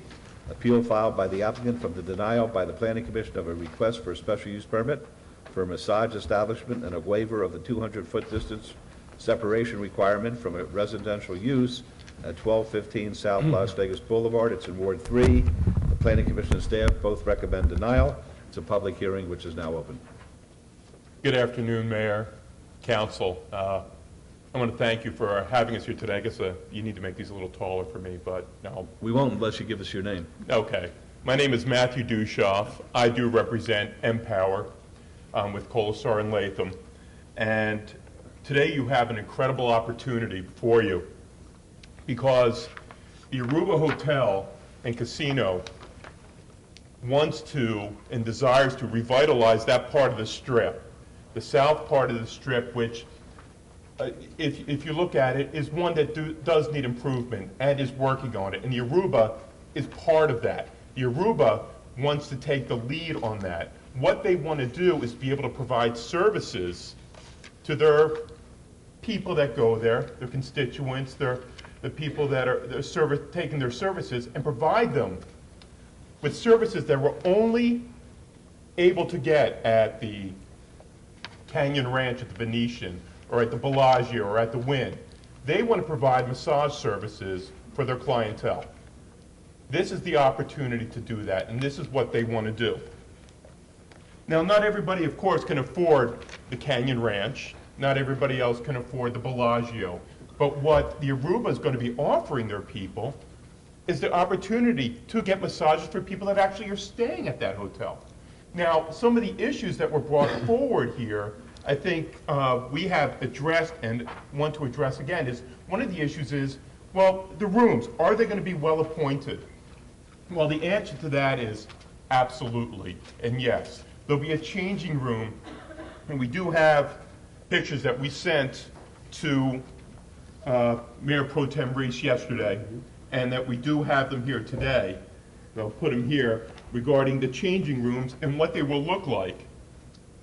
The changing rooms are going to be well appointed. One for the men, thank you, one for the men, one for the women. And in the middle will be the massage room. Now, there were issues regarding, well, are the massages going to be taken up in the room? You know what, for this case, no. That's not what's going to happen. What's going to happen here, in this case, is that the therapist, 15 minutes beforehand, will actually go up to the room, take the person, take them down to the changing area themselves. Unlike almost any other area or any other massage establishment or salon, they will have the personal service here at the Aruba. Now listen, we know, is it as well appointed as Canyon Ranch? No, but you know what? It's a start. This is where we get going. This is where you can get that part of the Strip and start providing the services that you can only get at the other Strip properties. Why shouldn't the Aruba have that opportunity? Why shouldn't Empower be able to provide those services? Now, if there's a worry that, well, wait a minute, what kind of massage services are this? I want to tell you right now, I have here Kristen Williams, who is a licensed massage therapist, who has worked at Canyon Ranch, who has also worked at the Montage. She is a licensed therapist. She has no doubt going to do one of the high-end massage services, be able to afford at the Aruba. Now, the Aruba is a hotel and casino. There is no way that they're going to risk their gaming license or their liquor license on an establishment that would not provide top-notch professional services to their clientele. That's all we're asking here today, to have the Aruba have that opportunity to be able to provide the services to the conventioneers who can't afford to stay at the larger hotels, who have to, be able to stay at the smaller boutique hotels like the Aruba. The Aruba was bought 2 years ago, and unfortunately, the owners couldn't be here today, but we do have the managers here today sitting in the audience. They had to go back to India for an emergency. But as we met with Mayor Pro Tem Reese, he knows that the owner of the Aruba is very interested in having this service provided to their clientele, and that's all we're asking council for today. Okay, thank you very much. Would you like to be heard, ma'am? Would you like to say something? Yeah. I appreciate the opportunity to do business. I appreciate the opportunity to start a business in Las Vegas. It's a great opportunity for me as a small businesswoman, or I'm making an attempt to be a small businesswoman in this community, and it's a great opportunity for me to provide massage services at the Aruba and hopefully, open a spa there. And you are Kristen Williams? I right? am. Okay. All right, folks, would anybody, you have questions? Sir? Okay. Mr. Dushoff, you made a comment that the therapist was going to go up to the room and bring down the person who's going to receive the massage. Why is that? Well, one, I think Ms. Williams will be able to better respond to that because it's her services. Well, I'm asking you because when I first seen this application, I thought you'd have to have a compass and signage to get there because it was the entrance was way back there in the back, and you had to go, it looked to me like you had to go through the kitchen and all this other stuff to get there. And we want to do that to one, because I know your concerns and staff concerns, and that was one of the concerns. You said, well, it looks like you have to go by the kitchen to get in. Well, we're going to alleviate those concerns and yet also provide the personal service. That would alleviate both concerns. One, the therapist won't take them by the kitchen. They take them to the one route that they can go through the door and go right into the massage area and go right into their changing area, where they won't have to go past a kitchen entry or go through a restaurant. And yet also providing that personal service that really don't get at any other massage therapy or salon in the city. In your original application, I think one thing that the staff and probably the Planning Commission had a little problem with was the size of the room where they're going to receive the massage and where the spa actually is. You keep calling it a spa. It's not really a spa. It's not. It's a massage room. That's it. It's a massage room. It's a massage room. And when you first brought this application forward, there was really no change areas for either a man or a woman. So if you could show us the changes you've made, the additions you've made since the application, since the Planning Commission, and the staff first seen your application, please. Absolutely. As you can see right now in the photo, this is the mock-up right now, what the rooms will look like. There'll be a male changing room, female changing room, and the massage room in the middle. Now, the women's changing room will be mocked up such as this, because we addressed your concerns. We understood their concerns. That, wait a minute, there aren't, where the changing rooms, what's going to happen here. So that's what we decided to do, and that's what Ms. Williams said, okay, we need to focus in on that because otherwise they're going to deny us. We need to have separate changing rooms. So you have enlarged square footage, your original application to what now? Yeah, it's over 523 square feet. The whole area is 523 square feet. Yeah. The massage room itself is 200 square feet, which is more than enough space necessary for the services that they will be providing to their clientele.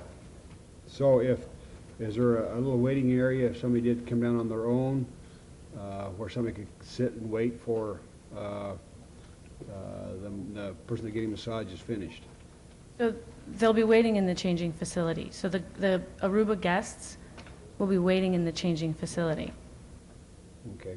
There's room. If somebody's waiting for somebody, like you're waiting for your wife, she's getting a massage, you want to wait. You'll be able to wait in the men's changing area for her to finish if that's where for a waiting area for yourself. But there won't be any guests actually waiting because we're going to have either a coordinator or a massage therapist escorting the guests to the facility. That brings me to another question. Are you going to be the only licensed masseuse at this location? I won't be. I want to contract massage therapists, and of course they have to be licensed. And through the licensing, licensure through the city, they're put through a background investigation with Metro. That's all I'm saying. All right, thank you. Any other questions or comments by the council? All right, folks, a public hearing. Would anyone like to be heard? All right, seeing none, we'll close the public hearing then. Your Honor, you know, I certainly support, I mean, I've always appreciated what my staff recommends and where they go out and look at it.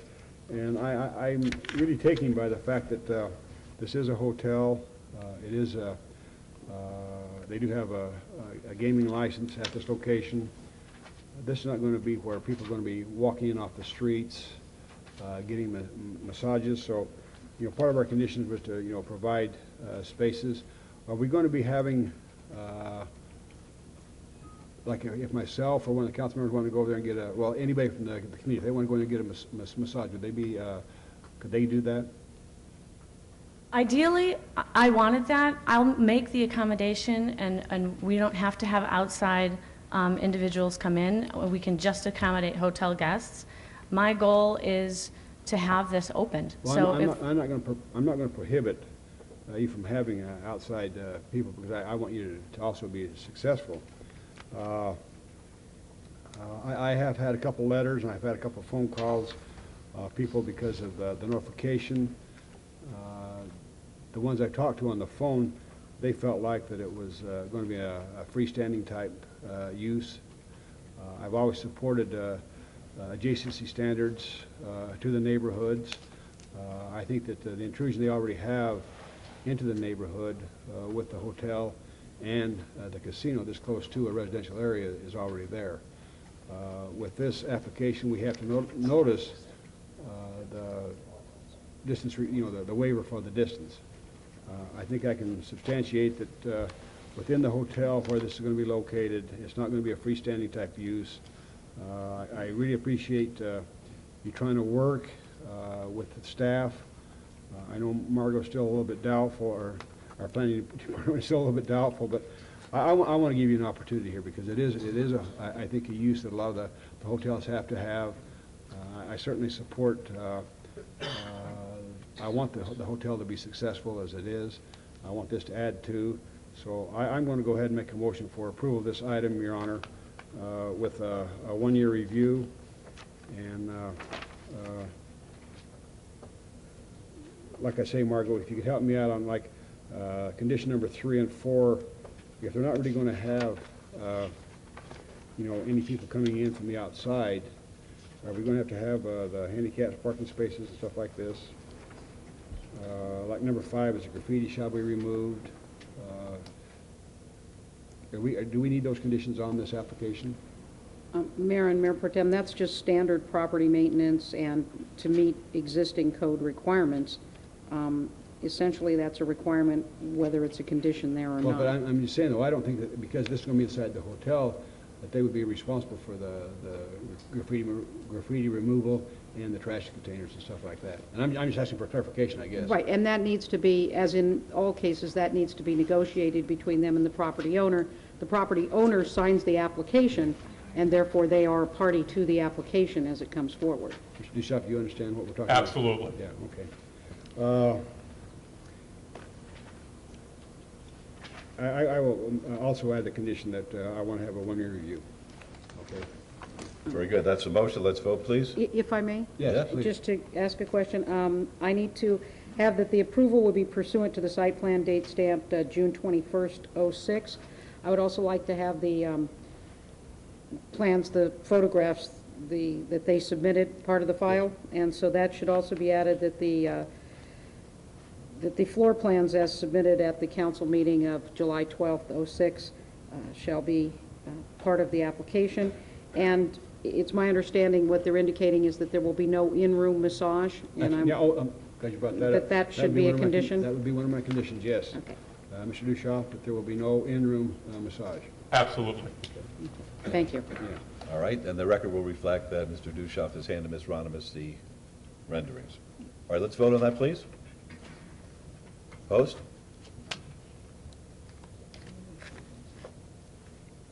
Motion carries. Good luck Thank to you. We won't let you down. Thank you very much. Good luck. Okay, 111.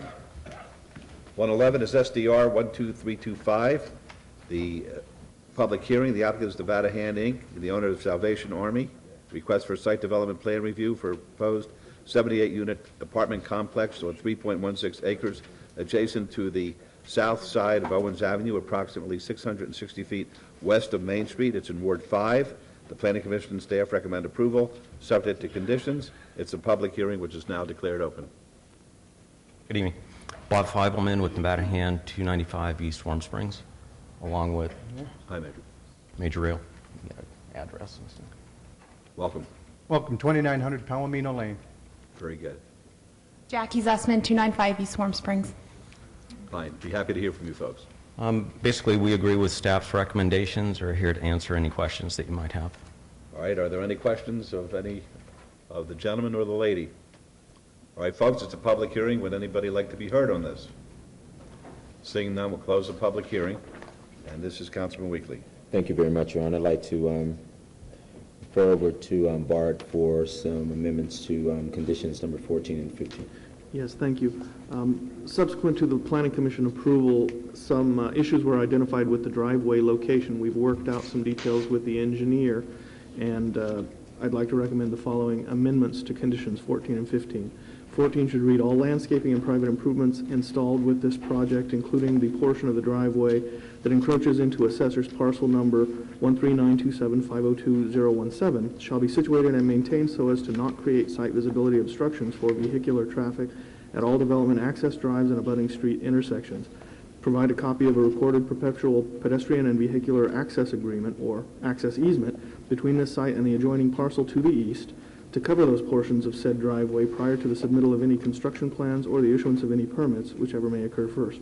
And condition 15 to read, prior to the issuance of any permits, provide an exhibit acceptable to the city traffic engineer showing all site visibility restriction zones, SVRZs, adjacent to public streets, and include the following note: no walls, fences, trees, shrubs, utility appurtenances, or any other object other than traffic control devices and streetlight poles may be constructed or installed within the site visibility restriction zone, unless said object is maintained at less than 24 inches in height measured from adjacent top of curb, or where no curb exists, a height of 27 inches measured from the top of adjacent asphalt, gravel, or pavement street surface.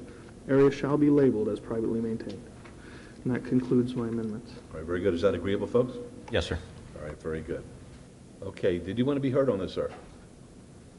Did you want? No, sorry. Okay, fine.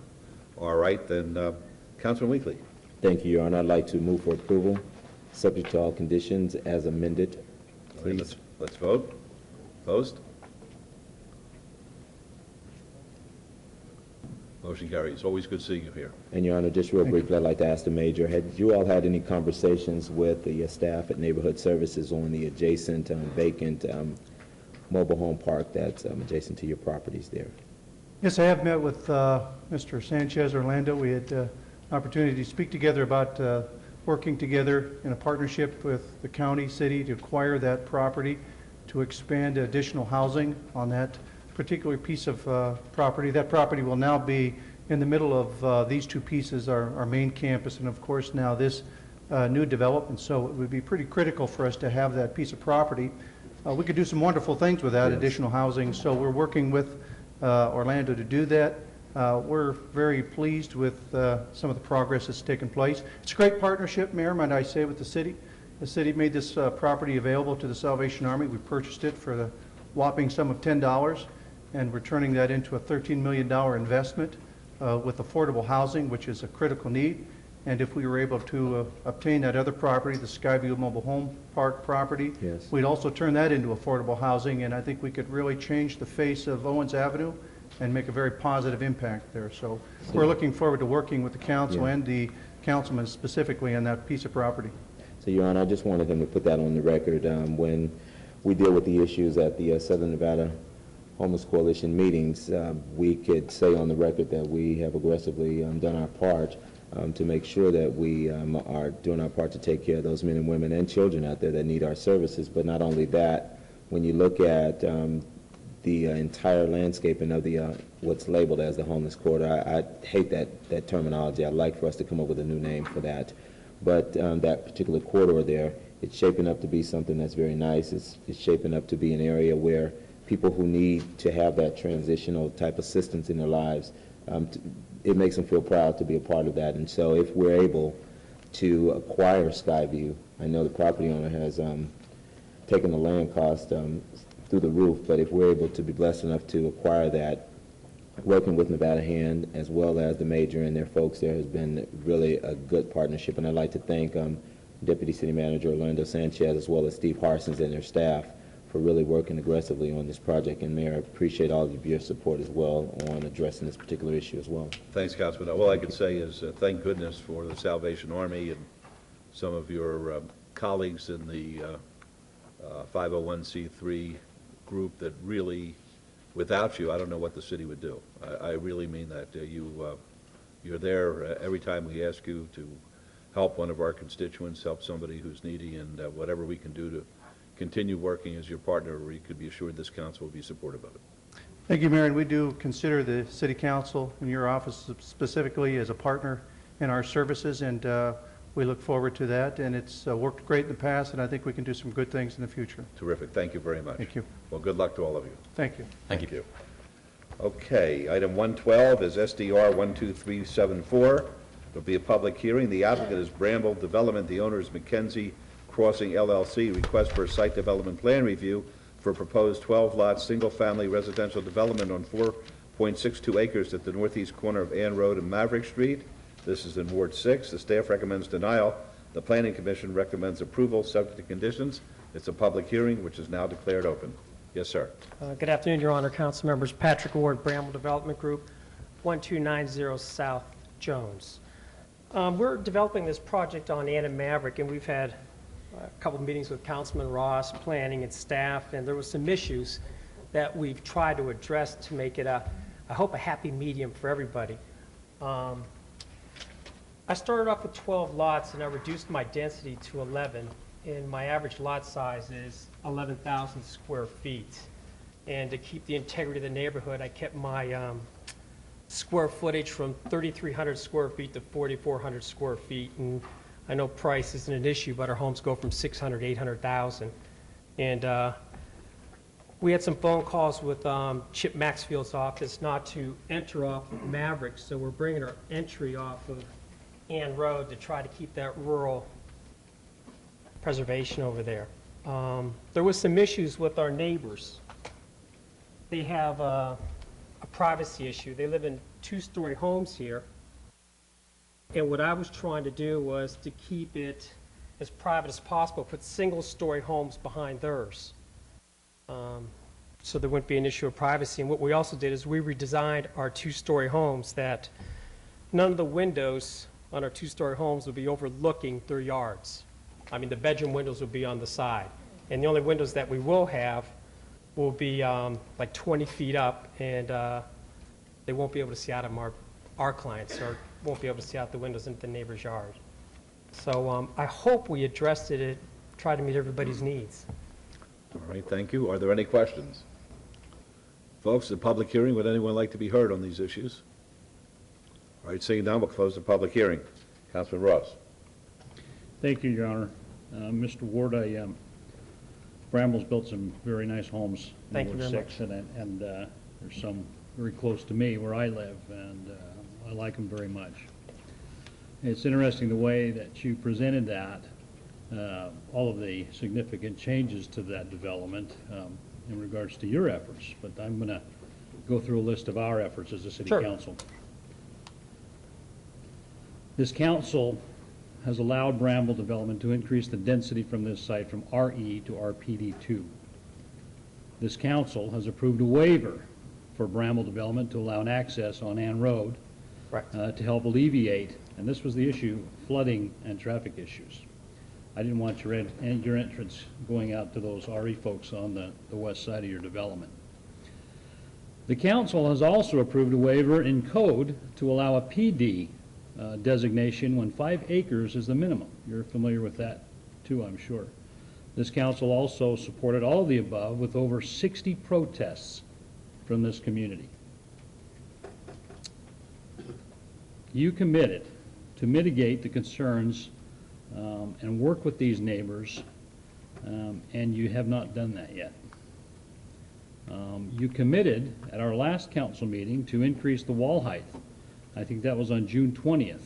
After that meeting, I received a letter in my office dated June 27th advising that Bramble was not going to do that. In regards to this development, I'm a little disappointed in your efforts to meet with my neighbors. Many of these people I know personally who live on the east side of this project. And if you recognize their lots, they're about half-acre lots. And the reason for those lots when that development was approved was to buffer the REs to the west. Correct. And now we're going in with an RPD2, which this council has given to you and allowed you to do.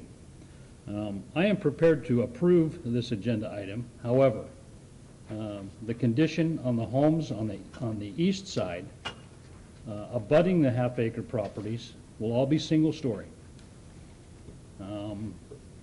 Director Wheeler, do we have that condition in there?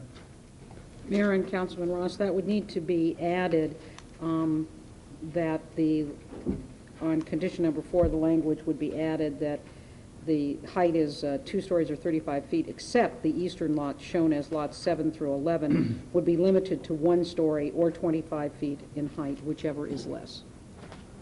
That would be perfect, and the reason for that, and so everyone understands, is that because of the increase in density on this site, the increase is going to require a lot of fill dirt and have to be engineered by raising these property elevations. The impact on the adjacent property owners will not be great. And keep in mind, I did remind you earlier that those lots are the sizes they are as a buffer to the REs to the west. So I'm going to go ahead and move to approve this item subject to that condition. Are you in agreement with that, Mr. Ward? Yes. That's my motion, Your Honor. All right. If I may, Mayor and Councilman, we would just also need to change condition number 3 to indicate that the site plan is dated May 4th, '06. And that condition number 4 needs to be additionally modified, that the minimum lot size is 11,558 from the previous 11,068. And as amended. Is that agreeable, sir? I didn't hear what her lot sizes were. She went a little too All right. fast. 11,558, Okay. which is your smallest one as I reviewed on the plans. And what was the height of my homes? 1 story or 25 feet, whichever is less on the east side. Is that agreeable? Yes. All right, very good. That's the motion, then let's vote. Opposed? Motion carries. Good luck to you. Thank you. You're welcome. All right, we're going to go to 115. Thank you.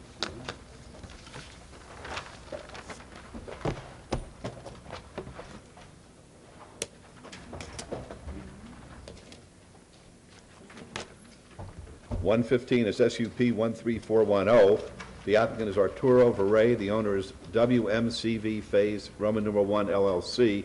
Request for a special use permit for a beer wine cooler on-sale establishment within an existing restaurant, 495 South Grand Central Parkway.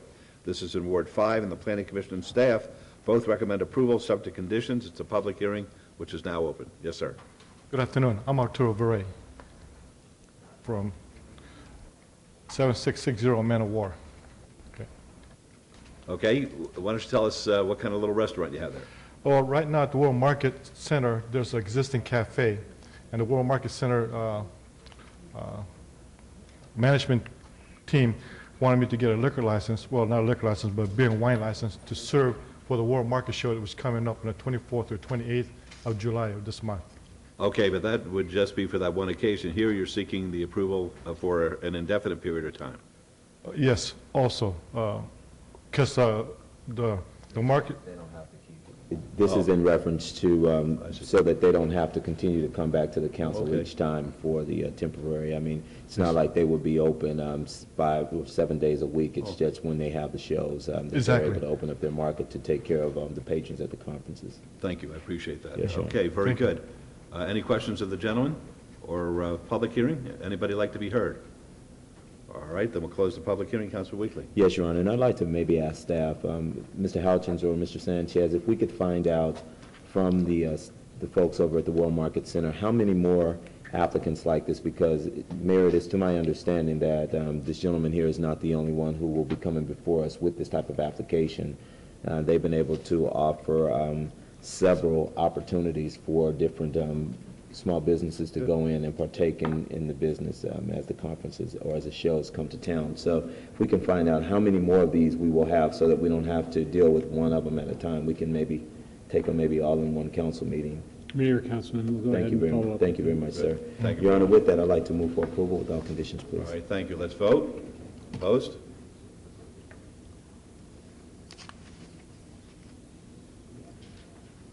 Motion carries. It will show unanimous yes. Good luck to you, sir. Thank you very much. Thank you.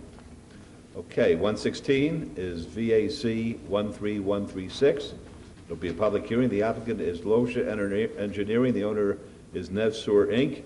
A request to vacate a 15-foot public right-of-way at the southeast corner of Smoke Ranch Road and Buffalo Drive in Ward 4. The Planning Commission and staff recommend approval, subject to conditions. It's a public hearing which is now open. Yes, sir. Ted Egerton, 6345 South Jones Boulevard. On behalf of Nevsur Inc., we concur with staff's recommendations. All right, thank you. Are there any questions? Folks, public hearing, would anyone like to be heard? We'll close the public hearing then. Councilman Brown.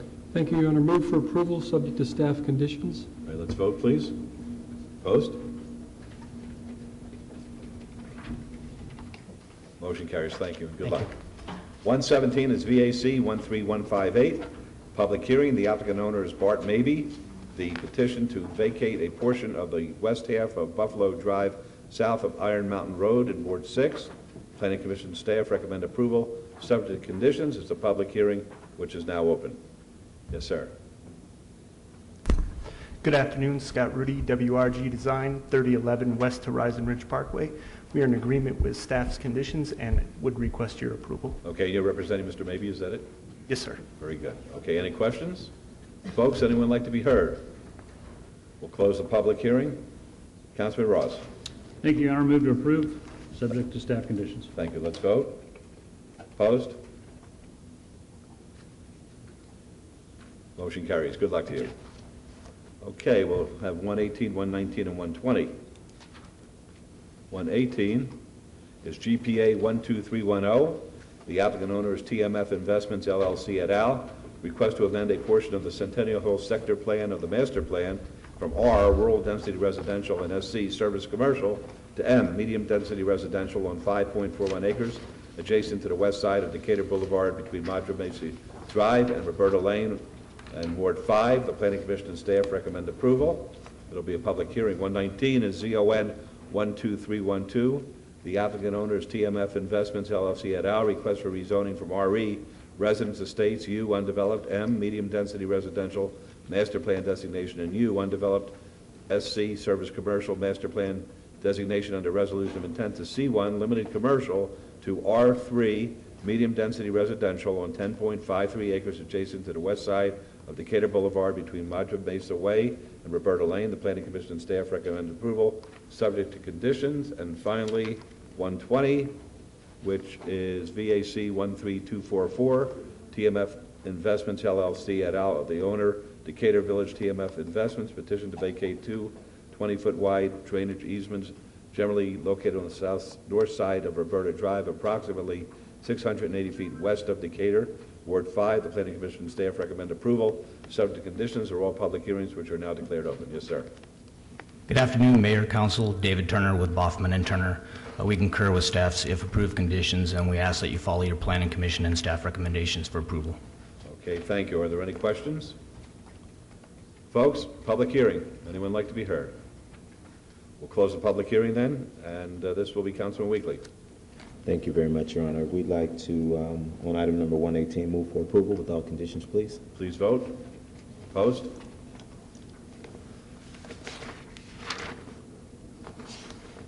Motion carries.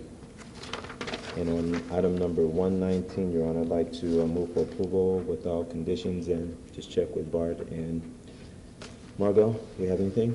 We good? No, sir. Okay, that's the motion then. Let's vote, please. Thank you. Opposed? Motion carries. And 120, please. And 120, Your Honor. Move for approval with all conditions, please. Please vote. Thank you very much. Opposed? Thank you. Motion carries. Good Thank luck you. to you. Good afternoon. You're welcome. Okay, 121, 122, 123, and 124. 121 is MOD 11449. It'll be a public hearing. The applicant owner is Great Mall of Las Vegas LLC. Request for a major modification of the Town Center Development Plan to change the land use designation from GCTC, General Commercial, to UCTC, Urban Center Mixed Use, on 49.82 acres adjacent to the northeast corner of Deer Springs Way and Grand Montecito Parkway in Ward 6.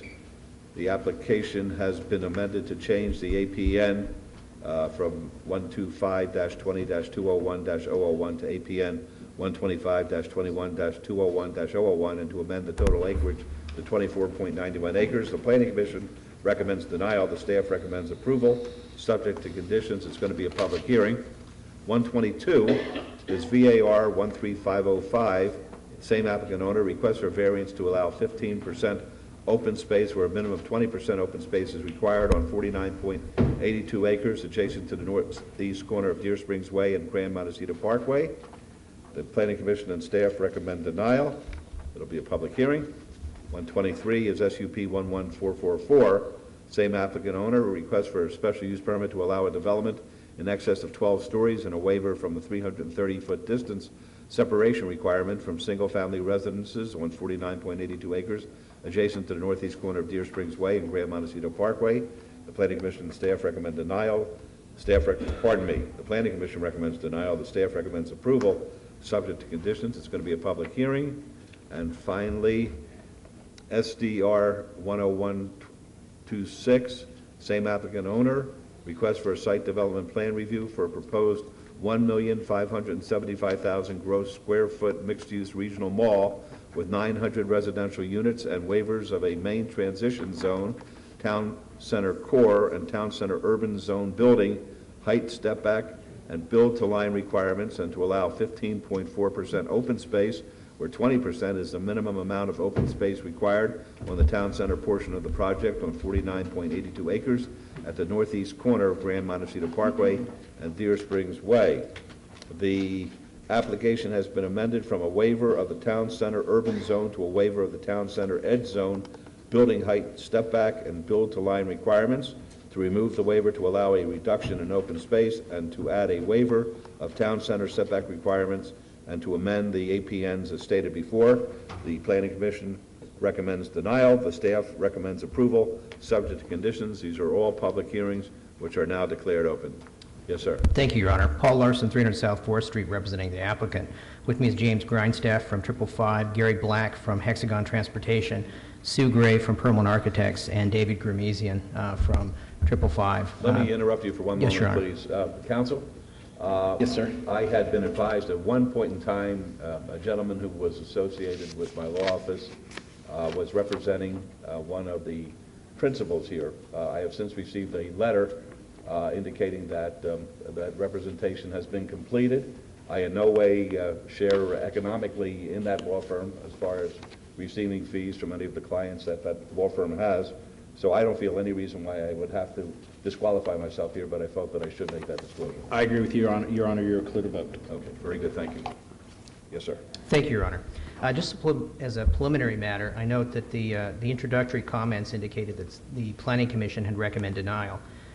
There was a motion for denial to Planning Commission, but it was a 3-3 vote. Therefore, there was no motion that prevailed. So it comes forward from the Planning Commission with no recommendation.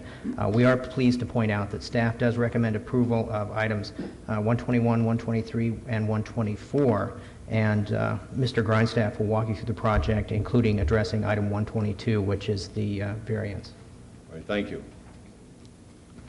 Thank you. James Grindstaff, 9440 West Sahara Avenue, representing the developer. The first thing I want to do is just walk quickly through the site plan and go over the anchors, the tenants, and then answer any questions. Anchor number 1 currently we have is planned to be a Robinson May. Obviously Macy's has acquired them, so it could be a Macy's before it's all said and done, but just to let you know that. Anchor 2 is planned as a Dillard's. We also have a Main Street area, which I would just real quickly want to show everyone. We, at the request of the residents, they said that they liked the district. A lot of people went out there, so we wanted to incorporate something district-esque as it would be on the site. So we had eliminated one of the anchors that was going to be Anchor 3, and we had incorporated this lifestyle component, which will have 48 loft condominiums that sit over one story of retail. It's about half the size, a little greater than half the size of the district out in Henderson. And I use that, I'm sorry I don't have a city example, but I use it for its example. A lot of people have visited in the valley. Where's Henderson? I hear rumor that it's somewhere on the south part of town, but I'm really not certain. Nor am I. So what we have here is we'll have a very pedestrian-friendly area, fountains if we're able to get them approved, and other landscape features that will create a very pedestrian-friendly environment out there. And I just wanted to touch on that real quickly before I moved any further through there. Mr. Larson is pointing out on the map where that area is. There will also be the loop area he's pointing at, which will take you to the valet drop-off that will drop you off at the end of the mall and allow you to sort of drive by with speed humps in a nice slow area and do a little window shopping as you're going by. We also have right above at the end of that part of the shopping center will be a Regal Cinema movie theater. And that's going to also act somewhat as an anchor to help anchor the center. Lastly, what I want to, before I get to the condominiums, I want to point out to the enclosed park that we have that's adjacent to the Las Vegas Mountain Ridge Park.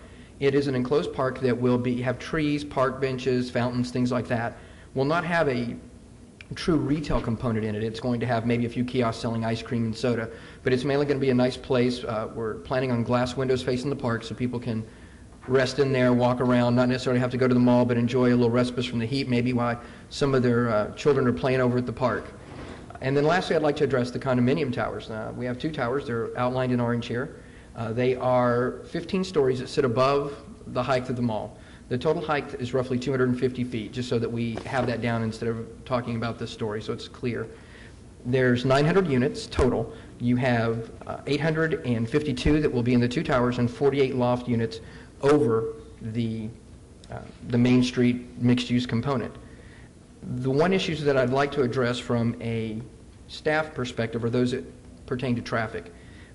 We've been working with staff diligently for several weeks, including it up to as recently as just yesterday, still meeting on some issues. We were able to come to agreement on almost every entry affecting the site, with the exception of one right off Grand Montecito, which we would like to still continue to work with staff on, and we would just like to address conditions number 37 and 24 of staff to address those issues. Condition number 37 stated in paragraph 6 of 37 stated 150 and 200 feet for throat depths. We'd like to have that amended if possible to just state satisfaction of the city engineer as opposed to a specific throat depth.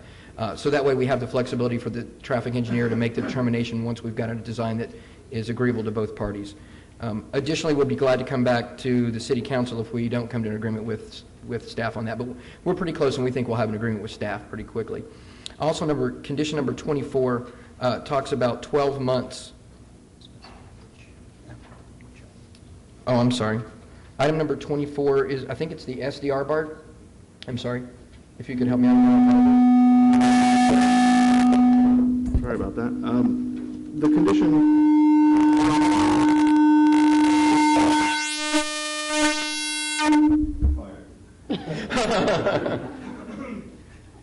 The condition is in 2 parts. 12 months for Grand Montecito Parkway, 24 months for the balance of the streets, as we had discussed.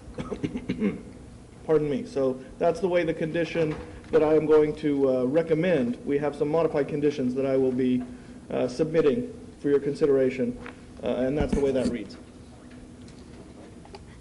So we can finish this, Mayor. If you'd unfire him, I'd appreciate it. We'll need him a little later. All right, you're on fire. Thank you, sir. That pretty much takes us through the mall, the design, how things are designed, and we'll address any other questions later on that come from the council and that may come from residents. We'd just like to go ahead. Oh, Paul says I need to address the variables too, so let me do that. All right. For the landscaping.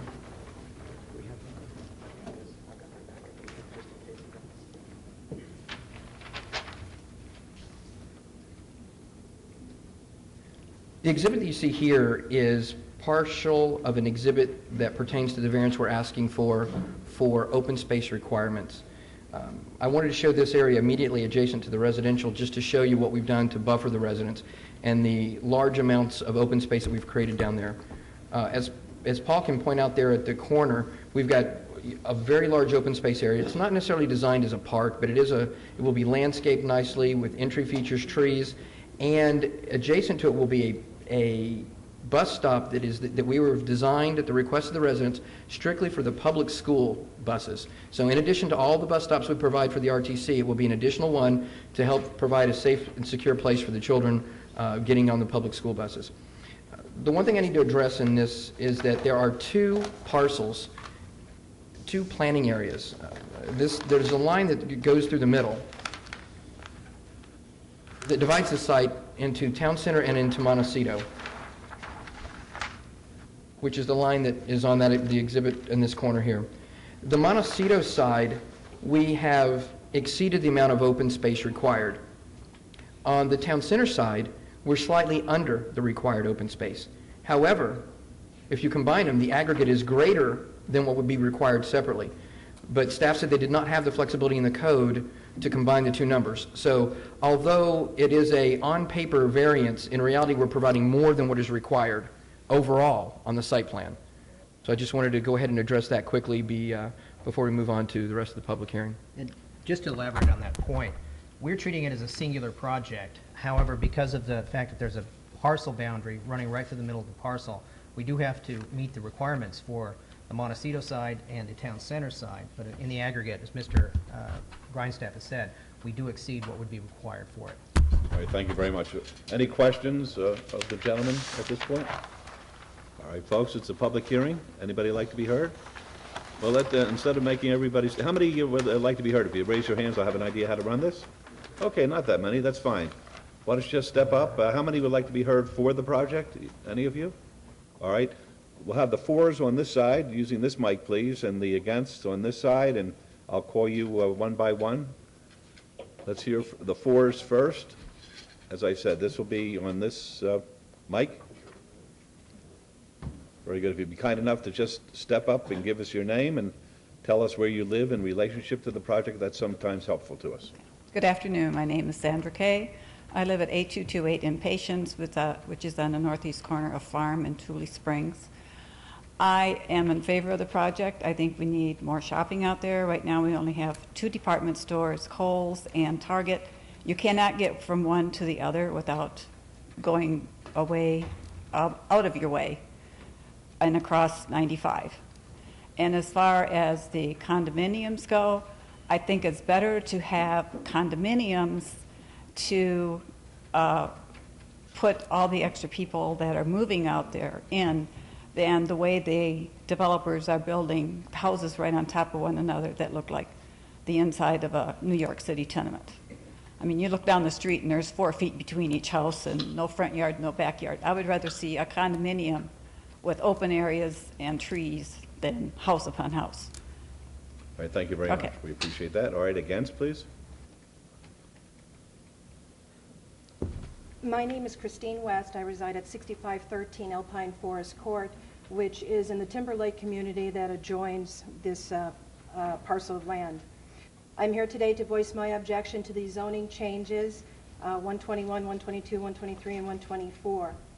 We have seen developers, some who have been in here a long time, some who have been here just a few years, buy land with the belief that they can come to this city council and previous city councils and get whatever zoning changes they need to achieve their goals without consideration of how it will affect existing communities. Mr. Grandstead of 555 has stated in community meetings that 555 needs high-rise condominiums to support the Great Mall, as they do not believe that the surrounding communities can support it alone. However, he has also stated that unless the units are 100% sold, they won't start construction. It has been in the news lately that with a few exceptions, condominium projects here in Las Vegas are being canceled or delayed due to sales. That being the case, what if you approve the rezoning and 555 is unable to sell its development? Can they now build whatever they want? They have already arrogantly stated to us that if we didn't support them on the rezoning, they would just go ahead and build the high-rises on the adjoining parcel of land because they didn't need permission from city planning or city council to do it. Is this the attitude we will be dealing with? What will we end up with then? Traffic is another major consideration. There is no direct access from US 95 or from the I-215 to where they want to build. The mall will already be bringing heavy traffic to the area. Add 900 condominium units, or approximately another 1,800 cars, and traffic will not only be heavy, it will be intolerable and unsafe. Also, we have ball fields and a skate park located on Osa Blanca next to the proposed site. Are the youth in the area going to be safe traveling to the park when traffic coming off US 95 will most probably use Osa Blanca as their access to the area? I don't think so. Which one of you will be the one to tell a parent their child won't be coming home because progress interrupted their child's life? I am not against growth. I am not against the mall. I am against unnecessary development. There is plenty of undeveloped land in the Northwest area where this type of project could be built and would not burden existing home sites. Monday evening, I walked an area of our community asking the homeowners if they were for or against this high-rise development. Of those I spoke to, 100% of them signed a petition stating they wanted to advise City Council that they were against the major modification referred to MOD 11449 to change the land use designation from GCTC to UCTC on the land adjacent to the Timber Lake community. If this is a reflection how the community feels, then I think I am safe to say that the majority of the Timber Lake homeowners do not support these issues before you. Unfortunately, due to the time of this meeting, many of the homeowners could not take off work to be here. When purchasing my home, the location and zoning of the surrounding area were definitely part of my consideration. The 2-story maximum height restriction surrounding the Timber Lake community was the environment my husband and I wanted. This was going to be our last home, somewhere where we could enjoy our retirement. Never did I think I would be faced with having to fight for something that was already part of the area master plan. As one member of the City Planning Commission recently said, why go through all the trouble and time of putting a master plan together if we are going to keep changing it? Well, again, from recent news, I would hate to say the answer would be plans can be changed if you contribute enough to someone's campaign fund or if you put them on their payroll. Part of the American dream is owning your own home and having a quality of life you have nowhere else. If you approve these zoning changes, and you will be turning a dream into a nightmare for some of us. 555 and other developers should have to take the same care in selecting their commercial sites as I did when I selected my home site. What gives them the right, or this City Council the right, to take my dream away and affect my quality of life? I respectfully ask that you concur with the recommendation for denial City Planning has sent you regarding these issues. Thank you. All right, would you please remain there for a moment? Council, could you respond to the proposition that if in fact the zoning is modified or changed and the developer wants to change what is being presented to us, whether they're able to do that? Certainly, Mayor. No. What we have before is a special use permit and a site plan that is specific to this property. If the developer was to change his mind and wanted to build something different, he would then come back before this council with a new application. And let me just say this with regard to the condominium towers. Let's say they didn't want to build the condominium towers. That's part of this site plan review. They would have to come back to this council to ask to remove the condominium towers to move forward with the rest of the mall site. So any modification would have to be brought back to us? Most major modifications would have to be brought back before this council. And if I may ask, Mayor, we need to get the petition that she referred to on the record. Do you have a copy of that? It'll be presented by the next person. Okay, very good. Thank you very much. Appreciate it. Yes, ma'am. By the way, anyone who want to speak for now?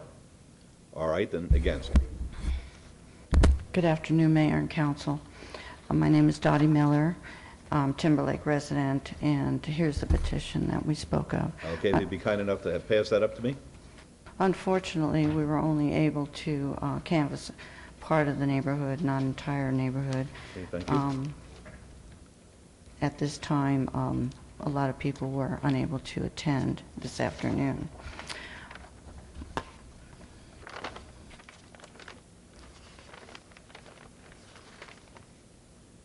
Okay, thank you. Here we go. Okay. Modifications, variances, special use permits, waivers, plan amendments, that's what the residents of Timberlake have endured for the entire 9 years of existence. Now we're almost at the end of the vacant land around us.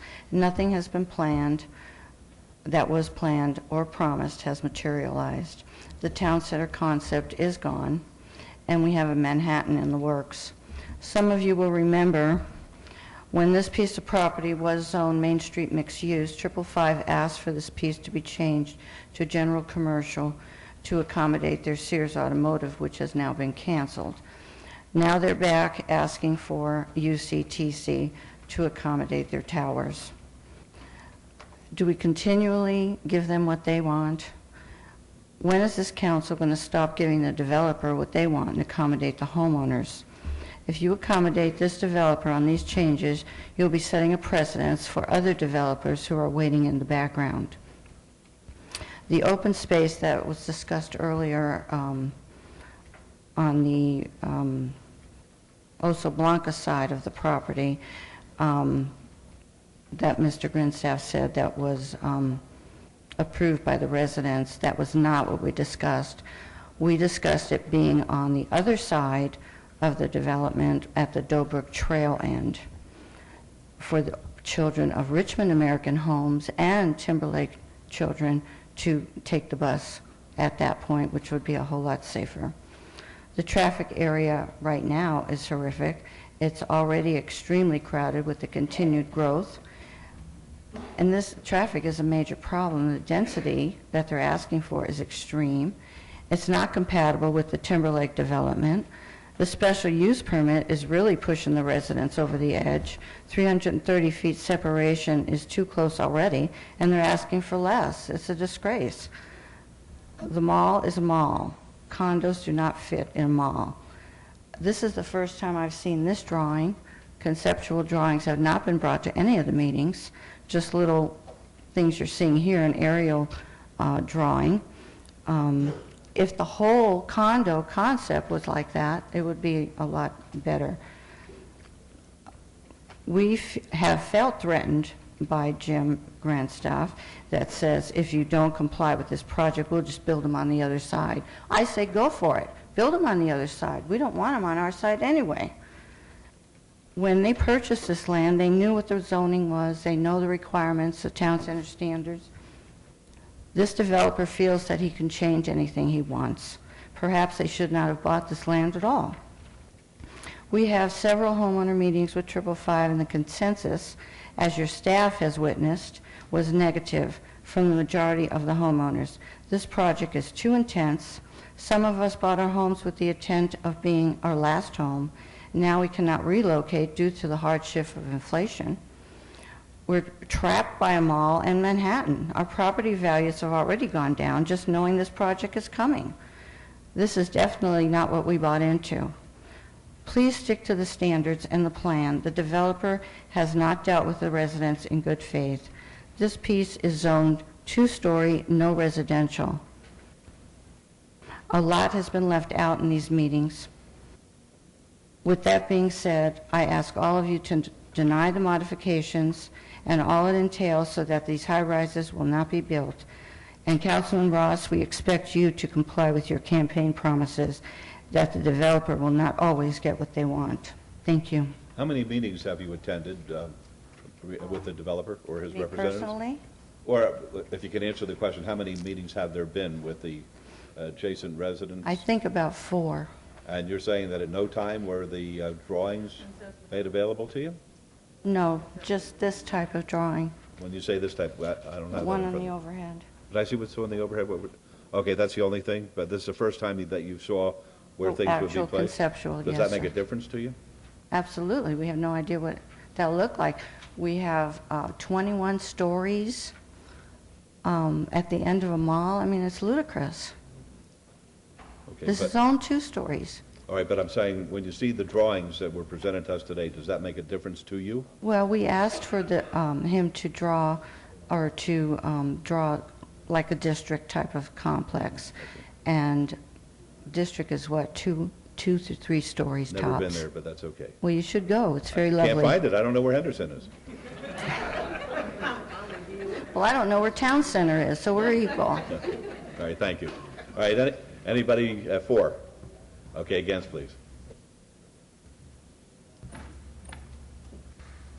My name is Janice Taylor, and I'm a resident of the Timberlake development, and I'm right on Deer Springs, so this mall is really affecting me and my home. It's directly behind my home. I am very much opposed to the condo towers as they have been presented to us in this arena and prior meetings. I object to the proposed heights of the mall and the towers, and feel no further variances should be granted to 555 for this project. They knew when they purchased that property out there what it was zoned for, and what they could do and what they couldn't do on the property. The mall project is one thing, and surely these condos, as they are proposed now, are quite another. And as far as I'm concerned, just represents sheer greed on the behalf of the developer. I supported the mall project because I do feel that we need more shopping out there. However, when the mall project was originally presented to us, there was no mention of condos. If there were, I'm sure that the communities, and not just Timberlake, would have they wouldn't have had the support that they originally got when they first presented the mall project to us. Everybody believes that the mall project should go forward. We're at this impasse with the condos. They sprung the condos. I've attended all meetings with 555. We were not aware of the condos until possibly the second, maybe third meeting. And then we got this sprung on us, and as far as I'm concerned, what does this tell us about this developer? They weren't forthcoming when this project first came up. I think in conjunction, the condos in conjunction with the mall is overcrowding that area out there in the community. I know I was willing to move out there 5 years ago when I bought my home because of the open space. I am leaving cities where you're just locked in, San Francisco area, Chicago, where you're just locked in with all of the cement. That is not why I moved out that way. It was the understanding when we bought our home that everything out there would be more or less 2 stories, 3 at the very most, and that's fine. To now have these towers coming in, and let me just back up. I really like the development that has gone on out there, and I think that everybody else that has bought property out there with the new shopping, everything has been in compliance with what I thought that area would turn out to be until this mall and condo project came along. I truly think that if you approve these condos as they're presenting them, I think that's a slap in the face to the other developers that have come out there and developed the land and more or less abided by the rules and regulations that you put forth as a long-term grand plan. I know that we all make, that you have to make the plans well in advance, and I just think that if everybody else has come out there and abided by the restrictions, why would we sit here and go back on that and grant them anything that they want? I'm particularly concerned about this developer and the arrogance that they come to the meetings with, that if we, the community, don't like it, we can just move. We know what to do, and that is verbatim a quote from one of the representatives to me, that I can just sell my house if I don't like it. Well, I take offense to that. And I don't think that that's working with the community as they have presented themselves, that's what they're doing. Again, they feel that they have so much money and backing behind them that they can just do whatever they want to do. I've heard the comment from several of their representatives as well, that they want to see this city, Las Vegas, turned into a mini New York. Well, a lot of people that live here in Las Vegas and that have moved here to Las Vegas don't want to see Las Vegas look like New York. Every city has a unique something that offering that they have.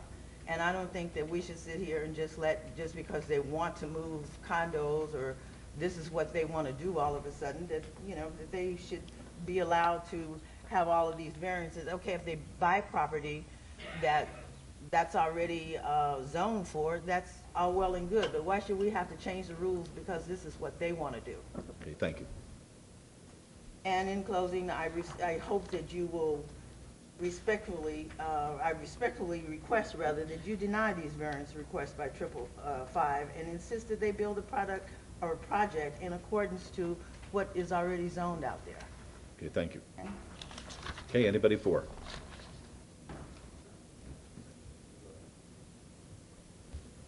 For? I'll wrap it up. No, you won't. If you're for, you'll talk now. Well, the reason why I wanted to wrap it up, my name's Todd Schwartz, 9112 Watermelon Seed Ave. I actually live about a mile or two away from this area. It's unfortunate that such important piece of property, of a mall that outreaches past a couple hundred yards, doesn't get properly noticed past that, because there's a lot of people out there that do support this. It's unfortunate that the community right there, which was zoned commercial before it went residential, all the surrounding land was always zoned commercial. When they talk about heights, Durango, as we all know, as you guys have seen in past meetings, people have argued about the location between 215 and 95 that has no height limits in the guidelines to allow a certain amount of large development taking place out there. To also then hear people say that this is the only thing that they ever saw at a meeting. I went to the third meeting, and he had renderings, verticals, he had elevations, he had top views, he had different things. He was very open to suggestion. Actually, I question if one reason why they didn't get 100% resident signatures, because at some of those meetings, people are actually in favor of the final thing. Personally, if I was living right next to a mall, if I had a choice between this mall, Meadows Mall, Boulevard, even down into the Henderson area, I think this would be my choice. You got 900 residents that are going to be living on that property, making sure it doesn't turn into a Meadows, doesn't turn into a Boulevard.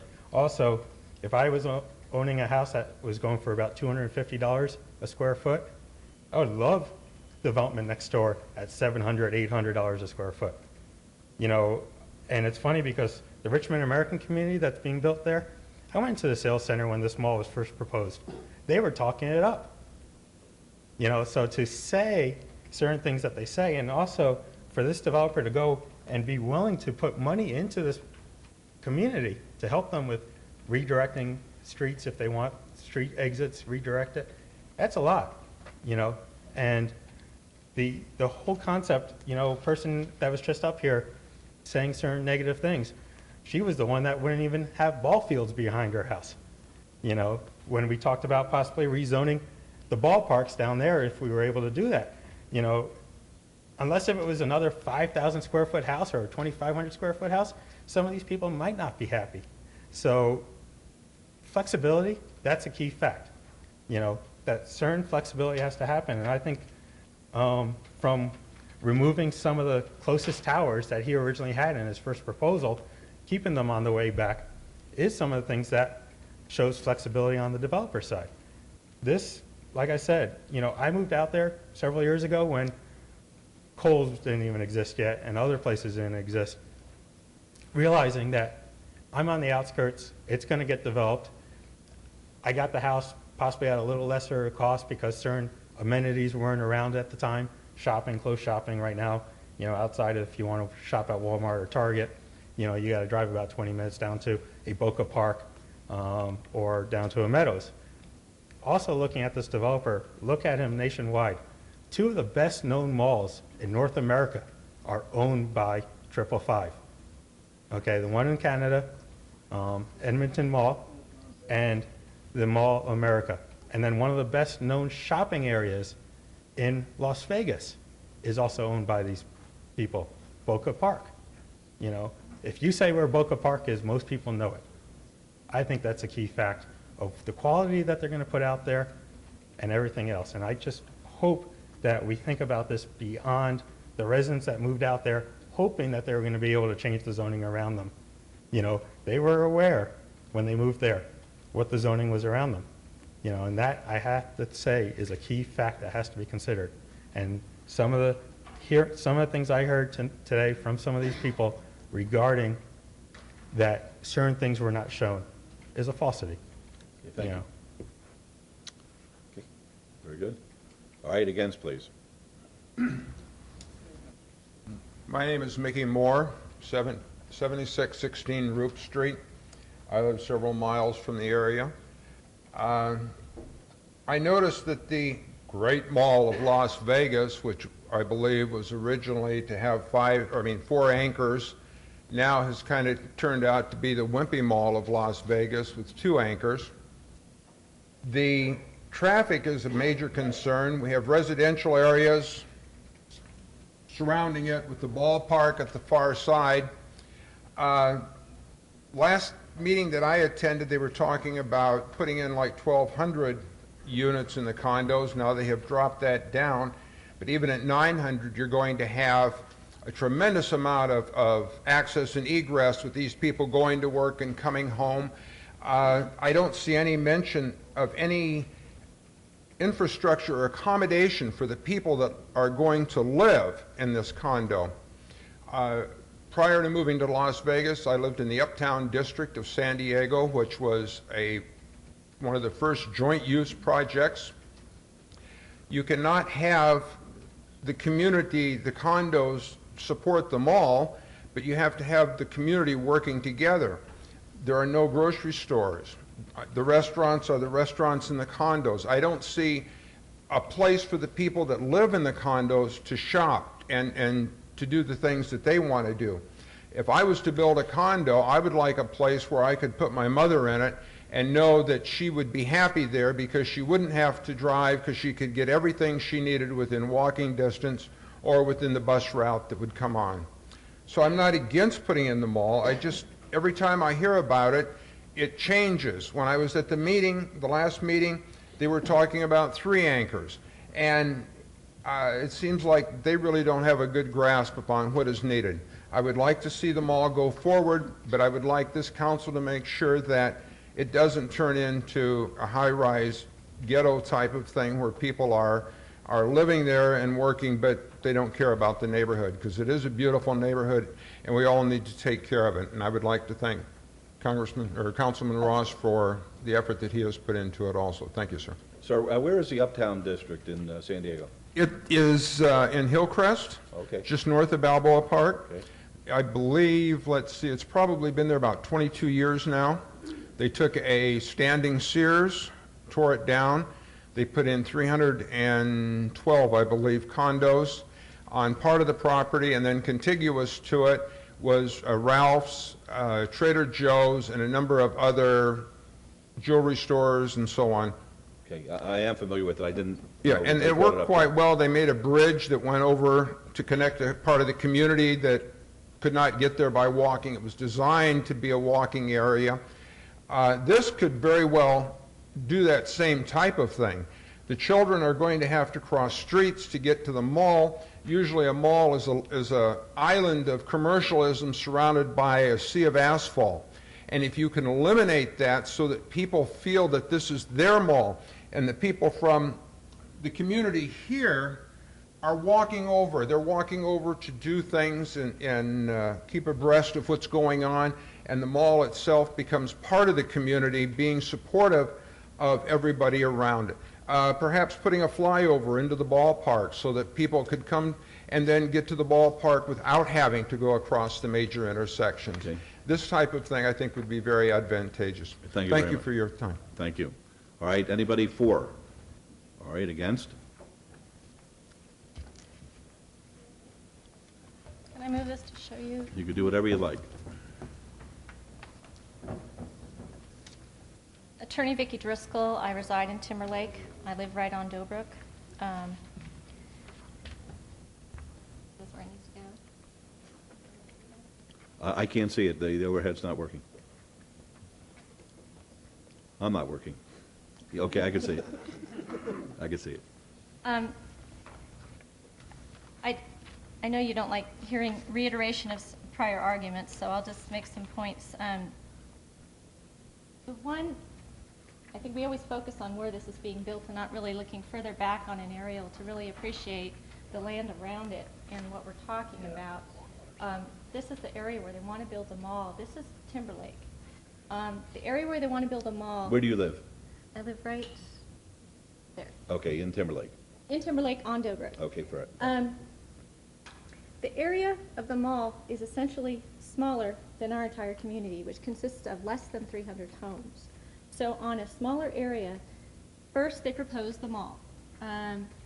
We had meetings regarding the mall. Modifications were made regarding the mall. The concept of a district, because that was the fad at the time, they incorporated that but threw some houses on top, as much as they can throw to, I guess, for all of you to tolerate. And next meeting comes around, and there's 5 condo towers proposed, out of the blue. We thought we were going there for a mall meeting. We show up, and there's 5 condo towers. And the approach to the whole meeting, which was extremely hostile, was how much can you live with? How much can you live with? And we're saying, we're here about a mall, we weren't here about condos. And as these fads have been going on in Las Vegas, they've been throwing it into the mall. I mean, I'm glad the Furniture Mart isn't part of this. But, and I'm being facetious, but that's exactly how this has evolved. First it's a mall, then it's a district, then it's 5 condo towers. Well, what can you tolerate? Again, not only do they want to shove a mall down our throat, they want to shove 900 people or 900 houses in less space than 3 houses are, and you have to assume more than one person is going to live in these homes. They claim that they're going to sell them for over the cheapest is $500,000. 900 times 500, $450 million. It's overkill. It is greed. You've heard the word greed.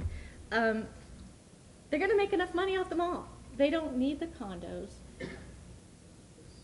And they're not, again, not only do they add the condos, that line of 2 stories right here, they want to put 21 stories. Now, they like to say 250 feet because it sounds a lot better than 21 stories.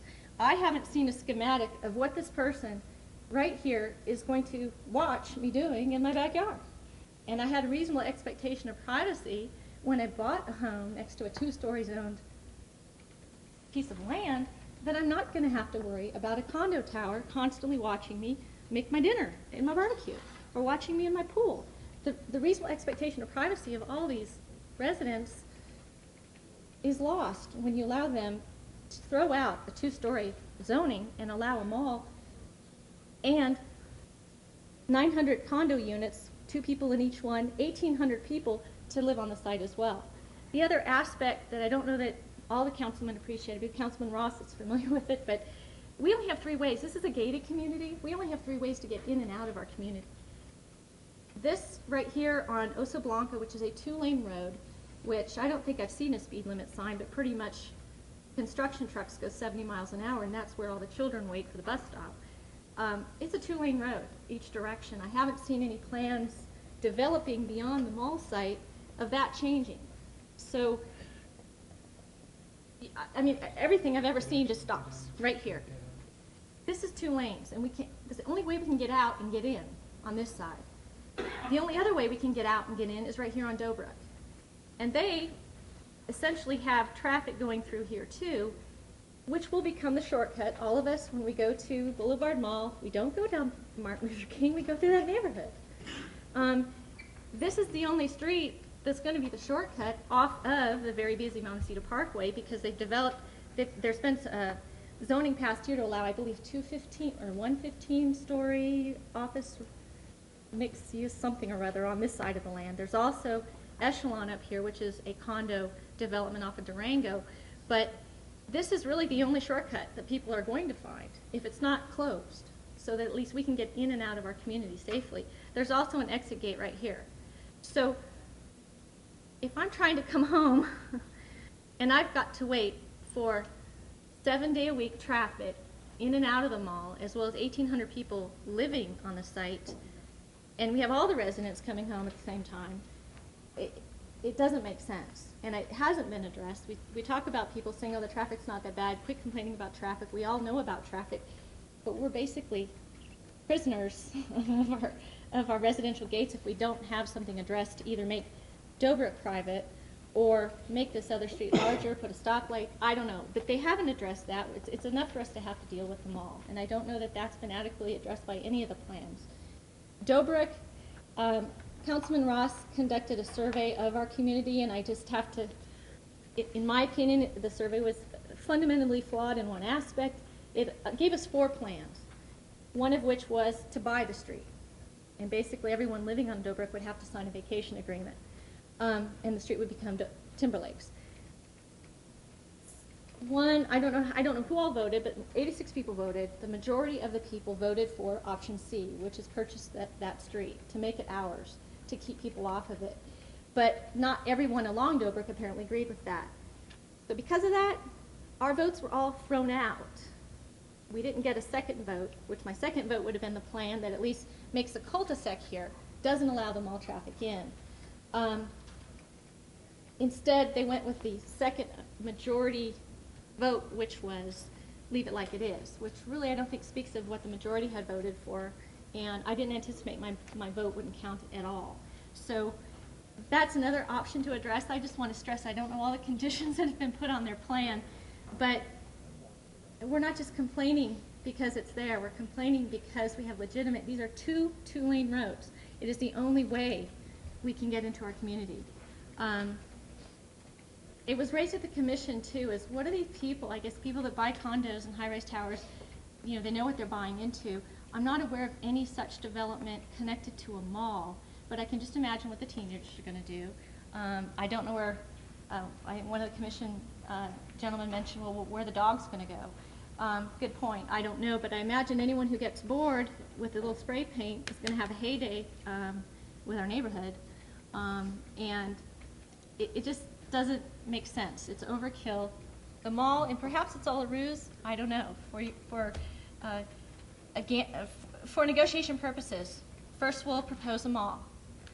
Then we'll throw 5 condo towers in it so that we can kind of look like we're giving up something by just getting 2. And then if they really fight, well, at least we got the mall. And I'm not sure if all of this is a ruse or whether they really are pushing for 900 units in addition to a mall to be on that property. It's overkill. It invades our privacy. It doesn't account for the fact that we're a gated community and can't get in and out if this mall is built and a condo unit is built, or 900 condo units. Okay. The county commission had trouble with it, and I find it very curious that in 2 weeks it went from a denial to an approval with this committee. So I'd ask you to deny everything. Okay, thank you. Thank you. Now, when I asked for hands before, I'm seeing more bodies than I saw hands. How many other folks want to speak, so I have an idea? All right, so we're talking about 2 more. Okay. Go ahead, ma'am. Hello, my name is Julie Sliger, and I reside at 8133 Donades Court. I'm actually across 95 Highway from this project, so the skyline from my home would definitely be affected by this. I'm concerned with the fact that we're combining condominium complexes with shopping areas, and that's not something that's been done in this city before, and I strongly object to it. I feel strongly for the people that belong on the other, reside on the other side of the street that have to deal with this this project right within their neighborhood. But for 22 years that I've lived in Las Vegas, I have continued to move on further out, and live on the outskirts of town so that I could maintain a certain quality of life. That is no longer going to be a possibility if we allow these kind of projects to exist on the outskirts of our town, and I'm really concerned about it. I have no problem with the whole idea of the shopping mall. I probably would even agree to a concept of a small level condominium complex, possibly up to 4 stories. But to have this high rise, and then from what I've seen of the pictures too, it will greatly affect the skyline in the area, and that just seems unfair to those of us that have chosen to live on the outskirts for this reason, wanting to maintain that quality of life. That's what I'm here to say today. Very good. Thank you very much. Yes, sir.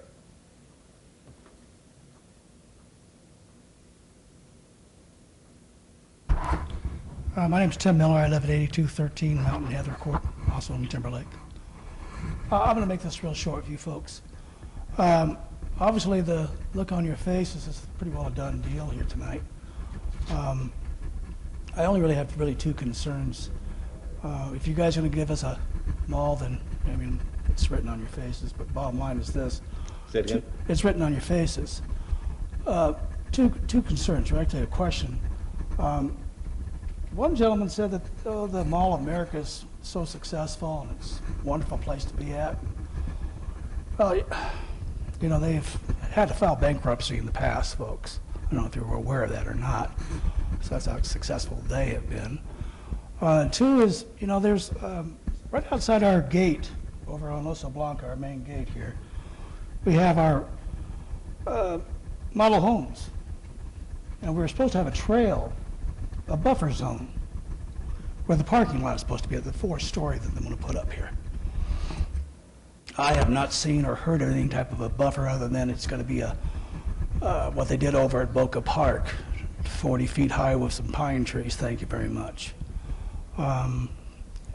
That's completely unacceptable to us and to Timberlake.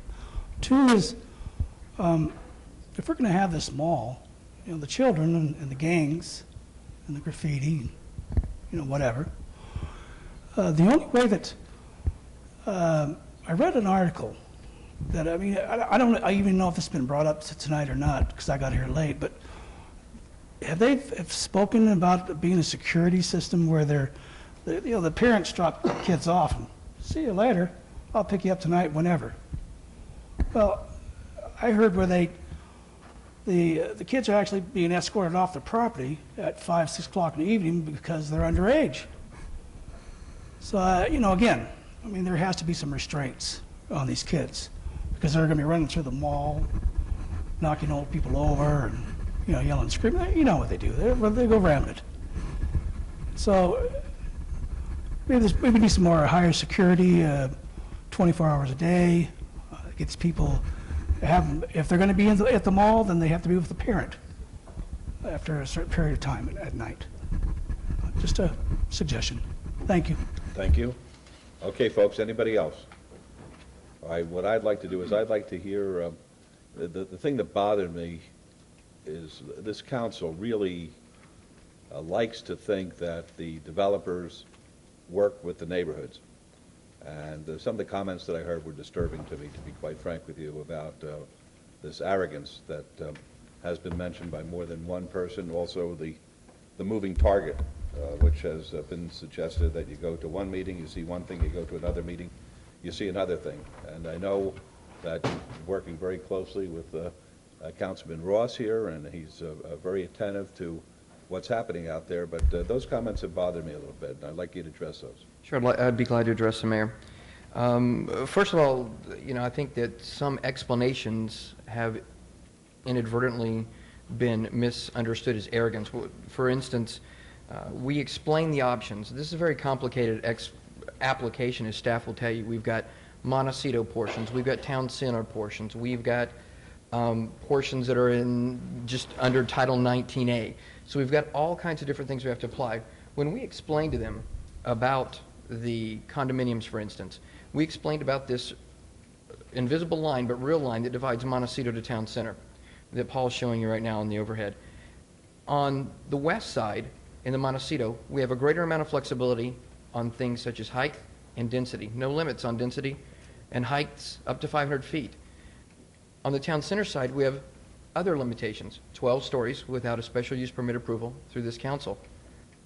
As such, we explained to them the options of that we could put all the towers on the Montecito side, which was an easy solution to eliminate one of the special dispensation applications that we could have asked for.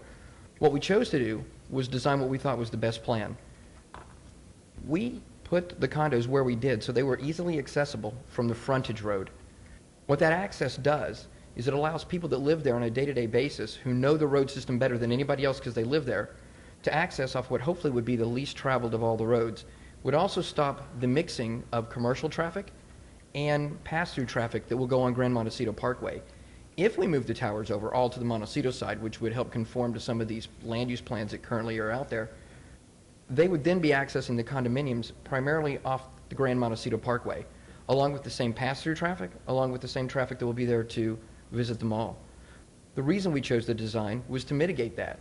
Additionally, we had towers that were further south toward the residents. We had moved those. We moved them as far north, all the way up against our property line, as you can see. Additionally, to address the question on the ghetto, the last thing we want to do is invest nearly $1 billion in a project and have it fail and become a ghetto. We lose tremendous amounts of money. I mean, obviously, we want to put something that's nice here.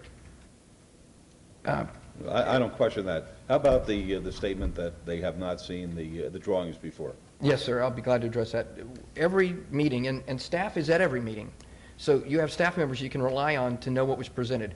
We present site plans, elevations, floor plans, and we try to explain to the best of our ability what changes have been made. And yes, almost every meeting there's changes. Why? Because we didn't draw a line in the sand. We said every meeting that you give us input, we're going to go back and make changes. Are we able to make 100% of the people happy? No, and we never will, and we understand that.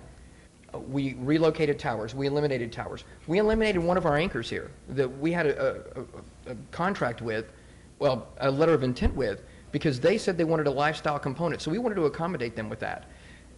We eliminated the Sears because of the automotive component, because we understood that was going to be a big issue with that noise and the proximity to the residents. And as far as the attorney who had addressed, you know, the far out or what's going on in the area, here's a plan that we bring to every meeting. Sometimes we talk about it more than others, but it explains everything from how Durango connects to the 215 and 95 in both areas, how they'll move from Durango to Grand Montecito, also how the frontage road, which currently goes through, will eventually cul-de-sac and eliminate a tremendous amount of traffic that can be accessed from the other quadrants of the town center plan. We even put on here, we're not trying to hide anything. If you see this plan, we show the residential. We show the commercial components that are there. We're not trying to let them think that other things aren't going in. We talk about Mr. Hitt's two 24-story buildings that have been approved on Durango. We talk about the 15-story office. We try to explain that, yes, that will generate traffic. We're also adjacent to a hospital. The issue one person brought up was for their mother to be able to walk to these things. We have a movie theater, full-blown shopping, a hospital, grocery stores, and a place to live, all within 500 yards of this mall. It's going to benefit not only those residents, but also everybody else who lives in this mall and who are nearby. Has Town Center been exactly what all of us envisioned 10 years ago? No. But have we done, I think, collectively a good job to get it as close as conceivably possible and still create the economic source that it was intended to be? I think we have. All right, thank you. I appreciate that. Your Honor, Yes. if I could, one of the issues that was recurring was the buffer from the Timberlake neighborhood. If I could direct you to the overhead, you can see a very heavily landscaped buffer. The analogy that we referred to, and that I'm sure the gentleman misunderstood, was we'd create a buffer similar to that at Boca Park. I'm not sure if everyone's familiar with the Boca Park buffer between Boca Park and the surrounding neighborhood to the immediate east, but there's a berm approximately 20 feet high that is planted essentially with a forest. Based upon that, we've done a line of sight drawing, which we can show you with confidence, and I'm referring to it here, from the backyards of the neighborhoods immediately abutting, or the residences immediately abutting Deer Springs. Their view will be of a lovely row of trees, much like the neighborhood view from Boca Park. The folks that, the lady that talked about someone looking into her backyard, my neighbors are two-story houses, and they can see in my backyard. I don't think that's an issue that's solved by limiting construction to 2 stories. I do think it's solved by this kind of a buffer that we're proposing here. So to the extent that any accusation was made that we weren't cooperating with the neighborhood, I think this demonstrates that we have gone to great lengths to address their concerns. The towers have been moved to as far north as we can get them on the parcel, and at that we'd be happy to answer any concerns. We do have a traffic engineer here if you have a desire to have him address the traffic issues. All right, thank you. All right, I'll close the public meeting, the public hearing, and I'll ask the council whether they have any questions for the gentleman. Councilman Ross, if I could ask him a Sure. question. I just want to make sure I understand this because it is a little complicated. You had 2 parcels of land that are being made up to build this project. And on one of those parcels of land, you had restricted height. On the other parcel, you had no restriction in height. In order to provide, and that no restriction on height was there before Timberlake was built? Okay. And so then what you did was you moved back the condominiums that they want to buy, which they could have all put on that one no restriction height parcel, to the back, so it would be less intrusive on the Timberlake homes. Is that correct? I'm just trying to confirm in my mind. Actually, Councilwoman, my whole goal is to protect those residents in Timberlake, and it was the developer who moved those units to that site closer to the ball field. So it was the developer that did that, Councilwoman. Oh, so the developer moved them back to make it less intrusive. But unfortunately for the people who were at Timberlake, before they got their houses, that parcel, which makes up half of what 555 has, that parcel was already unrestricted in height. There was nothing that could have been done at that time, basically. Well, and incorrect, Your Honor, if I may, Certainly. Councilwoman, the Timberlake parcel in itself was, for lack of a better term, down-zoned to a residential designation, which it was not before per the Centennial Hill plan. So thus, the homes are built, and thus surrounding parcels we're dealing with these kind of challenges in regards to unwanted growth or no growth at all.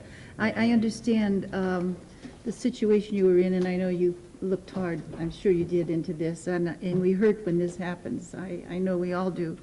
I would like to say that I think the bus stop idea is excellent. I really feel that's good, and you have the shelter, and you have the seating underneath the shelter, and it'll be much safer for those children there. I think that was a very good move to make. I would like to add a couple of things. I heard from people who attended some of these meetings that there was a hostile demeanor.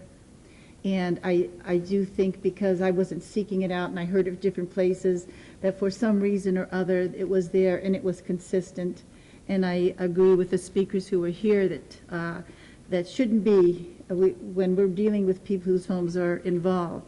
And lastly, I did want to say I do have a big concern. I know that you'll handle it, but the traffic.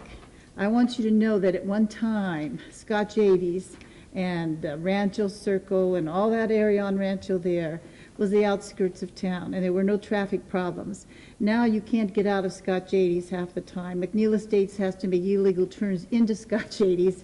McNeil, and they have problems on Oakey getting out, and that's because of the tremendous traffic. So if you can do something about it when you're doing it, knowing it's going to come, but it is going to come, I would really do it now, because to add another stoplight causes problems, especially if you're near the freeway. We found that out near Rancho Bel Air. I do think that traffic has to be looked at very carefully. And I know it's a difficult decision, and I know you worked hard on this, and you're helping me understand it. Thank you. Thank you. Are there any questions of the gentleman or anybody? All right, then.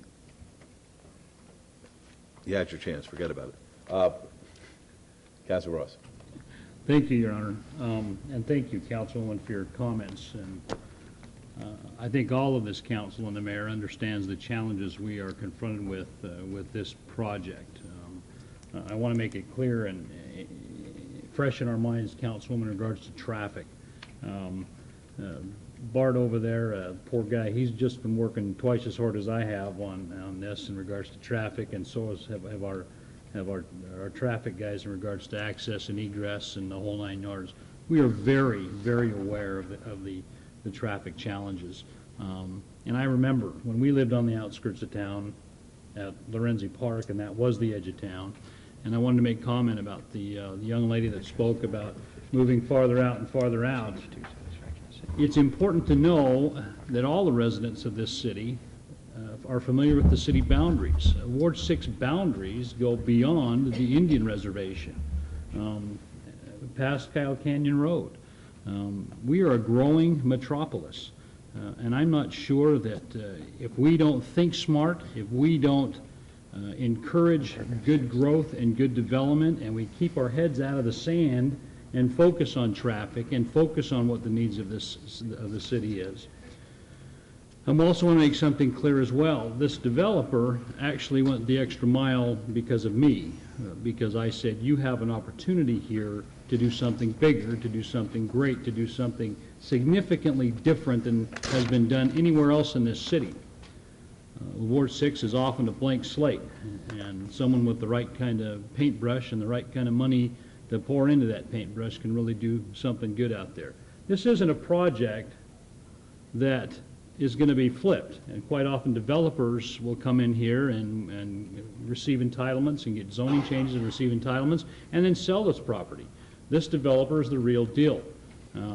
They have successful malls throughout America and Canada, and they're going to make it happen. So I don't want anyone to be misunderstood in regards to this condominium portion or the residential portion of this. I have always talked about mixed use, true mixed use developments.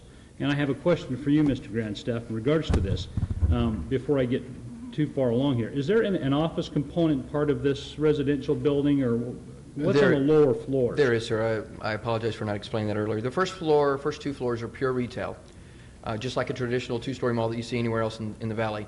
The third floor is a mixture. That's where the theater will be located, and also we'll have a few 100,000 square feet of office that will also be located up there.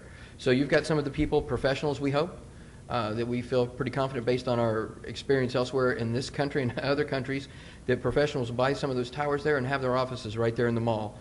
So they'll literally live, work, and play right there in that one building. Well, and that's what I'm getting at, because the gentleman who spoke earlier about his mother prospectively living in that building, how far does she have to go to shop? How far does she have to go to get milk and eggs? How far does she have to go to see the doctor?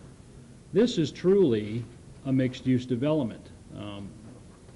I can only imagine the amount of jobs that are going to be created, not just in the construction, but the long-term benefits of it. I would imagine 600 to 800 construction jobs for a period of 24 or 36 months possibly, maybe over 2,500 new jobs created in the Northwest just from the retail and business end of this. I do want to address the folks that spoke from Timberlake. Do any of you, and just nod your heads, do any of you belong to the homeowners association that I've asked the developer to work with? Are you on the board with the homeowners association? I guess one of you is going to need to step up to the microphone so I can get a clear answer. Well, why don't you come up and the question's been asked, and identify yourself once again, and please. I'm not a board member, but you... Well, please, you have to give us your name again. My name's Tim Miller. I live at 8213 Mountain Heather Court. Every 6 months we have to pay dues, association dues. So everyone that's in this room here are homeowners, and we're due-paying members. Well, let me, Your Honor, if I may clarify my question. All right, certainly. I specifically asked this developer to work very closely with the homeowners association in Timberlake.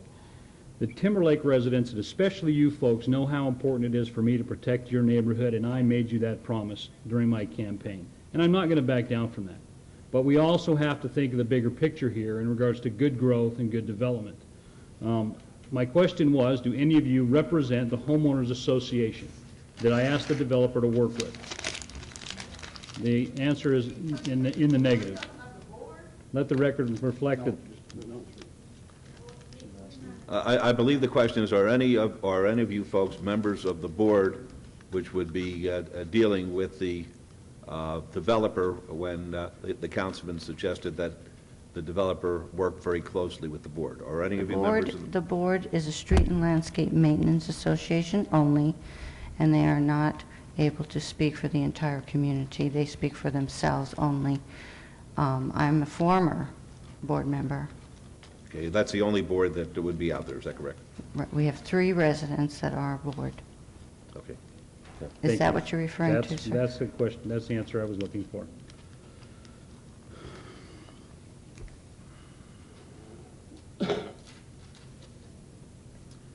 The survey that the other young lady had talked about in regards to the Dobrook Trail, and I want to make this clear, this developer has done everything I've asked in regards to ensuring the access and egress to this development. My office and city staff put together 4 different plans to help help find a solution to the problem in regards to the access and egress there on Dobrook and moving into the Mall Street there as well, right there where Mr. Larson is pointing. I was very disappointed in Timberlake residents because I got 86 responses. 86 responses to something that seriously affected that neighborhood. People just didn't answer. People didn't respond. So I'm a little disappointed with that because I'm trying to do the right thing in regards to your neighborhood. And I made that very clear.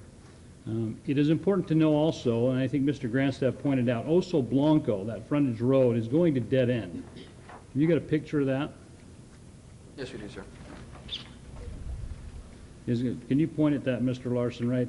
Keep coming to the 215, right there. That's gonna die right there. And I'm not sure I'm real pleased with the way that the Department of Transportation planned this. Another woman talked about the challenge it is to get from Target or head over to Walmart in one direction or another, or the Kohl's. It's tough because of the way this configuration is in the Department of Transportation. I'm not sure I enjoy that yet. However, it will deal with a lot of the traffic heading in your direction. This developer, and correct me if I'm wrong, Mr. Larson, but I think the reason that you've got these anchors only is because of the Grand Montecito Parkway alignment. Am I correct? That's correct. And I must tell you both that I'm very appreciative of the way this developer has handled himself in regards to the city's challenges, Grand Montecito's or Montecito Company's challenges over there with that parkway. That was a tough road to get in. And because of that road and that alignment and the needs because of the traffic issues, they've lost 2 tenants? 2 tenants and 10.5 acres. 2 tenants and 10.5 acres. That was the toughest part of this whole project. We've been working on this for several months. Been Years. about 11, you guys have been working on it for years, 11, 12 months for me. But I want to thank you. There has been staff members at every one of your meetings, and I'm aware of it, and I get a full report in regards to how they went. I don't sense, and Councilwoman, I have heard that too, that there were challenging moments at those meetings. I've been to other meetings with the residents at Timberlake, with other developers, and there were challenging moments there as well. So I think it goes both directions, and I just want to make that clear. I'm not the kind of person that buys into the arrogance of any kind of developer, and I think you guys recognize that. We need to plan smart. We need to grow this city in the right direction and do what's right for everybody. At the same time, trying to protect those few. Councilman? Yes. And Councilor Brown. If I may, I'd just like to offer a little insight, and I know you and I have talked about this before, but some of the comments from the residents, and perhaps with the exception of Tim and Dottie, I think you were some of the original buyers out there, 97 or early 98. The one correction I'd make is the Beltway decision by the county, which was, I think, contemplated in early 90s and came to fruition 93, 94, and the ultimate alignment 95. As that was placed down, the city developed this town center concept. And this is before 80% of the development that is out there now was even entitled. And the concept, the foundation of the concept was because of the unique area of the Northwest, in particular the large rural areas by Gilcrease and the large rural area in the county east of the 95 from Centennial back to Alexander, that this town center concept was going to protect and preserve those rural areas and almost mandate that all the density and the intensity of commercial uses would be placed in the town center. That was the concept. No more 7-Elevens on every street corner and all the traditional double section lines out there. And I was tempted earlier this week to go back and get the transcript from a couple of the meetings in 98, but I didn't. But if memory serves me correctly, we discussed, and we had meetings a year or so, maybe even longer, on this town center and what was going to happen out there. And Timberlake, and I think I used the term, were victims of timing. If you remember, Mr. Canarelli in American West Homes, not only was building Timberlake, but he had assembled at least 200 acres of land, which is west of you, and that was to become another residential development, probably upwards of 500 to 1,000 acres, until the Beltway and Town Center was adopted. He immediately sold that land, and here we had probably the first 3 streets of Timberlake as the only thing out there. Then came the ball fields, but the meetings, we tried to get the message out there that things were going to happen around Timberlake, and they were going to happen in a very intense and dense way. We talked about the people at the end of the cul-de-sac on the southern portion of Timberlake, ultimately looking up like you would look up from, I think the analogy was Walker Furniture looking up at the Spaghetti Bowl, looking up to see major sound walls on a beltway. And those are vivid memories because they were so intense, the meetings. But the comment that was made that we keep changing the zoning out there and keep doing things for the development community, I disagree. I think a lot of what's happened, especially west of Timberlake, including the realignment of Durango. Remember, Durango was supposed to be the major north-south arterial right along the western edge of Timberlake. It was pulled off. We had the school built, which is a pretty good neighbor. We had an influx of residential development that was never contemplated in the original town center concept. It was actually downzoned from the commercial, but the market drove that. And the market's driven most of the activity out there for the last 3 or 4 years. The thing I remember that we talked about, what it was going to do to the value, and this is when, again, maybe 1/3 of the homes were built, never mind sold. How could we best protect that investment that the early buyers had? And I've done this a couple times the last few years, but this is not a real estate exact figure, but just in the last, the sale of homes in the last probably 6 months, they're ranging from the low 500s up to a recent one in March at 600,000. Is that as appraising as much as parts of Summerlin or other? Maybe not, but I don't see any trend that it's having an adverse impact. And that's important because that was probably the biggest concern of the early pioneers in Timberlake. What's going to happen to us? I think the value also goes to, and this is something that intuitively I state, I don't know for a matter of fact what it's going to do. But just like we stated in '97, hopefully things will happen in a positive way. We look at the Queensridge Towers out at Alta and Rampart. Major, major stories, abutting commercial, abutting homes, both townhouses and million-dollar homes, and not too far from the Boca Park residential component. And has that harmed anything? You know, those are selling for, I think, 1.2 million to start and upwards averaging 3 or 4 million. See him from my front yard. And Mr. Larson can see that. I personally think that one of the speakers indicated that the homes are 4 feet apart, and there are 12 units per acre now and 14 units per acre. What Timberlake is an anomaly out there. You, from my perspective, and I own almost an identical house and an identical lot in Deerbrook off Craig Road, American West. They don't make these anymore. You don't find the size of your lot and the size of your home and the quality builder of your home anywhere in the Northwest now. I think this Timberlake development is going to become an address that people will want to go to. Because some people will not want to go high-rise. Some people can't afford to buy an acre or half-acre rural estate. And quite frankly, I'm not sure how many people want to live in those small homes if they have the choice. So again, intuitively, I am still optimistic that some of the good things that have happened from '97 can likewise happen over the next 6 years as Town Center finally develops out. It's not perfect, and if we agreed on a couple things back then, that was one of them. Nothing's going to be perfect because you were the victim of timing. But from what's developed over the last 6 years, I'm optimistic that things can remain positive and can get better for Timberlake. With all the mitigation as far as traffic and crime and graffiti and vagrants and all that, those will have to be addressed. But your neighborhood, and just looking at the assessor's records, there are a lot of first-time buyers still in Timberlake. Dottie, you mentioned it might be because we can't afford to sell our home and move anywhere. That's true. But I think there's a special place in Timberlake that can't be found anywhere else in the Northwest.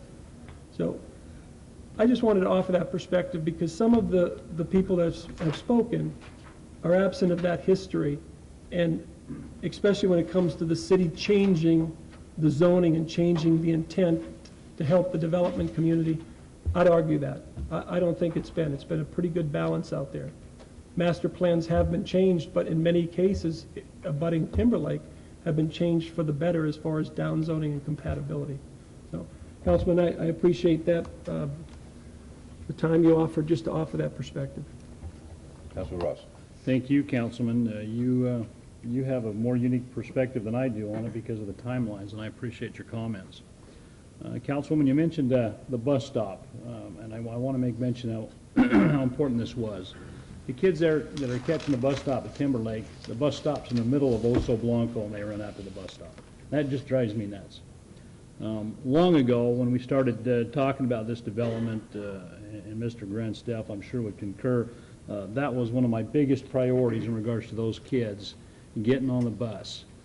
After talking to staff during the week, this school bus stop has actually grown into something a little bit larger because now we're talking the CAT bus system coming through here and picking folks up and dropping them off, whether it's up at the hospital or up at Smith's Food King, so people can move to and fro easily without having to jump into their cars. The live, work, play idea is what we're focused on here, and a lot of these developments out there are. If people can leave the cars parked in the driveways or not get in it at all and go to work and go home and go shopping, we've done a lot. We've kept somebody's car off the road. So I appreciate your efforts in regards to the 555 and going out to the community like I've asked you to do. I have gotten more phone calls, and actually I get stopped at the grocery store and pumping gas. Councilman, when's the mall coming? When's the mall coming? I'm excited at the prospect of, again, the jobs, the sales taxes that this city will receive from the great businesses that go in out there. And I think your dollar commitment as a developer is there. When someone mentioned, didn't know what the buildings were going to look like, I really don't think that you're going to build something that's pretty hokey out there. I honestly just don't think you're going to do that. And I concur with Councilman Brown in regards to the property values. This is a great thing. People out there are just anticipating this to no end. With that, Your Honor, I'm prepared to make a motion. Very good. Mr. Mayor, if I may, over here in Public Works. Yes. Before you make the motion, at least on the SDR, I do have a number of revised conditions that I'd like to address. Let me get to that part. Yes, that would be item number 124. Yeah, let me get to that one. Let's do them in order here, and then I'll get to that, because I've got some conditions I want read in as well. On agenda item 121, Your Honor and Council, I make a motion to follow staff's recommendations for approval. All right, let's vote on that, please. Opposed? Subject to conditions. Yes, subject to those conditions. Motion carries. 122, please. And on 122, I wanted to make comment about 555. You've also contributed to some amenities at the ballpark next door, and I want you to know how much the league appreciates what you guys have done out there. I would also move to approve agenda item 122, subject to staff conditions. All right, please vote. Opposed? Motion carries. And agenda item 123, the concept of the mall being built out there is awesome. I'm also excited to see that residential component. as this will be unique in Las Vegas, the first time for us to have this. That being said, I've got some concerns about the current proposed height of these towers. Mr. Grandstaff, your original conceptual drawings that you brought into my office many, many months ago were not this high. I think, what is the height that you're asking for? 250 feet? 250 feet, which is 15 stories of the condominiums over the 3 stories of mall. How many parking did you say? How many parking levels do you have? There's, and then also directly under the condominiums, we have the private parking for the residents, which will be five levels of parking, which is in this, which will match up height-wise with the 3 levels of the mall. We have a cross-section if you want to look at it. Can you put that Sure. up real quick for us? I know we're short on time here, but I want the city and our viewers to understand what we're doing here. I'm just concerned about your height. Sure, understandable, sir. Just to give you, if the camera would back out just a little bit, I'll give you a quick explanation. This would be a cross-section that runs through the mall right along this section right here, so you have an idea of what it looks like. This would be the 2 stories of retail, the 3rd story of office that exists in the mall area. In the same height, as you probably know, parking decks are much shorter. They're 9 to 10 feet. You've got nearly 20 feet in office and retail issues. So what we have is we have one subterranean level of parking, which won't be seen. We have a first level, a second level, which will match up to the 2 retails. Then we have a second mezzanine, which you'll have to take the elevator down. 3rd floor, which will bring you directly into the office. 3rd level mezzanine, which you'll have to bring an elevator down. And then the 15 stories of condominiums that would sit on top of that. And that's a residential parking there. Is it This is the customer residential parking as parking. well, or just the residential parking? No, it will not be mingled. This will be highly secured residential parking strictly for the residents, so they don't commingle with the mall and vice versa for security, both for the mall and security for the residents as well. So this is your parking decks, or levels, 5, which will match up to the 3 levels of the mall, and then the condominiums will sit here. And the subterranean that we showed would sit under this building, and under this building, and then the 5 levels above that, and then where the mall starts elevation-wise will be the towers. And Mr. Grandstaff, do you recall the first conceptual drawings you brought into my office to talk about?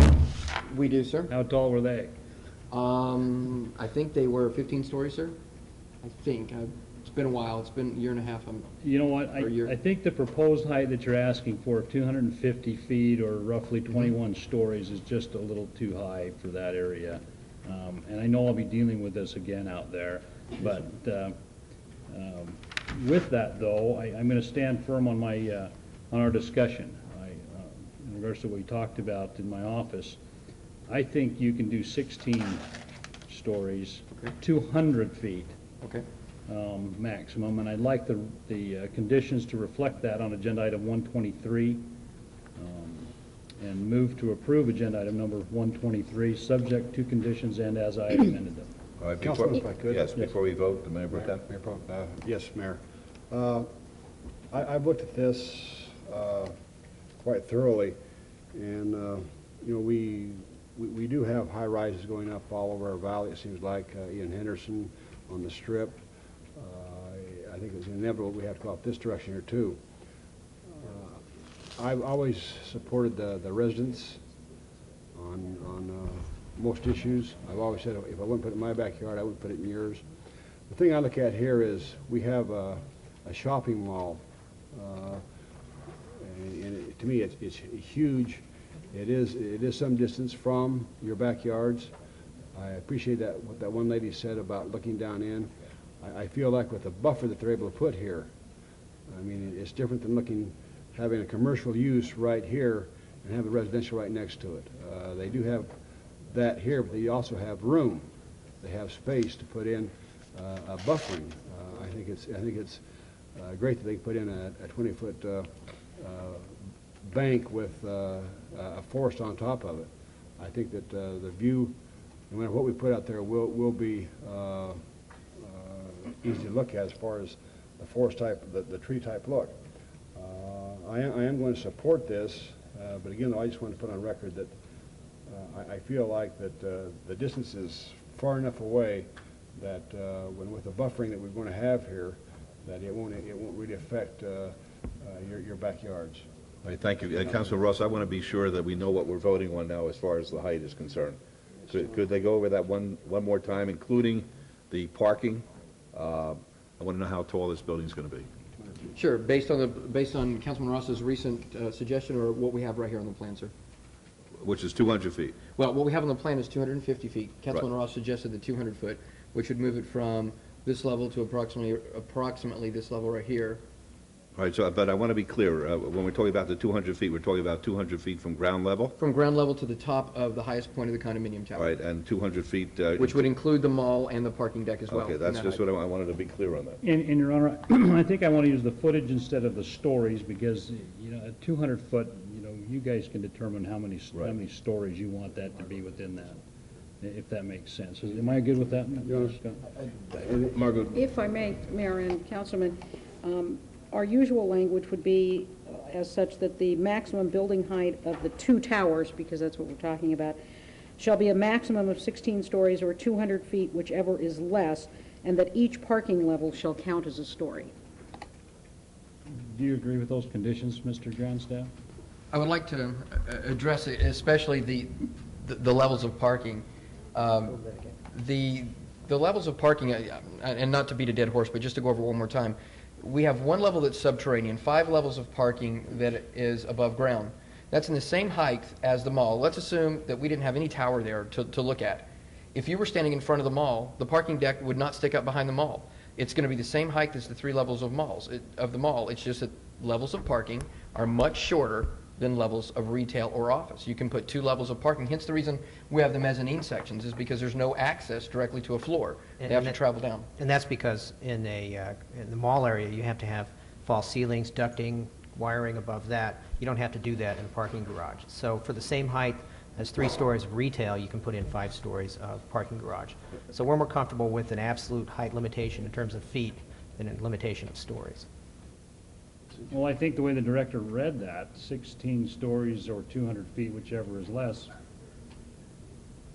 Yeah, I see. Well, except 5 of the stories, 1/3 of it would be a parking deck at that point. Can we just remove the 16-story portion and just keep 200? That's what I'd like to do. I don't want to limit you in regards, I mean, you can dig a deeper hole, for crying out loud, put 2 of those levels of parking underground and still get another.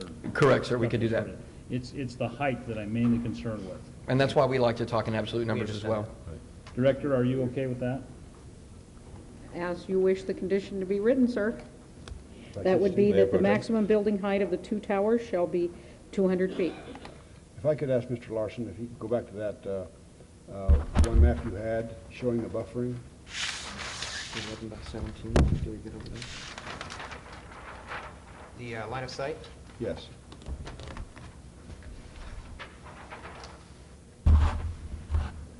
Yes, Mayor Chair. I think the one, it's not as clear as it used to be, for some reason.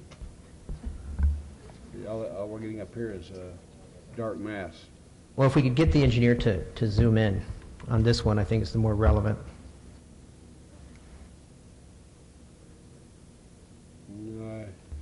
My thing is that, okay, we're going down from 250 feet to 200 feet, and in one of the other photos you had, you showing a little bit of light at the top. I think if you go down, right there. Yes, if you go down the 200 feet, they won't even be able to see that up there. That's our expectation. You're correct. Okay. All right, thank you, Councilman. Your motion, please. I forgot.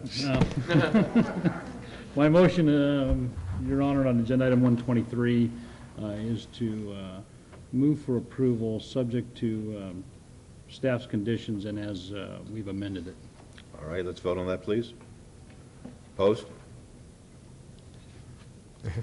Motion carries. 124, please. And here's the kicker. On agenda item 124, I want to make sure that we have got these conditions in here. And these conditions are for the benefit of Timberlake. And I want to make that extremely clear. Director, I'm not sure you have a copy, but I'd like to read these into the record and confirm for me if you did receive a copy from my staff, if you would. 30-foot buffer between the residential property and Deer Springs Road. That buffer to include 15-foot of landscaping, 10-foot sidewalk, and 5-foot additional landscaping. Speed humps along Doe Brook with traffic signs that say, "Not a through road." Doe Brook needs to be just for the Timberlake residents only. The school bus turnaround with a covered shade, and all these conditions, Mr. Grandstaff, if you're okay with them, just keep nodding. And all traffic signals will be constructed before the occupancy permits are issued. So all the traffic issues are handled at the same time the mall's getting built. Do you agree to all those conditions? Yeah, I'd agree to all those conditions, and just to let everyone know, just for the record so the residents understand, Grand Montecito is our first course of business. We will have that built and constructed within 1 year of today. That was a huge concern of mine also. I'm glad you brought that up. Thank you very much. Mr. Anderson, do you have additional? Yes, sir, I do. And many of the conditions that you just indicated, the cross-section of Deer Springs Way, including the additional 30 feet, the speed humps, those are part of the conditions that I have prepared and are proposing. Now, they're quite lengthy, and there's several of them, so I've provided a copy in print to the applicant, to the city clerk, to your councilman's office, and I'd prefer to be able to just incorporate them by reference, if possible, with the agreement of the applicant and the councilman. All right, but what I want you to do also is I want you to make copies available to the public should they want to take them with them. Absolutely. Anyone who wants them, we can make the copies available. Again, they are quite lengthy, but we in Public Works share your concern for traffic issues in this area, and they are designed specifically to address the traffic issues and to guide the developer and give us some assurance of what that developer is going to provide, a minimum level of service. And so there are 7 additional conditions that I'd like to incorporate by reference. Now, on the document that I submitted, I mistakenly identified this as item number 126. It's actually 124, but all of the other identifying marks are correct. It's SDR 10126, the Great Mall of Las Vegas. Has the developer and his attorney seen this? Yes, Your Honor, we have it in front of us. And do you agree with it? We agree to it, subject to the single modification that Mr. Grindstaff has suggested regarding paragraph 6 of proposed condition number 37. Which is? We'd like to replace that where it refers to 150 and 250-foot throat width to satisfaction of the city engineer, so that the city engineer is still satisfied, but we're not locked into a specific throat depth.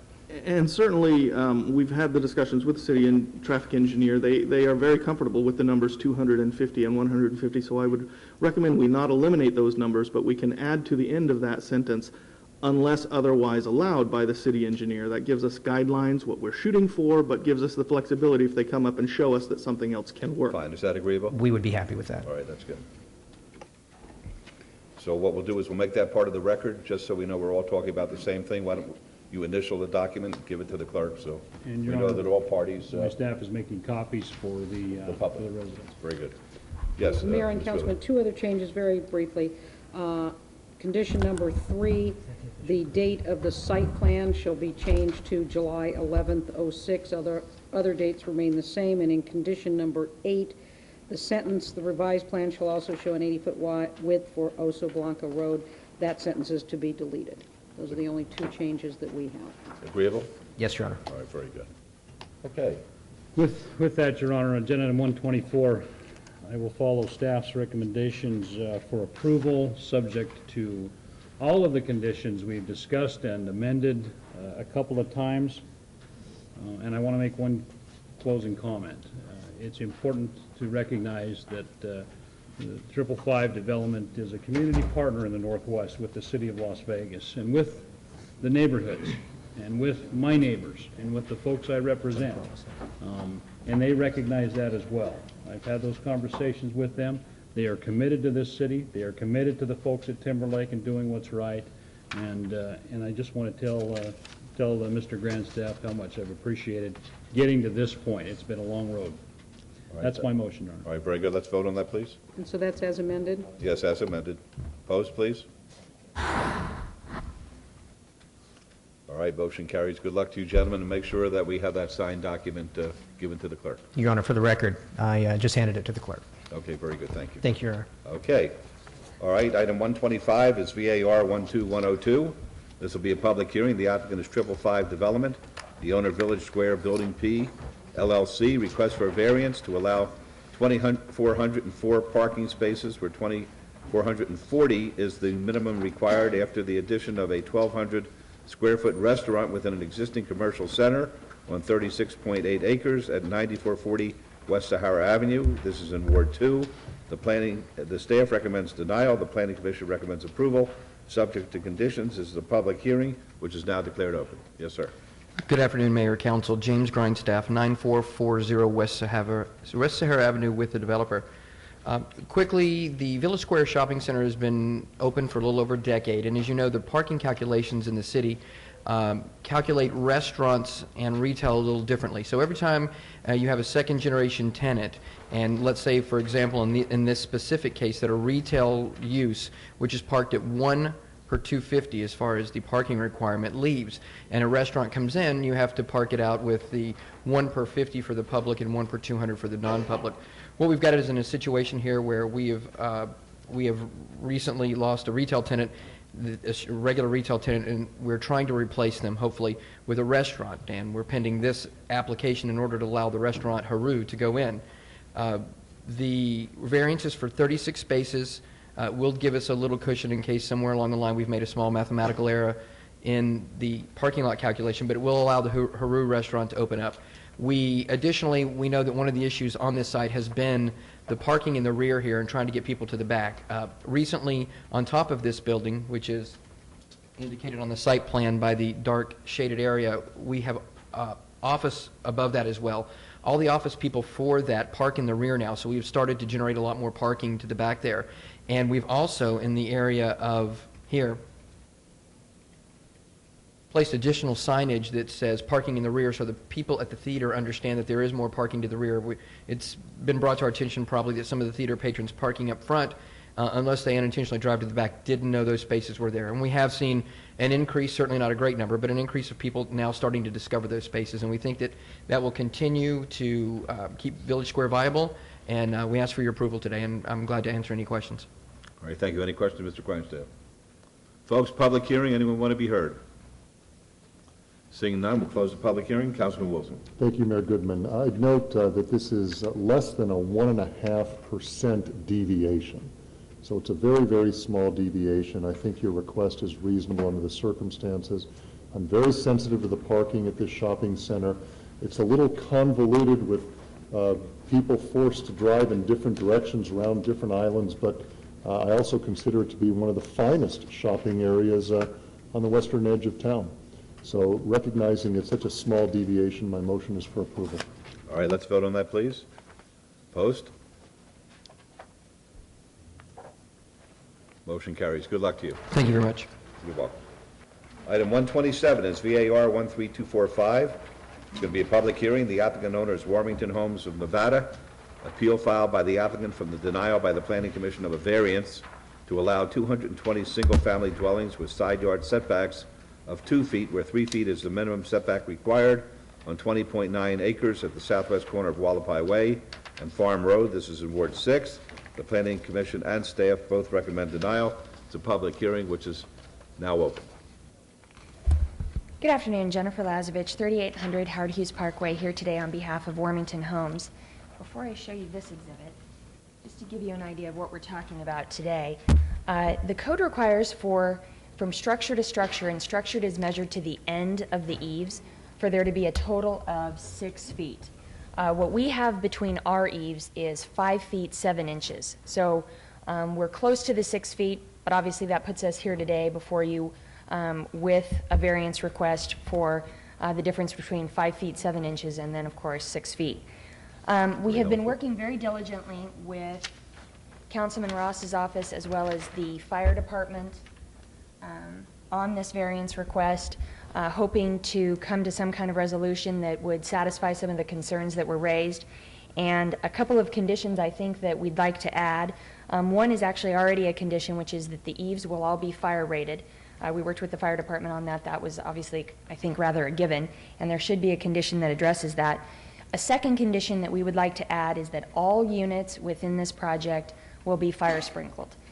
We had approximately 70% fire sprinkled when we started working on this, but in working with, again, Councilman Ross's office and others, we have been asked to and will gladly agree to a condition to fire sprinkle every unit within the project.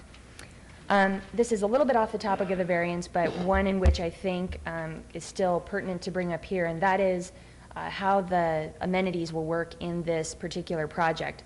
We do actually exceed open space. There was never an open space variance for this particular project. We do exceed it, and within there, Warmington Homes always actually plans out their amenities very well. They don't just say, well, we don't know what it'll be. They actually know now what it will be, and I wanted to let you know that for the record. The amenities will include a pool, a cabana with restrooms and showers, a shade structure with picnic tables, a barbecue, and they obviously provide lounge chairs as well. Additionally, we have committed to losing one lot, that's lot number 133, which is located right next to, here is the open space area. And in that area, we will provide a tot lot and other age-appropriate children activities where they could use that. It's my understanding that by losing one lot, this would not require us to come back before you for a site plan review. I'm getting a confirmation from Director Wheeler on that. So with that, I'd be happy to answer any questions. Okay, any questions for Ms. Lasevich? Folks, public hearing, would anyone like to be heard? We'll close the public hearing. Councilman Ross. Thank you, Your Honor. I just want to point out the significance of this whole project being sprinkled, and I appreciate your client's willingness to comply with that. We'll be looking at this more often, I'm sure, down the road with other developments. But with that, Your Honor, agenda item 127, I move to approve, subject to staff conditions and the additions that Ms. Lasevich has entered. Very good. Okay, let's vote. Opposed? Motion carries. Thank you. Good luck. Thank you very much. 128 is WVR 13843. The applicant is Tabitha Keach. The owner is Copper Palms Homeowners Association. Request for a waiver from Section 6A of the City of Las Vegas Street Naming and Address Assignment Regulations is adopted by Title 13.28 to allow an alternate addressing pattern to the standard counterclockwise directional requirement for an existing 248-unit condominium development on 14.81 acres adjacent to the east side of Buffalo Drive, approximately 630 feet north of Washington. This is in Ward 2. The staff recommends denial. And Ms. Keach, you are an attorney representing yourself. I'm an attorney representing Chicago Title. Okay. Your Honor, good afternoon, members of the council, Your Honor. It says you're the applicant. I am the applicant and the representative, both. But my client is Chicago Title. You know what? I thought about it the entire time I was driving here this afternoon. What is he going to say to razz me? I'm not razzing you. You know what they say about the attorney who represents him or herself, that they have a fool for a client and an ass for a lawyer. That's what I'm telling you. I'm not representing myself. Not in this case. All right. If you can explain this to me, my staff couldn't yesterday in briefing, okay, about this counterclockwise stuff? I'll do my best. Please. Okay, this complex was built in 1996, and it was mapped as condo units. However, the original owner maintained ownership of all of the units and then rented the complex as apartments. For unknown reasons, the building and unit numbering did not match the recorded plat map nor the address matrix that was actually submitted with the assessor's office. At that time, it didn't necessarily present a problem because there was one owner, and the owner was paying taxes, and he was assessed appropriately. We didn't have individually tax-assessed units. In 2004, Copper Palms Realty acquired the buildings from the original developer and began selling each individual unit as a condominium. For marketing purposes, Copper Palms created a site map, and this is the site map they used.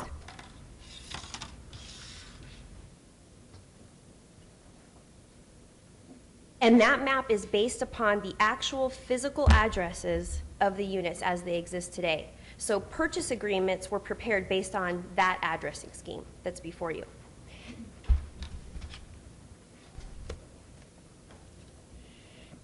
This map here represents the numbering scheme as shown on the plat map and the assessor's parcel map, and that is inconsistent with the site map that was prepared by the developer and that the purchase agreements were ultimately prepared based upon.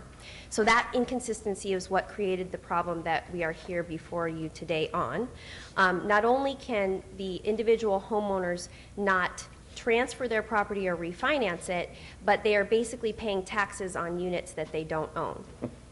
So the approval of this waiver request is the simplest and quickest way to resolve this matter efficiently and address the concerns raised, obviously, that the homeowners are dealing with, so that they may be able to transfer, refinance, and not go through a whole logistical nightmare that otherwise may be required if this application is not approved. So I hope that that was clear, and if you have any questions, I'm here to answer them. I know what you're going to say. Councilman Wilson. You're going to turn it over to me. Do you understand one thing that... Perfectly. But I also have the advantage, and I want to start off by thanking you, Tabitha, Chris Kempfer in the back. Chris, you started working on this issue, I don't know, 6-8 months ago. I want to thank Brian Scott for jumping in. This is one of the more confusing issues that it's a simple thing that's become complicated. I also want to thank the neighbors, or the homeowners, I should say. I think there's 3 of you right in the first row here. Do you understand it? Okay, Yes. as long as you understand it, that makes me happy. Okay. But I'm going to let you speak, of course. I want to thank you for coming into my office about a month ago and providing your input. But Ms. Keach, I think what you've just asked for is something a little different than what we talked about in my office yesterday. Because what we talked about in my office was not wanting to do the waiver, but instead just renumbering the building numbers. My objective is to not inconvenience any of the homeowners, because all of this that occurred was through no fault of their own. And at the same time, there's a fire safety issue. By granting the waiver, it would introduce or allow for potentially a fire safety problem. And I know you ladies know what I'm talking about, and I certainly don't want to do that. So what I think we should do, Mayor Goodman, with your permission, is perhaps open it up to a public hearing so we can hear what I think the 3 ladies in the front row have come to speak about. And then I think I have a proposal. Terrific. Okay, this is a public hearing, and be happy to hear from you folks. Your Honor, may I just make one comment Certainly. before the neighbors begin to speak? Because I just want to clarify your question. There's 2 things going on here. We have building numbers and then unit numbers. And the city requires that both the building numbers and unit numbers be in a counterclockwise fashion. So the request we discussed yesterday was that the unit numbers remain the same, but that the actual building numbers be renumbered. I do just want to point out that while the condition of approval absolutely allows for us, and we agree with that condition of approval, the David Klein, which is the Las Vegas Fire and Safety Inspection Supervisor, did send an inspector out to visit the site, and he believes from a fire and safety standpoint that as it currently exists, it does not pose a fire safety issue. He was here all afternoon but had to leave because of time issues. But regardless of that, Councilman, we are willing to do either. Work with the Fire and Safety Department to come up with a scheme that makes sense. With Mayor Goodman's permission, I certainly appreciate what you just said, but I think that's inconsistent with what he told us in my office, Mr. Scott, a few weeks ago. He had the concern about the fire safety issue with the current numbering system of the units. And that's correct. I didn't talk to him when Tabitha spoke with him yesterday. I know when we spoke in your office a few weeks ago, he did have a concern with regard to the numbering of the units. And we, had, over the past several weeks, have discussed possibly, you know, in addition to the waiver, them working, and the condition indicates this, that they would work with the Department of Fire and Rescue to add additional signage or revise the existing signage as required in order to assure that the addresses were appropriate for the fire department. And that may be as little as just changing the physical numbers on each of the buildings. So the waiver may be still be needed, but we still can work out a scheme with the fire department to maybe change the physical number on each building while still allowing each resident to maintain their existing unit number. It's okay. Trust me, I know what I'm doing. I can't wait to hear. I cannot wait to hear from you. I really You're the can't. first person to say that, actually, but you can't wait to hear from I me. cannot wait to hear. Just tell us your name and then tell Okay. me what they're talking about. My name is Judy Lamberti. I Okay. live at 1150 North Buffalo Drive, obviously. I'm going to place the site map here. I don't really know how to do this. I'd like it to be next to this, please. You may need to overlay them a little bit, just so they can see them both at the same time. That's good. If I could? Yes. Could I ask the young lady a question? Okay. Certainly, excuse me, ma'am. She gave us her address. Are you going to be still living there? I still live there? No, What? wait. I'm sorry. You're still going to be living there after we get through voting? I don't even want to answer that. Before I start, I do want to thank Councilman Wolfson because he was very gracious to us. We approached him and asked him to meet with us, and he did have his staff meet with us. And I want to especially thank Larry because he put up with a lot of phone calls from me. So he's an excellent worker, so please. Thank you, and he tells me about every one of your phone I calls. know he does, and there have been many. Well, I appreciate you three ladies coming in and seeing me that day. Well, we appreciate you listening to us. I want to address, before I start, I do want to address one thing that, as far as the fire and safety issue is. They're speaking about the buildings. What the buildings are numbered incorrectly. The original site map that we were shown when we went into the complex was the Copper Palm site map, which you see on the right.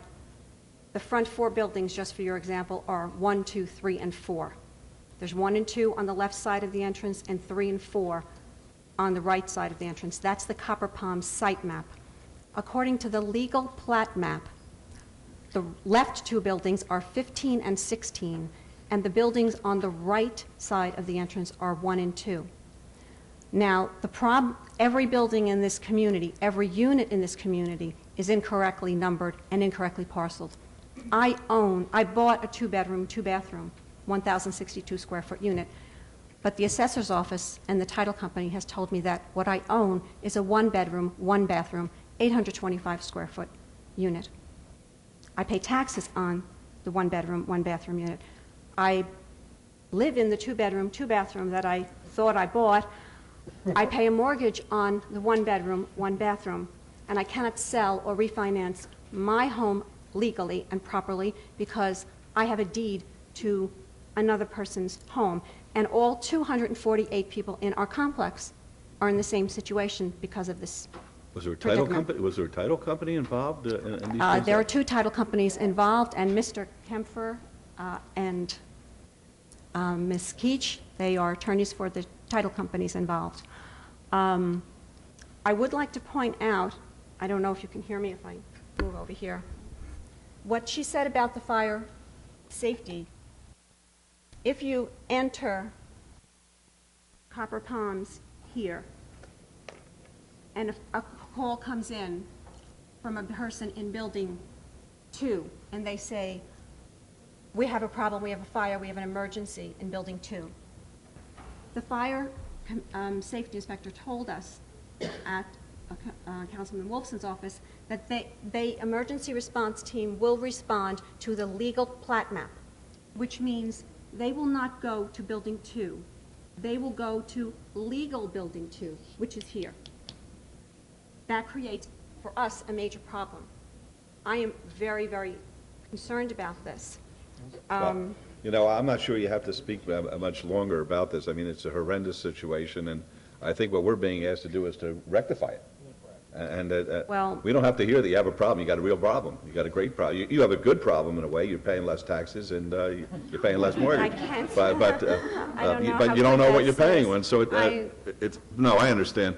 But I think what we have some concerns that I'd like to address. If okay, possible. fine. But I think basically what you're asking us to do is to work your problem out. It doesn't seem to be insurmountable as long as we can get the county assessor to understand what we're doing and Councilman Wilson to work it out. I mean, it's just a matter of stamping everything, changing the plat maps, and making sure that it's all consistent, and making sure that the title company knows what you own and you feel comfortable that you have it. But if you want to talk more about that, that's fine. Well, I'm sorry. Basically, our homeowners association, Copper Palms Homeowners Association, is amicably working with the title companies. They have not kept us as homeowners informed of any of this, though. What, the homeowners association? The homeowners association has been working with the title companies. but the homeowners themselves have not been kept informed By whom? by the homeowners association. Okay. I was not informed by the homeowners association about the health, safety, welfare issues relating to the waiver. My information from that came directly from the councilman's office, and only a few homeowners were there at the councilman's office for that meeting. I know that a letter was sent to all of the homeowners dated June 16th stating that the title companies were seeking this waiver. My concern also is that we had a June homeowners association meeting. The waiver was put in, the application for waiver was put in May. An owner asked our homeowners association board of directors what's going on with the title, and they were evasive and did not give any response and said it was going to be discussed. So the application was put in May. We were at a June meeting, given no information, and if we didn't find out about this accidentally, we would not even know that this council meeting was going to take place. I don't appreciate that personally. There are 248 families of homeowners and renters that live in our community. As homeowners, we want our deeds fixed. We want them fixed yesterday, if we could have them fixed yesterday. But there's approximately 50% renters in our community. So a young, healthy person might say, I'll change my, I'll keep my address. I don't care about the fire department. I don't care about the health and rescue issue. And it may be of no concern to them. But if you're elderly or infirm or you have health problems, you're going to want a response immediately. I want to know that if I call 911, they're going to find me at my door. Right. I don't want any question about that. I think that's crystal clear. So obviously that's a major concern. It's a concern because the renters have not been taken into account on this as well, and they're 50% renters. My second concern is obviously the certainty and ability of the emergency response teams to locate the correct building and the units of the victims if the waiver is granted. It only takes seconds if a child is choking on a hot dog. We understand. You made your point. You're preaching to the choir now. Okay. Basically, what we have to do is... It's my major concern. We got to work it out, that's all. I'm very conflicted about this because I want it fixed, but I also want it safe. I would also just like to point out that I personally, on one occasion, came into the gate and there was an ambulance here in this area. Right. I live over here. This is Legal Building 16, Legal Building 15, Copper Palms 1 and 2.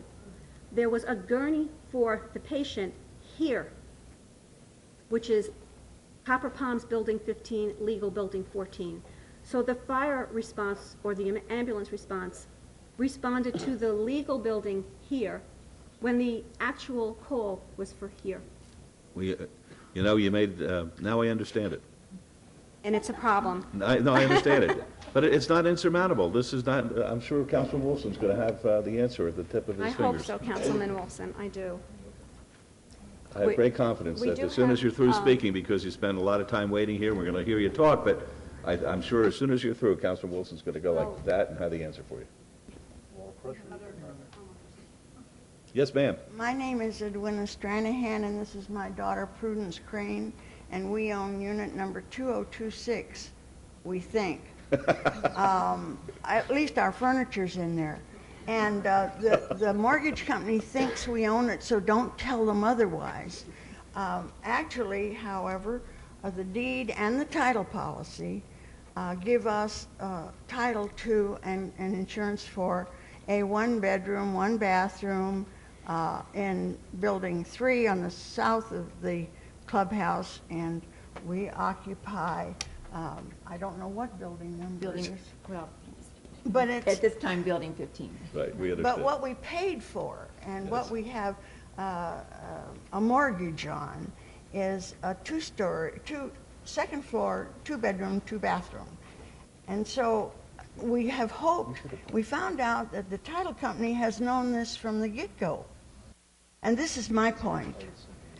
They continued to sell us and others before us and after us.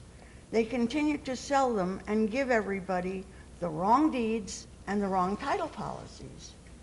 So that although our deed and title policy gives us this one bedroom somewhere else, somebody else altogether, it's not an even swap that we could do on our own, it's somebody else has the deed and the title policy to ours. I understand. And the first time that they came to it with a suggestion, they brought a stack of what I thought for a minute were hotcakes, but they were quitclaim deeds.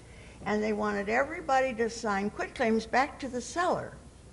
Now, I was pretty uncomfortable with that. The seller had been paid their money, and I wasn't sure why they wanted all those units back.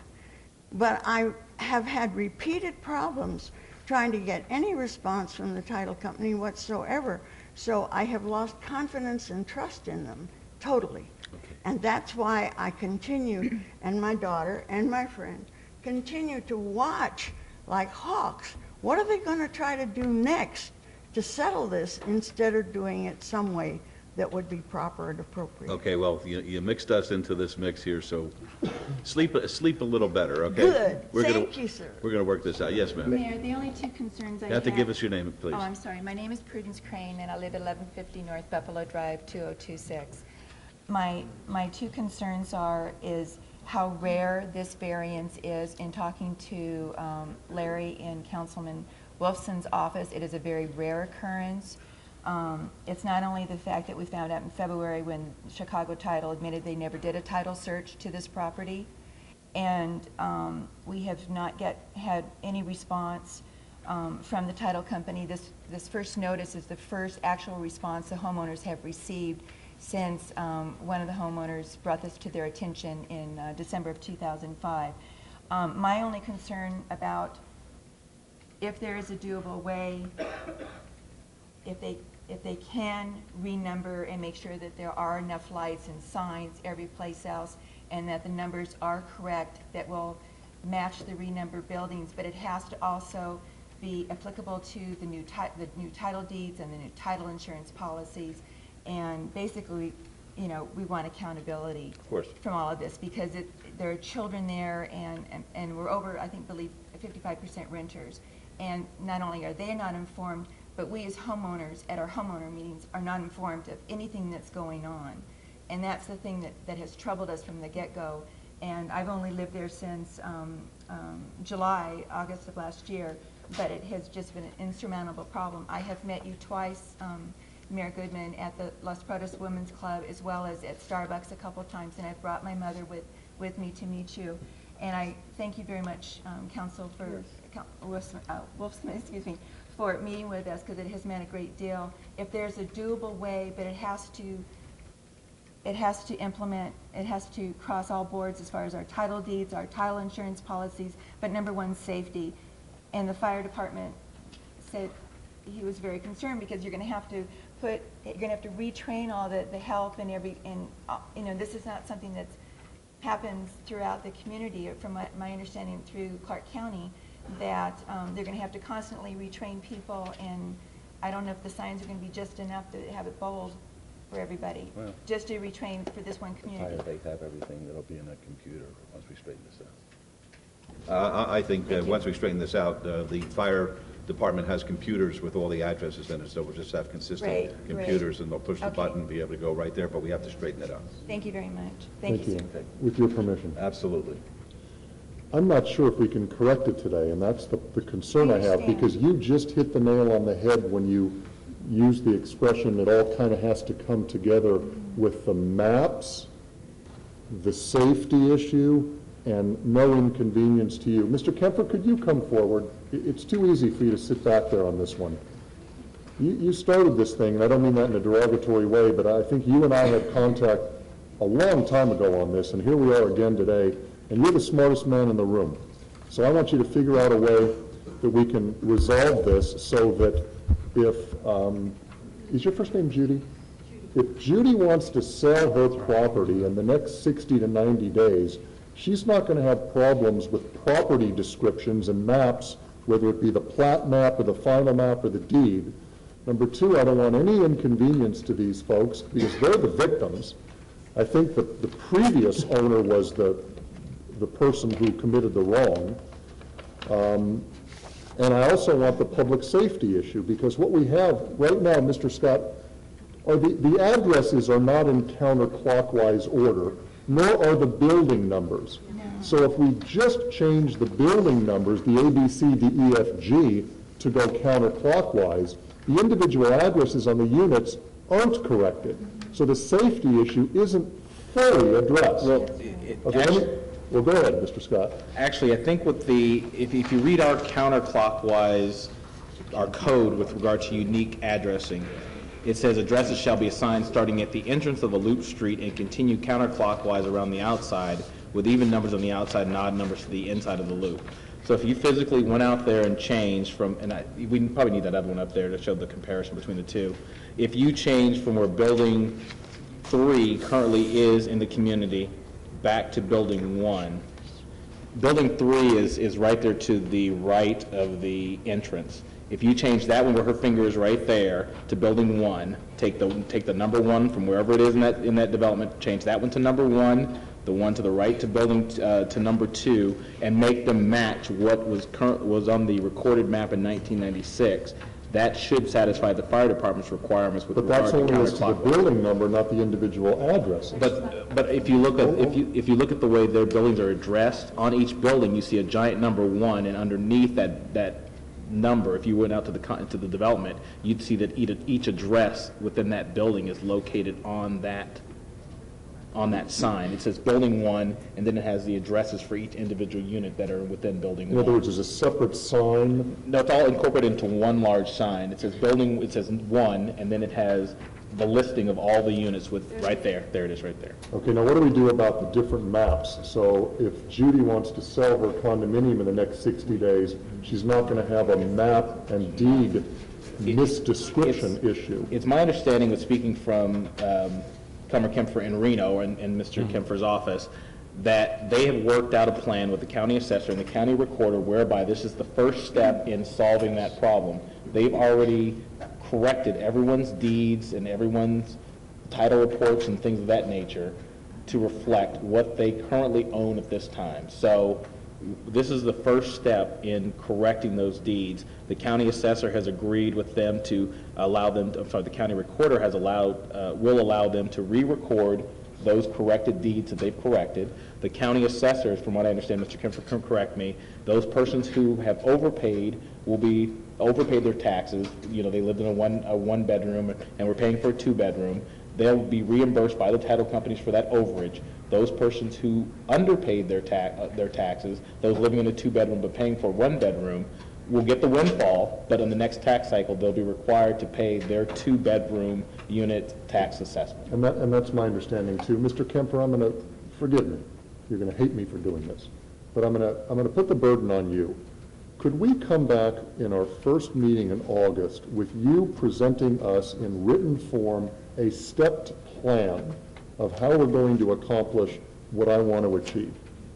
And I think you've heard, maybe you need to get the tape from this meeting, what I'm concerned about. Could you do that for me? Absolutely, and Your Honor, I think the smartest person in the room is Brian had just expressed everything that we're talking about. There are 2 major issues. Wait a second, I'm the smartest person. Well, we know who was speaking just now. People were speaking. Obviously, the fire safety is the most important issue. And as Tabitha indicated, we had a gentleman here from the fire department who was going to stand up and say, we can resolve that issue. In fact, we have an email indicating that issue can be resolved. He left his card here and said, here, tell the council that we're okay, we can work it out. So that's the most important issue, and we can work that out. We have deeds prepared, as the city attorney indicated, that will correct the other issue. Okay, so here's what I'd like to do, because it'll make it easier on you. Would you mind coming back here to our first meeting in August, and this is going to be my motion, with a written 10 or 20 step process that we can go through, and if it's acceptable to this council, I'll move for approval and we'll do it. I also want you to have conversations with these three ladies and anybody else from this homeowners group to incorporate their concerns. Because what you just said is that you've got these deeds planned and everything's going to be changed. Have you heard this before, Judy? I received a letter after my court hearing. I have a court hearing. Okay. I have a personal court hearing case now against this. Okay. And if I had not received that letter, I would not have known. I found out all about this whole thing at your Through office my from office. a homeowner. And might I add, the homeowners have continually called Mr. Kempfer's office, Amy Thierry. People tell me they do not receive responses. They do not get callbacks. Okay, well, I can tell you that Mr. Kempfer and Tabitha have been working with my office and Mr. Scott continuously on this matter. So they're doing their best. But I think we can resolve this in about 3 weeks. Now that it's all been aired and come out and the issues are finally tuned, is that something you can come back to us with, Yes. Mr. Kempfer? When is the hearing? We can come back with a list of steps. That's already been prepared by Amy, so we can come back. We can do that. My only question I was asking Tabitha is there's a follow-up court hearing that we're trying to... That's not till September, though. All right, yes, then that's Okay. not, that's And would you not a give her problem. your business card so that she can personally call you, either of these 3 ladies? Actually, they have an attorney. I'm the only one with an attorney. Well, Okay. you know how We it don't works. have an She's going to have her attorney call me and tell me that it's acceptable for me to talk to her, and I'm more Okay. than happy to. Chicago Title wants this thing worked out. We didn't create the problem, but we're spending the money and the time to fix it. And we're happy to do it. And we have been working with the homeowners association, which is the way we thought we should have been doing it, so. Right, and it's up to you to make sure your homeowners association communicates with We you. have tried continuously. We are not allowed to talk to the other homeowners from the board. We are not allowed to post any What country do you live in? That's what we... Your Honor, we will talk personally with these ladies here to make sure. No, I and want ma'am- you to, Yeah. I want the homeowners to be able to talk amongst themselves and to come to the homeowners meeting and to discuss these matters. I would hope so. Well, No, we can't. we have a very unusual situation. Okay, then I'm going to suggest that you call Senator Schneider. Okay. He makes it, I'm serious, his pet project is homeowners associations and protection of homeowners' rights.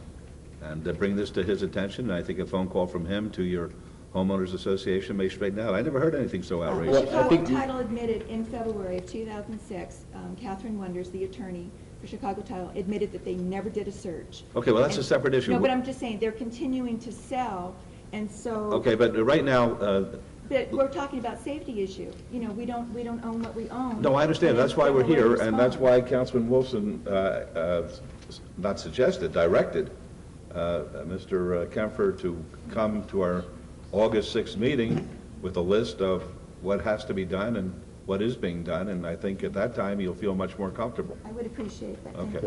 And Chris, just to be clear, I'd like it in some sort of format where it's a line item or a step-by-step or a paragraph-by-paragraph process of the individual categories of concerns between the maps, the deeds, and I'd like, if you can, to incorporate the fire marshal who was here, have him sign off on this or something, and I think we can resolve it finally on August 6th. And of course, you ladies are invited to come back, and I invite you to call Mr. Kempfer. I'm sure he's going to take your phone call now. So then we will be allowed to Second. present not only to our homeowners meeting on this Friday, but to request that the Copper Palms Homeowners Association notify all the homeowners that they are allowed to come to this meeting? Yeah, I would hope Well, so. they're watching right now, or if they're not, they'll be watching for the next 10 days, that on August, I said 6th, on August 2nd, I'm sorry. August 2nd, as in 8/2, we're going to come back in here, and I'm confident Mr. Kempfer is going to give us a detailed, pragmatic, final approach to resolving this. And ladies, we have a coffee with the mayor Thank you. this coming Friday. Okay. It's in Councilman Weekly's ward at the Starbucks at Rancho and Bonanza. The beautiful Starbucks at Rancho and Bonanza. Why don't you ask the homeowners to come and have a cup of coffee? Who's paying? Councilman Weekly. Okay. Are there cakes included in that? Yes, 7:30 Friday morning. I'd just like to ask one question. They're going through all of this trouble to change the incorrect map, the correct map to the incorrect map. Why can't the Copper Palm site map be changed to match the legal map. I'm very curious about that. That's what we're doing. It looks like... No, you're changing the legal map to match the Copper Palms map. No. No, we'll work it out. Oh. This is not insurmountable. I guarantee you that. I hope This is not for a brain surgeon or a rocket scientist or even a deputy city manager. It's not. Thank you very much. Thank you so I got much. it. See you Friday. Thank you. Thank you, Your Honor. Okay, Councilman, thank you we very will much. work it out. And thanks for helping us out. Thank you. Thank you. Okay. Yes, there's a motion. Vote? That's my motion. Okay, let's vote on that, please. Motion, have Mr. Kemper come back Right. here on August 2nd with a detailed written proposal which incorporates the input from the homeowners. Right, let's vote on that, please. Opposed? Motion carries. Thank you. Okay. 129, this is a matter once again involving Mr. Brown, so I have to abstain. Thank you, Your Honor. Item number 129 is requires 6-month review. 13859, public hearing, applicant Cabana Food Market owner Owen Starr requires 6-month review on approved special use permit SUP 8433 allowed a liquor establishment on sale, off sale, on and off sale within an existing market at 3965 East Owens Avenue. I declare the public hearing open. Staff does recommend approval on this. Mr. Brown, please. Jay Brown, 520 South 4th Street, represent the applicant, and we'd ask that you follow recommendation of staff. Thank you. Is there anyone from the public wishing to speak on this item? Seeing none, we'll close the public hearing. I'll make a motion to follow staff's recommendation for approval of this item, and I want to thank Mr. Brown and Owen Starr for doing such a great job for this part of our town. You've heard the motion. Please cast your vote. Please post. It's approved with all conditions. Yes. That's what the recommendation is. Thank you very much. Motion carries. Thank you. All right. 130 and 131. 130 is SUP 12177. The applicant is Moon Valley Nursery. The owner is American Gear Reduction, Inc., Wyckoff Newburgh Corporation. Request for a special use permit for an existing outdoor storage sales within Town Center at the northwest corner of US 95 North and Tully Springs Road. The staff recommends denial. The Planning Commission recommends approval. Subject to conditions. It's going to be a public hearing. And 131 is SDR 12175. Same applicant, same owner. Request for a site development plan review for an existing outdoor storage sales yard on 5.22 acres at the northwest corner of US 95 North and Tully Springs Road. The staff recommends denial. The Planning Commission recommends approval. Subject to conditions, the public hearing, which is now declared open. Yes, sir. Good afternoon. My name is Mark Newsall. I live at 1702 East Palo Verde Drive, Phoenix, Arizona. Ordinarily, we take our hats off when we address the council unless you have a religious reason or... Okay, thank you. Just a little bit, don't look as good without it, I feel. You look much better without it, but that's Thank okay. you. That's all right. Okay. And you're representing whom? Moon Valley Nurseries, I'm the Chief Operations Officer. Okay. Would you like to say anything at this time? Not really, other than we have one problem regarding the staff's recommendations, and that is that they're requesting that we remove 2 bulletin boards. And we're in there on a somewhat extended lease, but the owner really doesn't want to remove those 2 bulletin boards. I see. All right. Are they billboards or bulletin boards? A bulletin board, or billboards, I'm sorry. Oh, billboards. Okay, big difference. Depends upon what part of the country, sir. Okay. In New York, we call them billboards. Right, we call them billboards Or here. bulletin boards, I mean. I see. Well, you know, why don't you go counterclockwise then? Okay. Okay. All right. Just kidding. All right. It's a public hearing, folks. Would anybody like to be heard? Seeing none, we'll close the public hearing. This is Councilman Ross. Thank you, Your Honor. I want to ask the director, have all the issues in regards to this property been taken care of? Are they living up to their end to make sure everything's right according to code? They, Mayor and Councilman, they have made significant improvements and have indicated that they will continue to maintain that. Well, I've got to tell both of you gentlemen how much you're liked out in the great Northwest. I imagine you two had something to do with that massive box of in-support letters that we received in our council offices. They all like my hat, too, sir. Oh, man. Your Honor, on agenda item 130, I move to approve subject to conditions. Okay, let's vote, please. Post. Motion carries.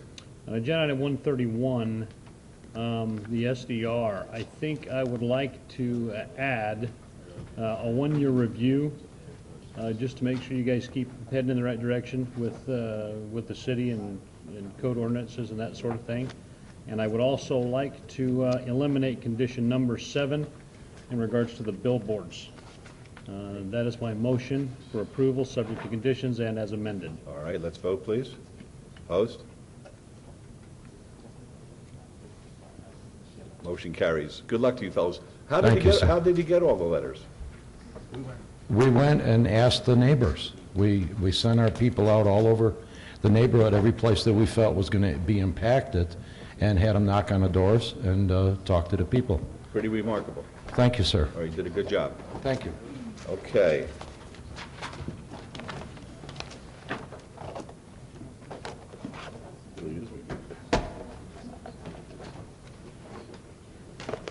Thank you. Okay, we're getting to the home stretch here. 132 is SUP 13198. It'll be a public hearing. The applicant is Leo Garcia. The owner is Tech Jiha. Request for a special use permit for accessory packaged liquor off sale within a proposed grocery store at 3700 East Charleston Boulevard in Ward 3.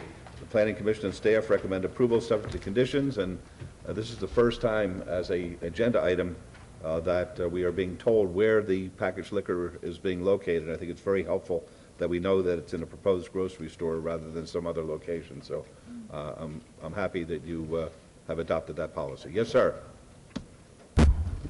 My name is Leo Garcia, 114 Tamarack Cliffs.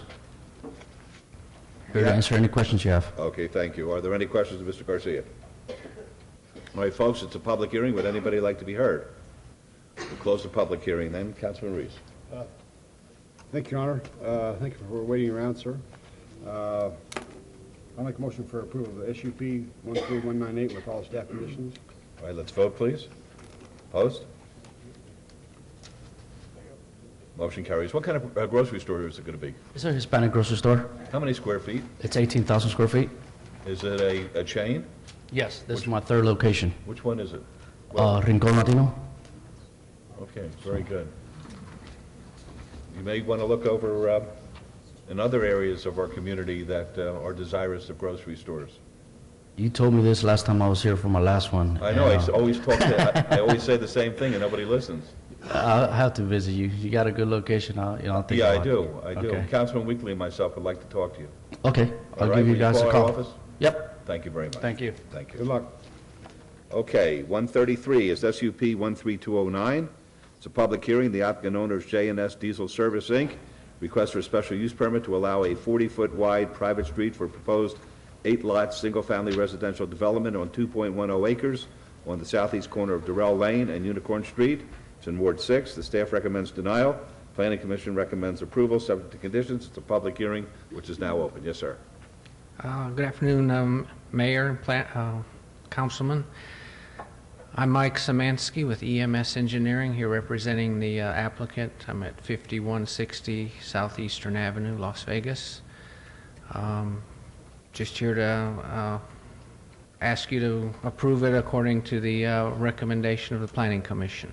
All right, thank you. Are there any questions of the gentleman? All right, hearing none, we'll go to public comment. Public hearing? Yes, sir. Did you want to be heard on this? My name is Rod Franklin, 6359 Washington Avenue, Las Vegas.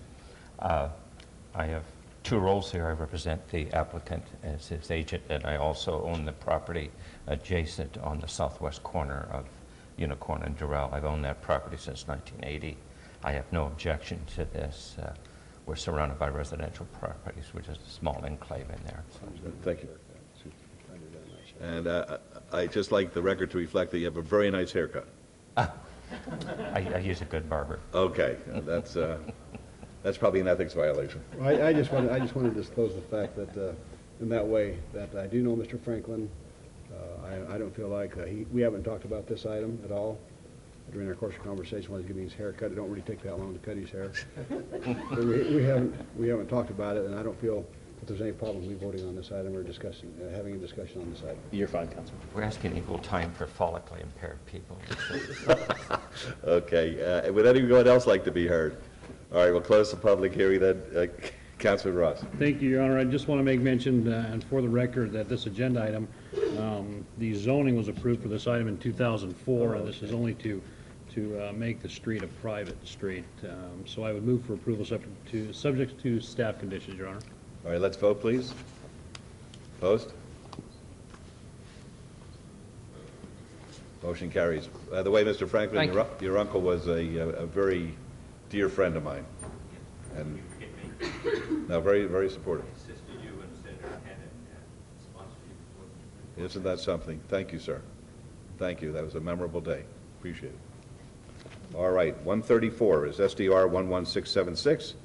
Applicant owner is Bell Real Estate LLC. Request for a site development plan review for proposed 25,906 square foot auto repair garage major, a 1,208 space parking garage, and a waiver of the downtown Centennial Plan step back requirement on 1.77 acres at 2030, 2112, 2100, and 2114 Industrial Road. There's a note that this application was re-notified to increase the square footage of the auto repair garage to use 41,777 square feet. The Planning Commission staff both recommend approval, subject to conditions. It's a public hearing, which is now declared open, and this is in Ward 1. All right, Councilwoman, no one appears to be here. What's your pleasure? I understand from Mr. Bell that he is not adding to his fleet of cars, but he's simply providing garage space to house the cars. And I would move to support the Planning Commission and staff recommendation for approval. I just have one concern, and that came up after our information from Mr. Bell. There is some change in the roads there, which will, I think, affect his property. Is that going to cause any problem? The expansion there? Certainly, the expansion of industrial is a planned roadway expansion. We did look at this site, and we believe that the lot configuration currently allows for that expansion. We don't think it's going to have an impact. Okay, thank you very much. But again, until the final design is done, I can't guarantee it, but we think that it looks good. All right, so I thus move to approve. All right. With all conditions. Very good. Let's vote, please. Opposed? Motion carries. Thank you. All right, 137 is ROC 13865. The applicant is Taney Engineering. The owner is William Lyon Homes. Request for a review of condition number 5 and approved zoning to amend condition number 5 to allow construction of rural street improvements where urban half-street improvements were required for a proposed residential subdivision on 6.88 acres on 14.29 acres adjacent to the southwest corner of Jones Boulevard. And well, that's wrong. The residential subdivision on 14.29 acres adjacent to the southwest corner of Jones Boulevard and Tropical Parkway. Strike that 6.88 acres. That was an error on the agenda. The staff recommends approval. It's a public hearing, which is now open. Good afternoon, Scott Swap with William Lyon Homes, here as the applicant. Sorry, I guess Taney Engineering is the applicant, and we're the owner, so get another one of those straight. I'm here to answer any questions you have, and requestfully ask for your approval. Okay, are there any questions of the gentleman? All right, there don't appear to be any. It's a public hearing, folks. Would anyone like to be heard? Seeing none, we'll close the public hearing. Councilman Ross. Thank you, Your Honor. I just want to check with Public Works and any concerns or thoughts. Mr. Anderson. No, sir. When this site came through, it was not allowed rural street improvements. It was something of an oversight, really, because immediately to the south of this site, rural improvements were allowed. And it's not normally recommended by Public Works that we allow rural streets, but when they're right next to existing approved rural streets, we recommend continuity of the street. And that's the whole intent of this, is to make it more consistent with the other neighborhoods right around there. So, Mr. Swap, good job, and with that, Your Honor and Council, move for approval of agenda item 137, subject to staff conditions. Thank you. Let's vote. Opposed, please. Motion carries. Thank you and good luck to you. Thank you. 138 is ROC 13878. The applicant owner is Richmond American Homes of Nevada, Inc. Request for a review of condition number 9 of an approved site development plan review to amend condition number 9 to allow an 11-foot wall where 8 feet was approved for proposed subdivision on 6.88 acres adjacent to the southwest corner of Holly Avenue and Farrell Street. This is in Ward 5. The staff recommends denial. It's a public hearing, which is now open. Yes, sir. Good afternoon, Russell Skew, 7525 Hickam Avenue, representing the applicant, Richmond American Homes. Before you, we have a review of condition that in some of the areas along of our perimeter condition that we won't meet the original intent of the site development plan review, so we're asking that, respectfully request that we follow the if approved conditions on the review, and here to answer any other questions. All right, thank you. Are there any questions? All right, folks, a public hearing. Would anyone like to be heard on this? Seeing none, we'll close the public hearing. This is Councilman Weekly. Thank you, Your Honor. I'd like to move for approval, subject to any conditions, please. Thank you. Let's vote. Opposed, please. Motion carries. Good luck to you. Thank you. You're welcome. 139 is ROC 14027. The applicant is PN Roman numeral 2 Inc. The owner, Pulte Homes Inc. Request for a review of condition number 13 of an approved site development plan review to allow a minimum lot size of 8,500 square feet where 10,003 was required for proposed residential subdivision on 36.68 acres adjacent to the southwest corner of Iron Mountain Road and Jones Boulevard. It's in Ward 6. The staff recommends approval subject to conditions. It's a public hearing. And Mr. Kemper, before you begin, please tell Ms. Keach that whenever I kid with her, it's done in good spirit because she's a good sport. And I am merciless with her. Merciless. I think you just told her. Okay, but I'll remind her. She's a very good lawyer and a very good sport. Yeah, very good person, too. Yes. Good afternoon, Your Honor, members of the council. Chris Kemper here on behalf of Pulte Homes. In January of this year, a site development plan review came before you and was approved. That is the plan that is before you right now. That is the plan that was approved. The plan that was approved showed 8,500 square foot minimum lots here with lots on the perimeter substantially larger, most in excess of 20,000 square feet. That plan is the plan that the Councilman Ross moved to approve and you unanimously approved. Unfortunately, condition number 13 said minimum lot sizes of 10,003 feet. So we have an approval of a plan that is inconsistent with the condition, and all this seeks to do is to modify that condition so that it conforms exactly to the site plan that was reviewed by you and approved by you. There is absolutely no intention to reduce lot sizes below that which was approved by this council. Thank you very much. Any questions of Mr. Kemper? Folks, anyone want to be heard on this at a public hearing? All right, we'll close the public hearing then. Councilman Ross? Thank you, Your Honor. And Mr. Kemper, it's important to know that the residents out there, we work very hard to make sure that others too could enjoy that rural lifestyle. To the north of that project will soon be the equestrian park that we're excited about in the northwest and in the city of Las Vegas.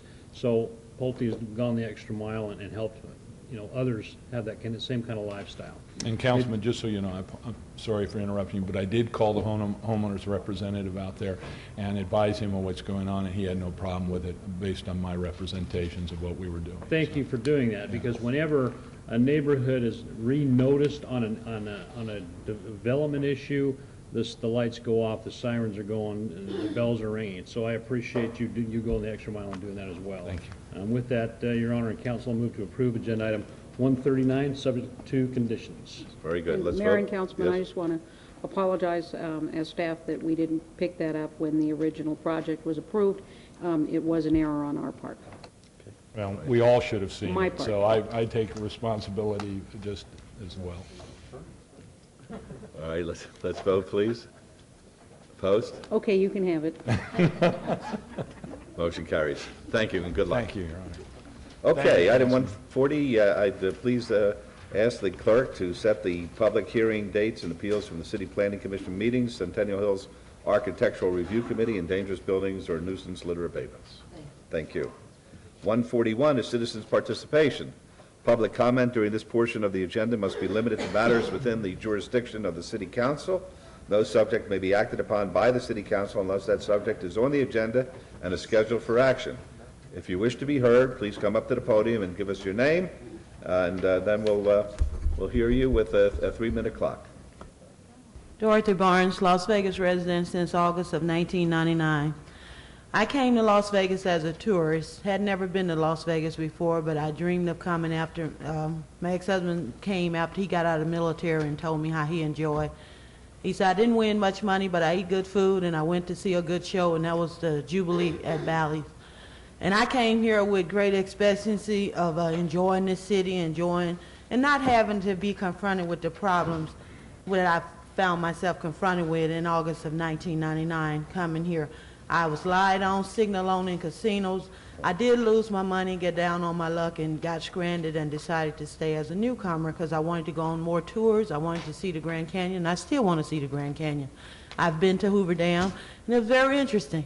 I wanted to bring my family here to enjoy, but only after I stayed to find myself victimized. Now, I'm not from this city. If I knew these people, I would do what I do in my hometown. I would go directly to them and correct them on what they think they're doing with me. They don't have my permission. I'm not stupid or dumb. You're supposed to have a person permission before using them in an unlawful way or for something illegal that will bring slander or discredit toward them. Nobody that's got the intelligence, you don't have to have a college degree to have intelligence. Some people have common sense. Now, whoever gave these people permission to issue my distress signal or code from military intelligence to use it in this city, I don't mind sharing. God bless me. To whom much is given, much is required. But nobody should be forced to be subjected to inhumane treatment or in a condition where they've been treated inhumane by anyone of any race. And I respect every person, religion, religious belief, their rights to this country to have their freedom. But I also have rights and freedom. And I served in the military to help protect. I took an oath when I entered the military. I had to hold my hand up before a high-ranking official and swear that I would protect everybody's rights, including my own. The Constitution, he read everything down, and I had to say I do. And I'm sure attorneys take oaths, law enforcement people take oaths, doctors even take oaths to preserve human life. Those oaths are very important to carry out civilized nation people, so we have successful people here in this country. But this here has been my worst nightmare, to live here in distress. And I don't mean to have to come before you all, but it's because I'm not from this city and I really don't know these people that personally. I met people through the homeless shelters, I met people through the temporary jobs and through coming here and through the church community. I still don't know them that well. I haven't been just that close to them to tell them you all are wrong. And maybe they don't even want to hear from me, because I know some of them know I attend these meetings. They will come face to face with me. But instead of them doing that, they running and hiding like little children. I turned 49 June 27. I was born in 1957. I'm a grown woman. I don't have time to play when it comes to serious things. I have serious health conditions I need to take care of. I have people in my family. People are telling me now that one of my brothers was sent here and his head was taken off and cooked, liquefied. Now, I don't know if any of this is the truth, but these people are crazy around this city. Mental health really needs to help me out with this. I really need to get in touch with my brother that they said who was sent here. Head was beheaded, and these people took his head and cooked it and liquefied it. Now, this is what I'm being told. Now, I want to find out if these people are this crazy. And I know Mexicans are good with knives, and sisters, homosexuals like to carry knives. And my brother is kind of crazy because he fooled with people that I wouldn't fool with, and I did warn him. I'm going to have to cut you short, Ms. That's very important. That's why I came, because I'm told that that's not my oldest brother, that's my third oldest brother, Johnny. They said he came here and his head was taken off and these Mexican people cooked his head. I'm not for sure if that's true, but I'm trying to investigate it on my own. Okay. All right, thank you. Thank you. All right, would anybody else like to be heard? All right, we'll adjourn the meeting then.